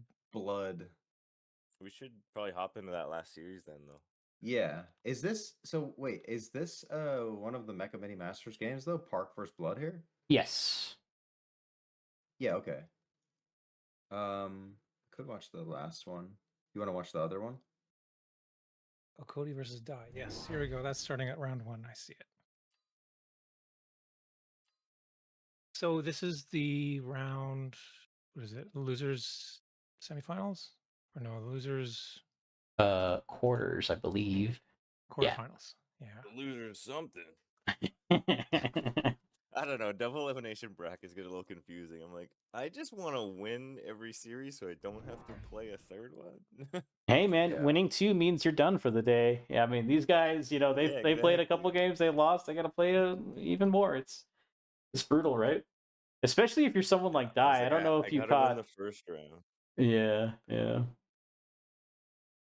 I was Sorry, just what gonna. was I was gonna say, yeah. The last game with Die versus Penny was it was incredibly close. Die did some really tricky stuff. Penny almost stabilized, and then Die got 1 round, and that's all he needed. Ah, See, sometimes that is all you need. Yeah. Who won it? Die. Die took down Penny. Die won against Yeah. Penny. So Die stays alive, and now he's in the losers quarters against Cody, who just lost to Odyssey here in the call. Yeah. And we'll play DU Odyssey. I kind of was peeking some of those games on the other monitor. They were nail biters, dude. yeah. I give a couple nail biters and a couple quick wins, Dude. mixing it up. Adding the AA to the marksman on the last game, very nice. Because like in all those games, AA marksmen were super relevant. I know there was the other game where I almost picked the marksman drop, but I forget what I took instead. The was, Mustang. Mustang, yeah, because I think I already had Phoenix, right? So I just wanted to get more chaff clear. Yeah. Yeah, that's when we first recognized that, and I'm like, oh yeah, I forgot. He hates But it wasn't a marksmen. mistake, He I never guess. builds them. So if you never build the always marksman, pick it the means it's right. always going to come up in the unit drop card, which means you should have anti-air because Yeah. you can just click one button. It's like $200 or whatever it is, 250, and then you can just kill everything in there, solve all your air problems if it ever comes up. That's the best way to use marksman is wait for a drop and then Exactly. click AA. Exactly. Either that or wait for a drop and click assault mode. I actually run AA. So there's so many boards right now where you find yourself in a headbutt with like the Saber or the Wraith. And it can be kind of difficult to get to the Wraith. So having AA and the marksman, it's like the only reason I actually run it is for Wraiths. I think it's like a mandatory tech on marksman because what else are they doing if you don't have AA? I What's the run point? double shot in I Lou. don't know. Double shot. Yeah, so you Double can shot, yeah, but like crawlers shoot twice. crawlers Come on, twice. man. Yeah, exactly. Yeah, you can clear tank. Hey, when they put the portable shield on the shield. crawlers, I'm covered, okay? Chill. Oh, I had someone do that. They had a flanking crawler, and then I just went to missile it, and they put a port shield on it the next round. I was like, oh, come on. Okay, I'll double missile it, dude. Whatever. flank. Like, but I don't know how focused we want to be. But do you mind if I take the reins and we do a little casting all together? What do we want to do? Yeah, I've been Yeah. talking a lot. You can kind of take it with us. Yeah, Just chilling. yeah. So we've got Die on the Sabertooth spec here deploying in the center. We've seen him do this at least in the earlier games of the tournament. But he's against Codifly, who's gone for what looked like Spider, Crawler, Marksman, Fortified Spec. I'm going to be honest, I think Dai's going to be, or rather Codifly is going to be on an uphill battle, as he's going to be facing down Sabretooth as the Spider player. Not a great spot to be in. Yeah, and this is what Odyssey just did to him last game too. So it's Yep. gonna be the thing is real. Yeah. I feel like Fortified Spec is pretty bad right now too. I would never pick Fortified Spec. Yeah, it's It certainly one of the depends, I guess. Like, if there's lower... no better option. Oh, sorry, go ahead, Raging. I apologize. I was just saying, if there's no better option, like, I might take it, but I kind of agree. I don't know. Look, you could have probably Fire Badger, Sabretooth, Rhino, Typhoon, Marks. Like any of the unit drop specs are probably better, right? Yeah, that's what I was going to hit Yeah, on, I would right? say. Is that, like, in reality, like, Fortified Spec is only, like, a really realistically 100 cost specialist, because it's just basically the defense upgrade from the level 1 tower.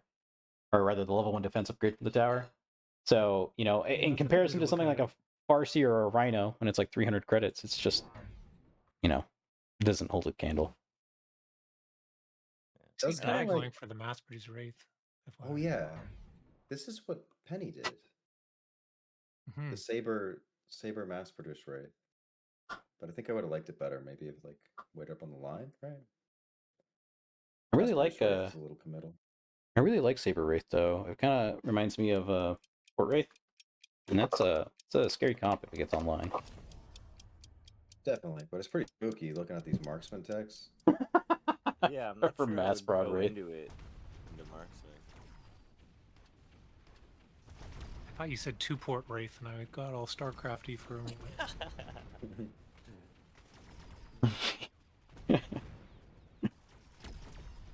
Oh, he doesn't run degen on his race. That's crazy to me. No degen. Cody's having a What tough is time there? killing this level 2 Skill Sabretooth points. though. This is a huge stat check. Against what? Mustangs? The haste mod on level 2 Saber too. Oh, that's pretty nice. Does so much damage. So fast. Gonna get another level maybe. I think What? speed Oh spike my with gosh. sabers- Oh, not quite enough. This is what, speed spike 4 with sabers is XP really off? good. Crazy. Oh hey, Farseers. Double Farseer drop. This is what happens when you commit to things like mass-produced Wraith. You get Farseer drop. Whoa, what is this boat doing? Overlord. What the?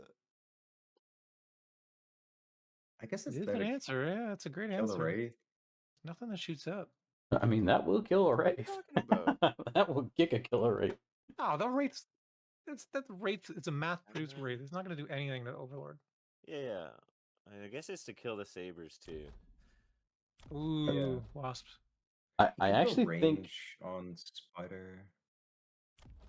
yeah, notably he doesn't have AA on the Spider too, so, pretty scary positioning with these wasps. I think this is ideal to be honest. But he's got no shield. He has no HE on Overlord.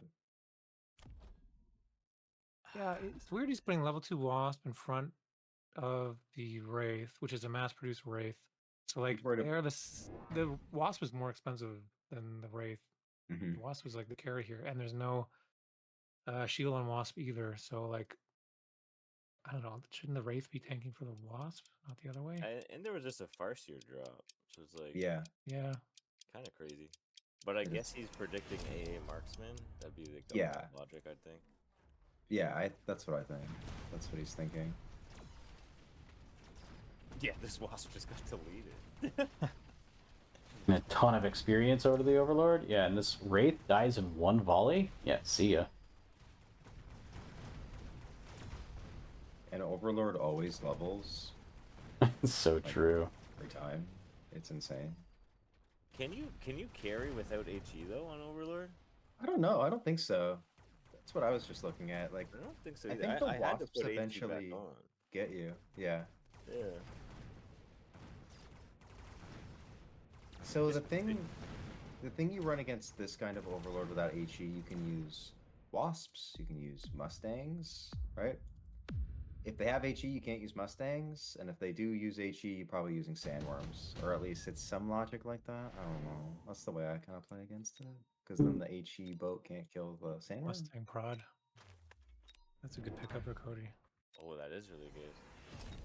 Yeah, Cody had a couple good options. He also What could have we've been just slammed Missile noticing- Strike here. That'd have been very good too. But sorry, what were you saying?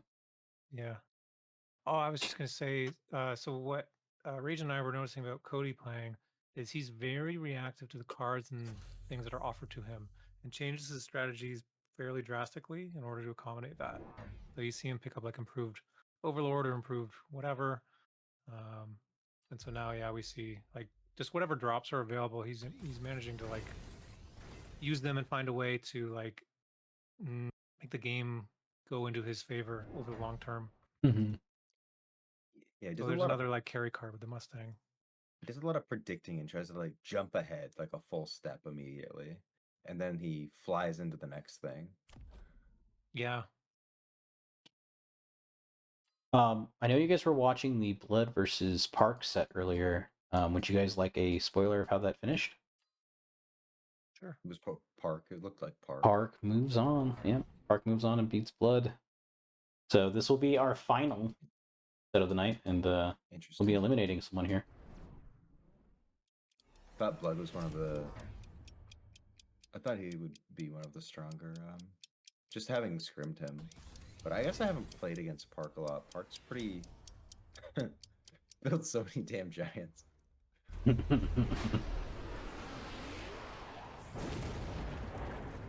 Alright, so let's see how these boats do. So he didn't level up the boat either. So not trying to like do hyper carry boat. It's just You're saying max Odyssey on without- 5. Yeah. You gotta wait a bit. They are still winning though. Mm-hmm. He's got levels on all of them now. Oh imagine an man. enhancement module here. Oh, it's coming. Yeah. Cody luck. Well, I mean, like enhancement module just kind of wins the game, doesn't it? Like it's just. Yeah, it might. So, if you guys were given enhancement module here, I would slap it on a boat and sell it. Would you Yeah. guys, or would you keep it on a boat? 100%. No, I would sell it. Yeah. You sell it and then just Well, keep slapping it around. I imagine, yeah. I think had he a- has 2 levels here, right? 2 free levels he can grab. Oh yeah, one already has an item, but he has 2. Yeah. Yeah. I had an improved Overlord Not lucky game enough.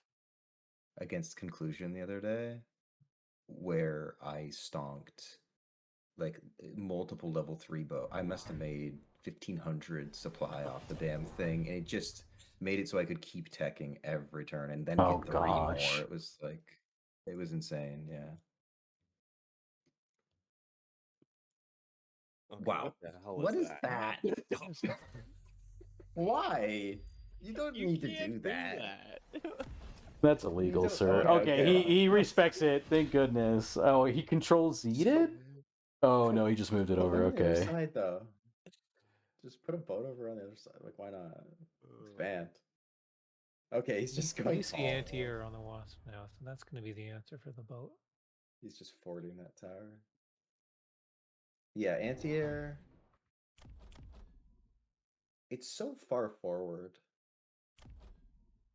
I was Uh, wondering if we had anti-air on the Tarantula to deal with the Wasp. does That was not, the yeah. That case. would be good. That would be funny. how do you guys value that So tech? without HE. Oh, which tech? Sorry. AA Tarantula. Are you a fan? I run it. Yeah. Yeah, I run it too. I'm a big fan. Okay. It's. I feel like it's a little off specifically meta, good but against the Wasp. yeah. It's coming back, baby. It's also like pretty decent I- against like Phantom Rays, I feel like. I feel like I see it on everyone's bar though. Maybe not. I think Is it yeah, a- it's just to help transfer boards like not lose Not to die to air the late walls. game. You get some levels and you just click AA and they kill everything. Because it's always the damn wasps when you're playing Spider. These boats are kind of owning everything, huh? Tower timing? Maybe good? I think that the Not good ranged enough. AA wasps. I guess he doesn't run elite, but I feel like it could start to get the boats. He's got like a turn though. I know. Yeah, it's crazy that he's gone like 3 turns without building an answer for the boats. Die. Yeah. Do There's a we few things you see? can do here. We do see aerial mode on the Void Eye. This may be a possibility with the Electromag aerial. It's kind of expensive though. But the level 4 Void Eyes actually do a shitload of damage to Just giants. range. I think these levels might be a little bit valuable now that you see there's the wasps. You might even like if I'm Cody, I'm probably gonna get like Mustangs. That's what I was thinking. You should go into Mustangs. Yeah. Yeah, it makes sense, right? He's not running HE on the boats. You're not too worried about that line. You just have to kill the spiders, and that's not really a tall order here.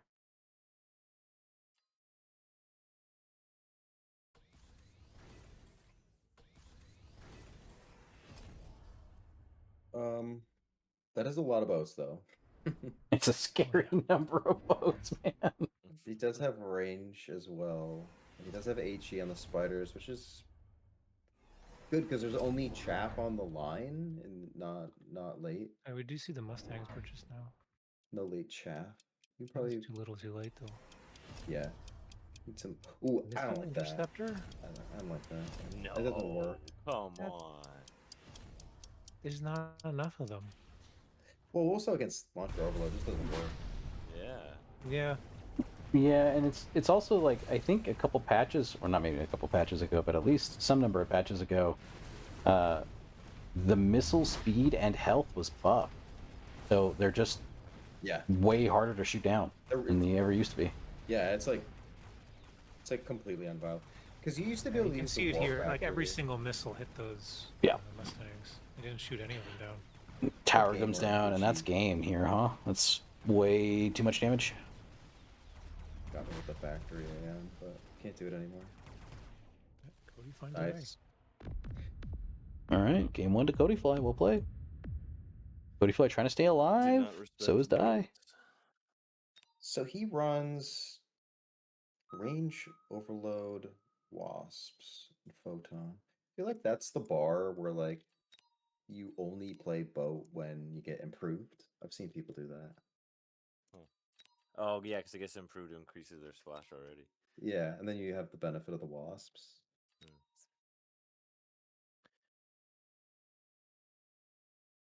Or something like that. They gotta add photon to another unit, right? Like Dude, yeah, for real. Because on it's like boats a or huge the problem. rare farseer. Like, come on. Yeah. Especially now with the EMP armor. And they just changed it this patch, right? So the no, sorry, never mind. That was EMP cancels the EMP armor. Yeah, which is a For nice the- change. Yeah. Yeah, against the or the Void Eye EMP stuff is kind of frustrating when there's only like 400 or sorry, 500 cost units. Wait, are you battling me get to a 1v1? No, I'm inviting Die and Cody here. Okay. I was like, what's happening right now? I see. I'm not sure if Titan is setting this up or what. Oh, yep, okay. Titan. Okay. We're gonna be spectating. Yeah. Okay. Leave this lobby. Okay. And they'll be launching here soon.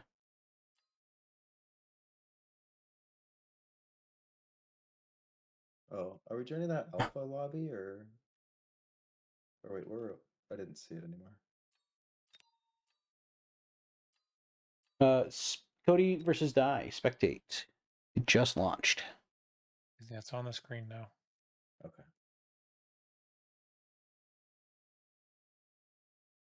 Man, I love how easy it is to spectate in Mechabellum. I agree though. I think the game needs more photon. 100%. The Where would you put it? The EMP void eyes are like They kind of I'm they busted. kind of work really really well. Like not to have like you have to spend how much is it? 1,000 for one boat with photon? Is that what it is? 200 to unlock, 500, then 300 is 1,000. Just to protect against one stupid 100 cost unit. Yeah, So it's there crazy, should right? be maybe there should be a smaller unit that has a much smaller photon field. I kind of liked when Saber had like a. Do you remember when Sabretooth had a small Yo, AoE photon? listen, I understand Oh where you're yeah, going that's with fine, this, man. but that tech did not work. Okay, I at actually least it have was like reports. something. No, I agree, but there is Farseer in the game, but it's not. It's You could obviously fix it hidden or make behind like Farseer yeah available. the rare stuff. It will go core. Bearlike has Yeah. confirmed that, so we just Oh, did he? yeah. That's Did he good. say that?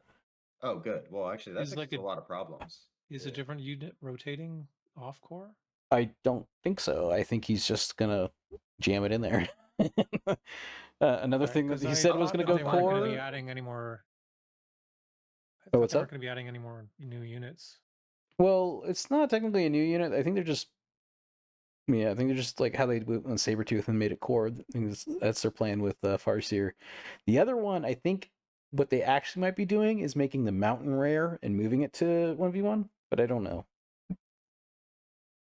I heard something about What is that. the mountain? Big old Yeah, right. dumb. Exactly. It's like Free-for-all 4 thing. fortresses welded onto each other, basically. That's the best way to think about it. So Okay. But was it I'd never. a Gundam or something?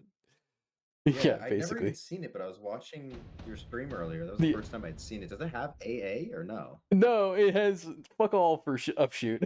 What the hell? It's just this big blob. Oh, but it does have this tech, which I doubt will make it to 300 1v1, range? but it gives it like 160 extra meters of range. It's crazy. So, What? Yeah, yeah. so then you could put it at the back of your wall and shoot their tower, like almost. I don't think it's gonna make it to the core. I think they said they're gonna rebalance it for 1v1, but I don't know. It's a possibility. But look at this board right now. Look how fucking aggro Oh, yeah. Cody is right now. He's getting in, man. Love it. And he took He's fortified spec spec again. That's crazy to me. Me too. Yeah. I do not respect that specialist at all. And it was actually my most played one in the preseason. Void Eyes. I like Void Eyes here, I think. Oh yeah. Yeah, Void Eye level 2. That'll that's actually really good against the hounds. It one-shots the hounds, and it's gonna do a whole ton of damage against the saber too. It's really weird actually. There's no chaff for either player. Well, Sledgehammer. Hounds are chaff. Is he gonna click energy absorption round Sledgehammer's 1? pretty good Come on. chaff. Yes, there we go. There we go. Okay. He's gotta put them up front if he's gonna do that, right? I think this is accurate, right? Because if the hounds are ever left, they Shot, energy shield, electromag. can't kill them. Yeah, no, Yeah. I think you're right, Odyssey. They should be up. He's not running them like hyper carry. He's got electromag and energy shield. What's the point of energy absorption if the rest of your army is dead? Okay. Right. I guess they still get one shot by Saber, Yeah, they do get one shot by Saber. but he will win the round with it. I think it was a good choice. I like to It's a- see him. Yeah, it's a fine choice. Like for round Also, one. Notice, especially. and I was saying this earlier, I do not run aerial on my Void Eyes, and I don't think that it's very good. And you can see Cody now; he also does not run aerial on his Void Eyes. Interesting. Or I- die. Let's die. Die. Oh, my bad. I like the aerial because of the EMP armor cheese against like flying and anti-air things. Yeah, but But as soon as you put them up in the you air, don't there's a always lot more need them. counters. You don't always need them to go in the air, No, yeah, you don't. right? Like if you just put them in the front, even like you want to take off Fortress AA, the Fortress still shoots it. Phoenix will still shoot it. I just have it set up for like. I kind of just use it for the EMP armor. I feel like that's the good tech. I just don't use it. Fair. But yeah, sometimes I'll take it from a drop and just put EMP armor on it, and you put it in front of like a melter or something you need to protect. Exactly. Yeah. Actually, in my scrim earlier with Blood, I played it against Multi-Melter, and it completely destroys Multi-Melter. Unless we get more photon in the game. True. Well, if Farseer is unlockable, you're gonna see those things a lot more. Yeah, I For like that. I like the photon. first here. I think it's a good idea too, because I also find the wasp drops to be, well, wasps in general are like pretty difficult to deal Crawlers with are gonna be good. sometimes. Oh So the yeah. other option would be nice. Level 2 crawlers real good. Yeah, I'm surprised he takes the marksman over the free crawlers. Yeah, I feel the like marksman's job is already being completed by the VoD eye. Oh my god, he picked the marksman? yeah. Yeah, I was gonna say I feel like Not at all. the elite spec player only his only chaff is the hounds. He got bailed out by 2 blue crawlers there. It was like a freebie. I felt like, but Yeah. Yeah. I mean he Wins wins the round. You know Does something win we the don't. round. Yeah, he did get level 2 Mustangs. He also could have just taken the wasp and done a flank. Probably what I Supply would've done. enhancement. Mm. Redeploy. I was gonna say, is redeploy Come here on, worth a yes. damn? Yeah, makes sense. Redeploy, the best ability in the game. I always take Somebody redeploy. has to flank here, right? They're just on the line. Yeah. Well, Just that's one always- crawler. Just one. Well, looking at how this is shaping up to be symmetrical, and we have the Mustang on the left, leads me to believe eventually we're gonna get a Mustang on the right or die. I usually call sometimes I just call the level 3 marksman the liability, because I feel like Yeah. it just levels everything. Like, So true. XP Pinata for sure. Crawlers for Cody. it's a good Oh, thing, tricky. Okay, so he instead of buying another Mustang, he just moves it over with the redeploy. That's actually Love pretty it. smart. Yeah, because you're not going to deploy a flank on the left there, knowing that the Mustang's there. You might put it on the right. Save $300, not have to make another Mustang. Yeah. Plus, better position to get those level 2 crawlers. What he unlocks? Stormcaller. Huh.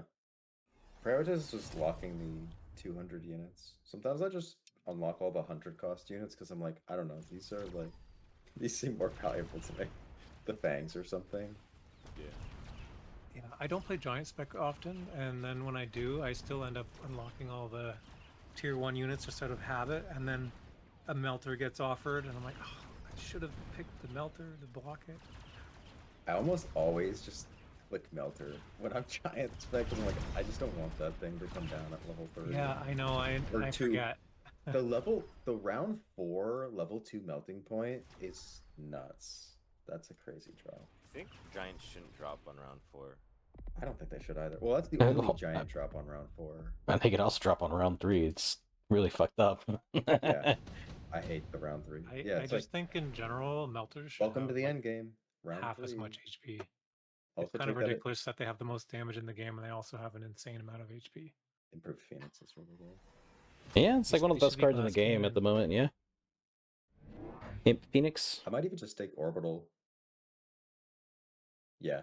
Like I don't really hate that. Yeah. Makes We'll it have kind to of do something about the Phoenix. makes some amount of sense too. How's He's your Orbital gonna going to do against the improved? Doesn't run AA on Marksman. So an improved Phoenix will tank 3 bombs from the orbital, I think. Yeah. That's pretty good. This is really Yeah. good, huh? They're not gonna die. Does he run Quantum? Ooh. Scary. Oh, an elite marksman on his Phoenix. Wow.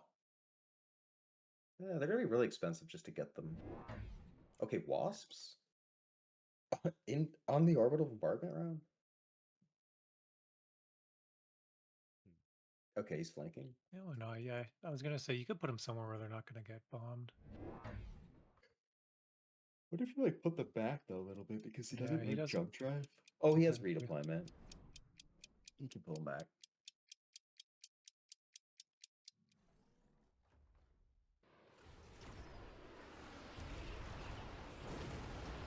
One shot.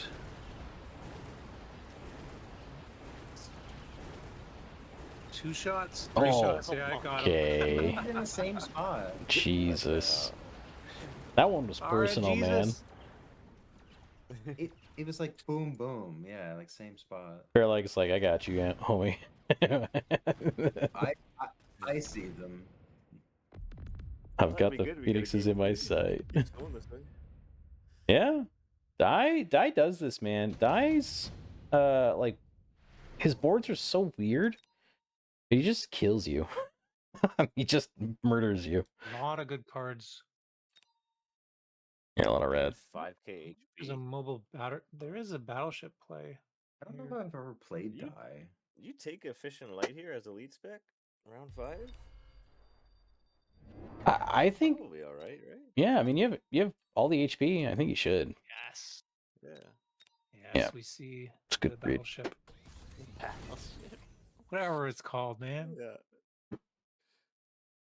That's what it's called. No, That is what Okay, it's I got it called. right. I just think it's a risky drop, right? It's easily countered. Yeah, Yeah, but you're he's gotta against pull the wasp. elite. Lead spec, yeah. You should take it against the lead. Yeah. Okay. Greedy redeployment on the wasps, and he's gonna do the old classic. Yeah. I mean, when you're behind too, you got to take these risks as well. So what's he gonna do against the boat drop, or did we forget about it? Yeah, I think he's just ignoring it. I've been there. You got to as a lead. There was a lot of good cards offered, so like it is kind of unlikely. He could It's still interesting just that take it. efficient light. jam a crawler mid, right? Crawler mid is like It's funny how blaze it. Yeah. he puts sledgehammers up there after. Oh, There it is. There it is. It's all this. I know Die too well, Yes. dude. He's I think he's Oh, just taking his nice. time The and wasps thinking work about now. it, man. Yeah, these wasps are gonna get in. Oh, ooh, dirty. Wow. Go. Not only will Nice. they work, but the Marksman turns around. sledgehammers. Oh, that too. Oh But the- no. But the sledgehammers that he replaced in that spot will end up being really good against the Mustangs That's so funny. that are deployed there. Yeah. All right. Crazy round. Yeah, The- redeploy opens up so many cool avenues for counterplay. I Okay. mean, I just don't understand why anyone skips it, because it's just like it's the fix your board skill. So I don't take it that often because I just think if I place my units better, I don't need it. Sure, that's fair. Yeah, but you're so like- greedy though. But it's so nice to be able to just be like, oh, you can either push hard suddenly into a spot, or you can just like aggressively defend suddenly too. Yeah, I know it's got its uses, but I feel like you also need like certain units. Like it just depends on your board, right? Like I guess so, yeah. I move a hound pack or like a pack of sledges, it's like not a big deal. But if you have a high level rhino or saber or typhoon or something, Yeah, like if you're Rhino spec, it's pretty good. Typhoon level 3. Okay. Cody. To see these wasps moves again, maybe. I take that. I take the level 6 Sabretooth, whatever the 5, the 4, whatever it is. I use that thing all the time. It's really good to keep. Use it for one round for sure. Sometimes Yeah. it can really turn the tide. you are into He's actually got a improved great- Phoenix though. Yeah, it is improved Phoenix, A huh? little scary. Yeah, but look at this. Oh my god. Oh, that's This is a nice sick little nice attack. Sick. It'll also eat the missile. With the yeah, oh man. I love it. Will the Sabretooth? Yeah, it'll come into range of Dude. the Typhoon, which will lock onto that, and then the Wasps will get hit by the missile, though. He takes Oh, temp yeah. speed too. It's Wait. so nice. This attack is so sharp. The saber might tank the missile. The Saber's gonna take the missile. It will, but there's a second missile that'll kill the Wasps. Oh, is it? Oh, yeah. Oh, on the tower, yeah.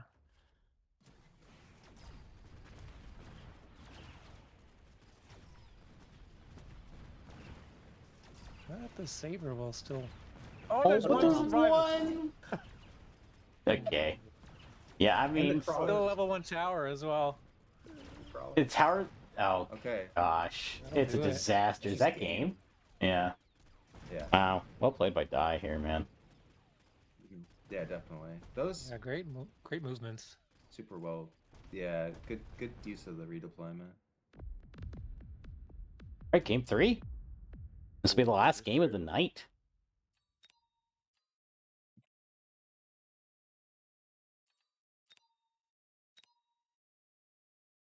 I'd like to play Die. I'm pretty sure I never have. I have a funny story One with player. Die where back in the old days where Vulcan just got that double buff that was like out of this world, and like everybody and their mom was playing Vulcan Marksman on the ladder. I was like, yeah, I have a flowchart. I have like a 70-something% win rate with it. Da da da da da. And Die's like, okay, show me. And I get him with it once. Next game, he murders the shit out of me, dude. And I was like, okay. I mean, maybe, maybe it isn't as good as I thought it was. It's so funny. Player questionnaire. Yeah, these have little fun facts and tidbits regarding the players. So if you want to learn a little bit more about Die or Let It Fly, by all means. Amarok Die's Canadian as well. and Alpha are setting up the game right now. Should be launching any moment now.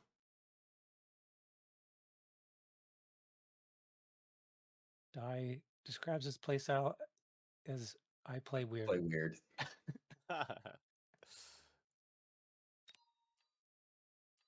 Game has started.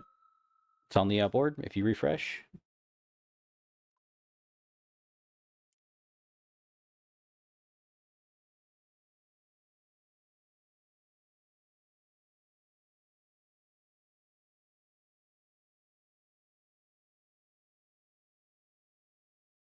There it is.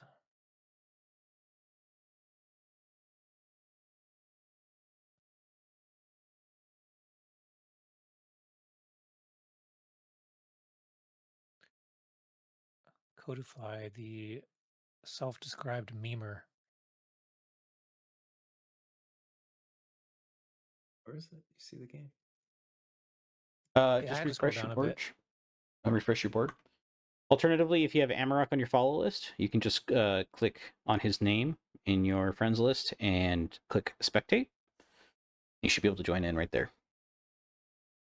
Yeah, I found it. I just had to scroll a little bit.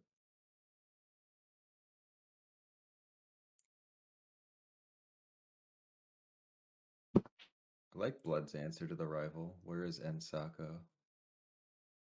Or where's Snacko? That's funny. Nice answer, Odyssey. Describe your playstyle in 3 words. ABC, always building chaff. Yeah, that's right. Yeah, I was watching those games. You and Arp last night. You had some insane amount of fangs in those games. So yeah, I've watched some Flower Fairy replays, and there's some games all he had was like tarantulas and chaff. I was like, what the fuck is this? So I was like, maybe I need to build more chaff. Yeah, And I think you fix a lot of problems in your board if you just make more chaff at the right time. dude, it's I've been spamming fangs also. It is pretty surprising. It's like, oh wait, I only have like 3 marksmen, but they just like are unkillable right now because of all the fangs. I'm winning somehow. All right, we're launching game 3, the final game of the night. Cody versus Die. Loser goes home. Winner moves on to next week. A lot of good packs here, I think. Cost control. You don't see that often, actually. I like that one here. Saber Arc. I like Saber Arc. Yeah, Saber Arc's good. I think cost control is fine. You can get some pretty good tempo. Mm-hmm. Does run AM. That's good.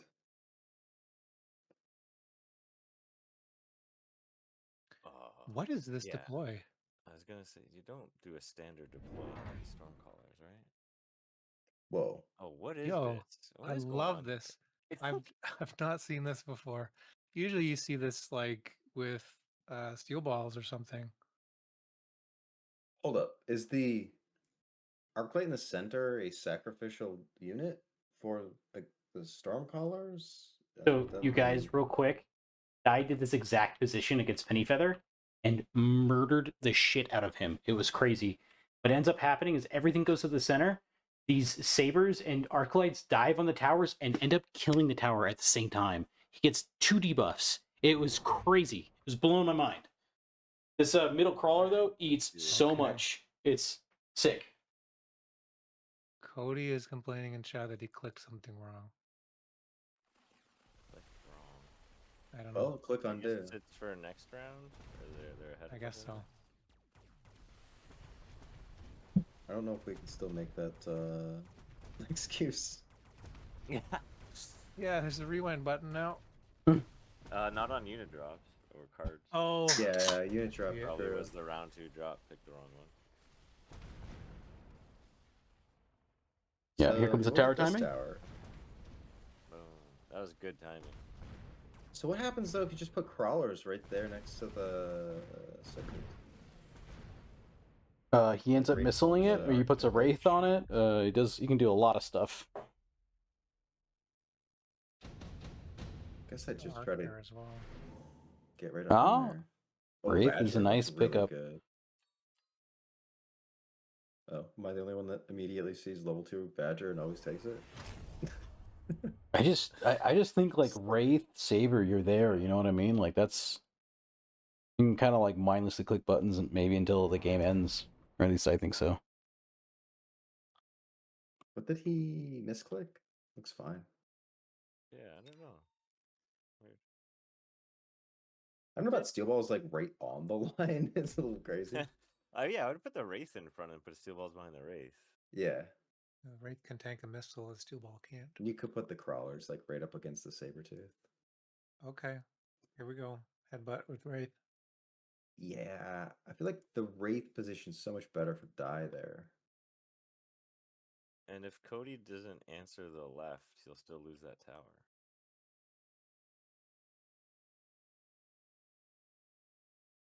Crazy's got this crawler splitting 3 ways. It's like perfect in these storm crawlers. Saber We've only Wraith. got like 1 crawler and it does doing the most possible splitting. Yeah, it's perfect. It's kind of reminds me of where Apucci puts his ass man when he's marksman spec right there. That annoying spot right there. On the edge. Interesting. Balls to get through. With 2 Wraiths beat 1 Wraith. They do. They are cost control race though. But there's 2. Oh, but the debuff with the balls. True. Well, actually, no.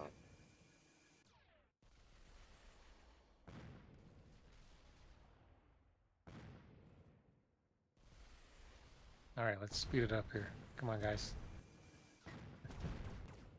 And the tower? Yeah. I mean, not the worst for Cody here. Cleans up a good chunk. Dai's really like forcing Cody into his game though. Oh Like, yeah, quick teleport is something you Dai saw loves the games too. that he was playing earlier.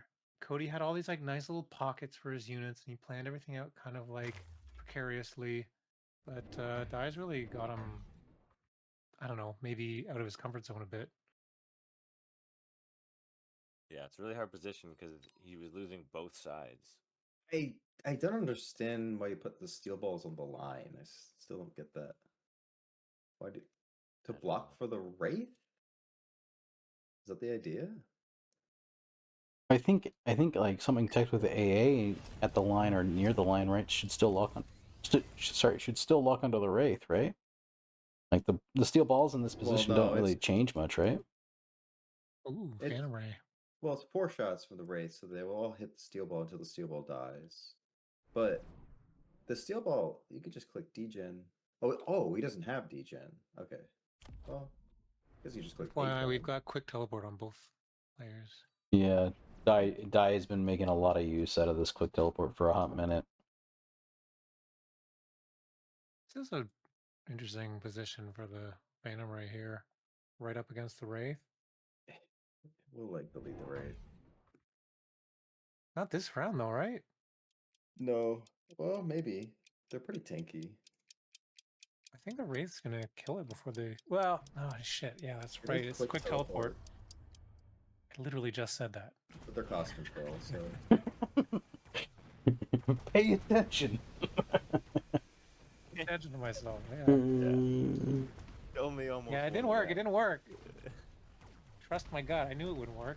so. But what if he clicks like burst? Yeah, Just- it's Oh, probably that's going to. kind of gross, actually. Now that I think about it,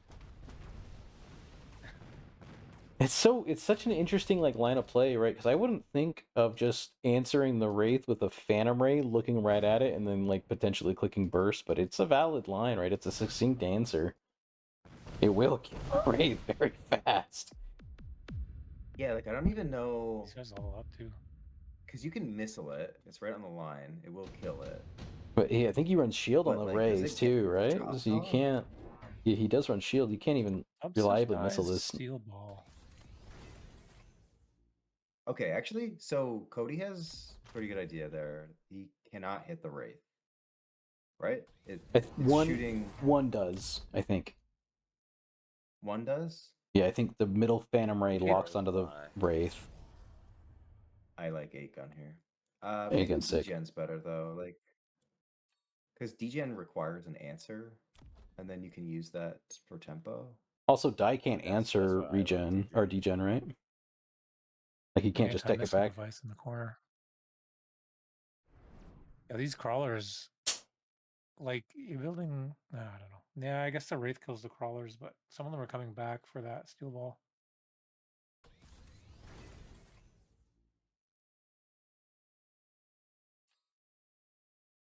Got a wide open left flank here.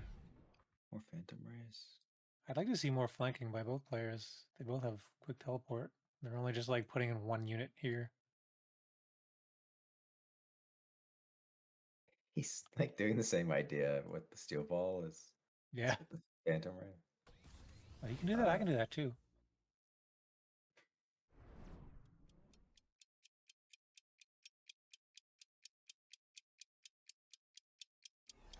Eight gun will be pretty good here, though. I think. Yeah, and a level 2 Wraith. Big missile. Oh man, that Steel right ball's got a side's good lock on. in a lot of Yeah, trouble. Right side's looking good actually.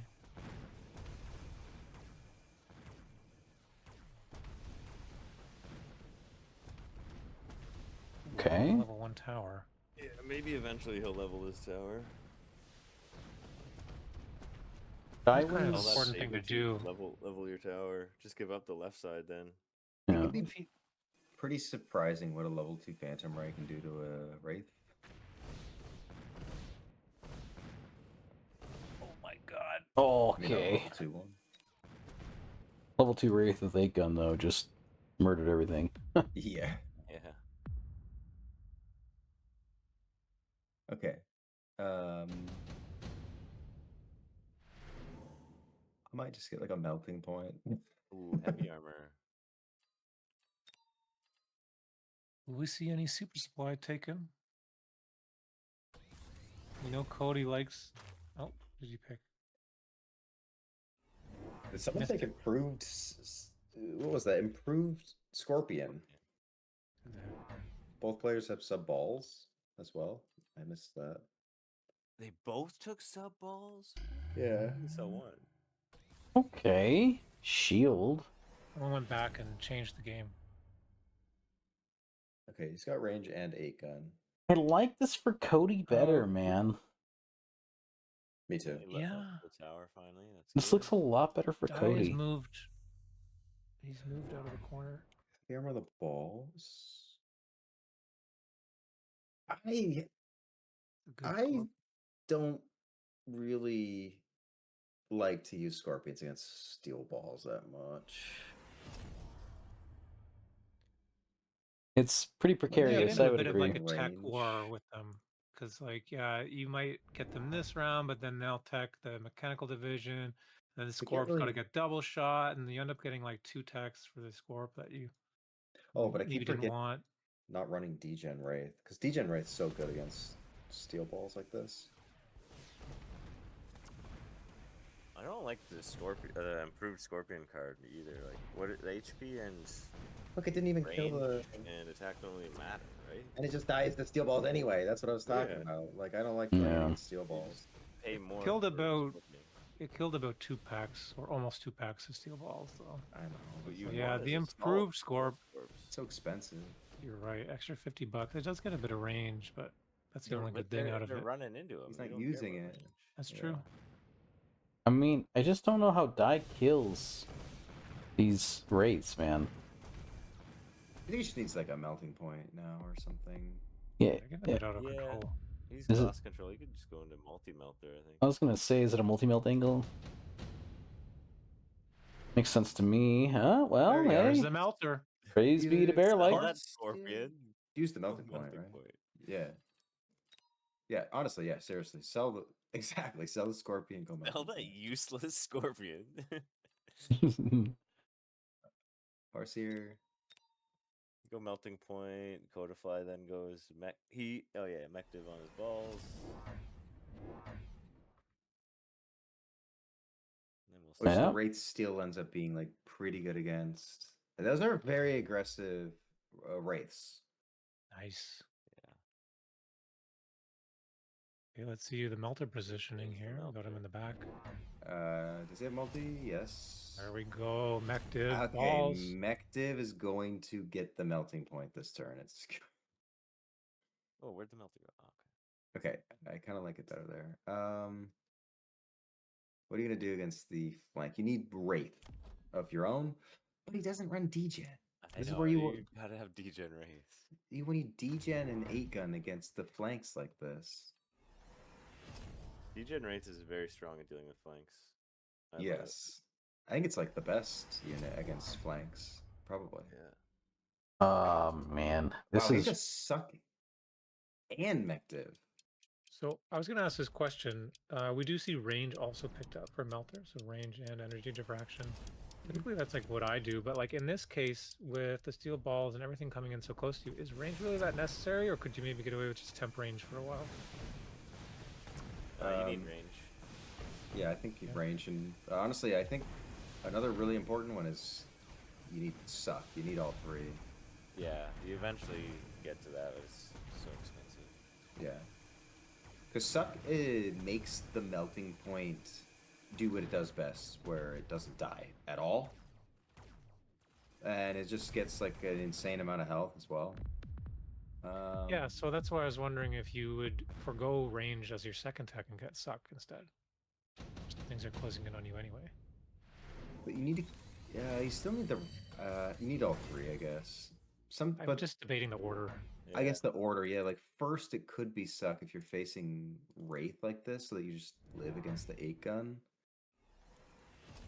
Cody's making really good use of his sub steel balls.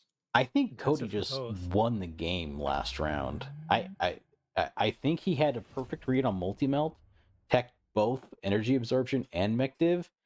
I mean, like as die, you have so many fires to put out, and you only have 3 deployments to do it.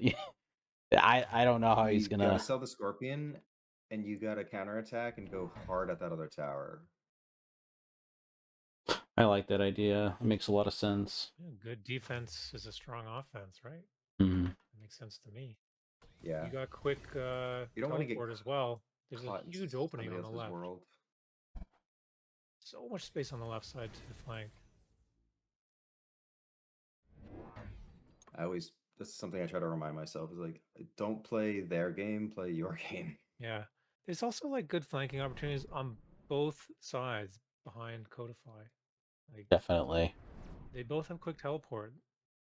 I think Cody's a He's not little using more it. insulated because he's level 2 towers, but right. yeah, no, Twice you're level two. right. He needs 8-gun on his Wraith. So desperately, man. Die, So desperately. die needs 8-gun. Yeah. The shaft clear is the problem here with the Mective. A lot of melters though. They get It is a going lot. and he doesn't die. It's That is, gonna turn. that is a lot of melting points, yeah. He does have. Wow, it's not enough though. I can't Does have kill a the raid. steel balls, man.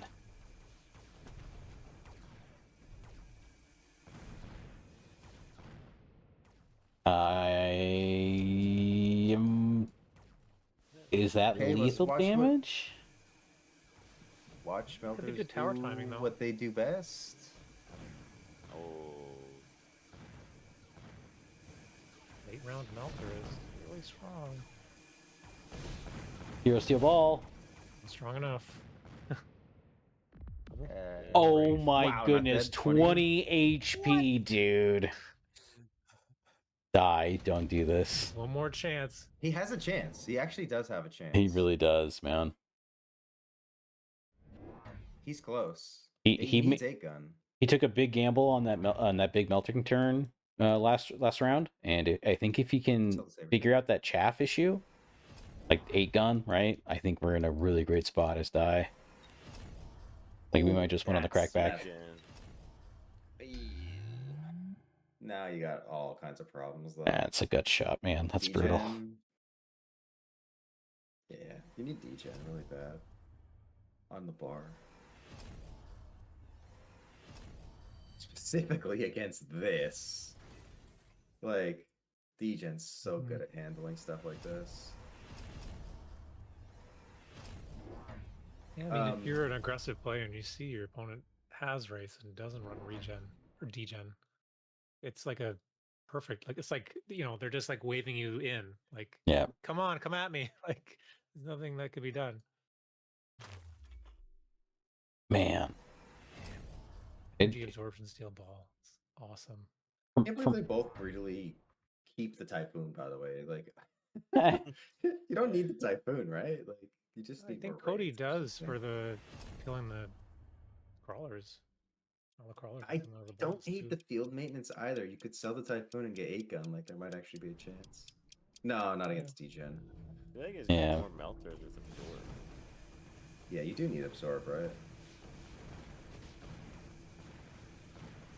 And more missiles on the flanks. Yeah, we haven't seen any missiles on the flank, Yeah. really. You just gotta try to Why not? mudload all the crawlers. Oh, yeah, that's game, man. Cody took a weird and awkward round 1 start into a beautiful little aggro game here, like a little headbutt, Wraith shenanigans stuff, man. Yeah. Super cool stuff. That's like, that is what you have to do against that Sabertooth positioning, right? It's just like, go attack it. Yeah, go get him. Like, don't let that happen.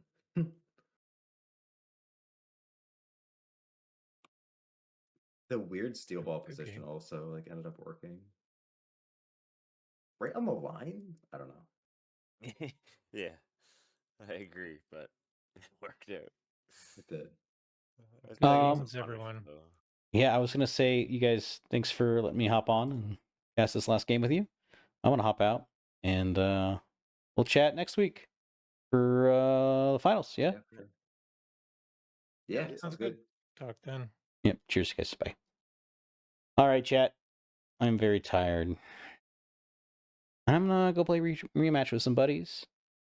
I'll be back around next week to cover finals season 2 of Mecha Mini Masters. I hope you're all so excited. The reminders of those in the chat. On the winner side, we have Red Scare of 94 versus Odyssey. And on the loser side, Park and Cody Fly. We've got at least 4 sets for you next week, where it's at least a 3.5 to 4 hour stream. See you then.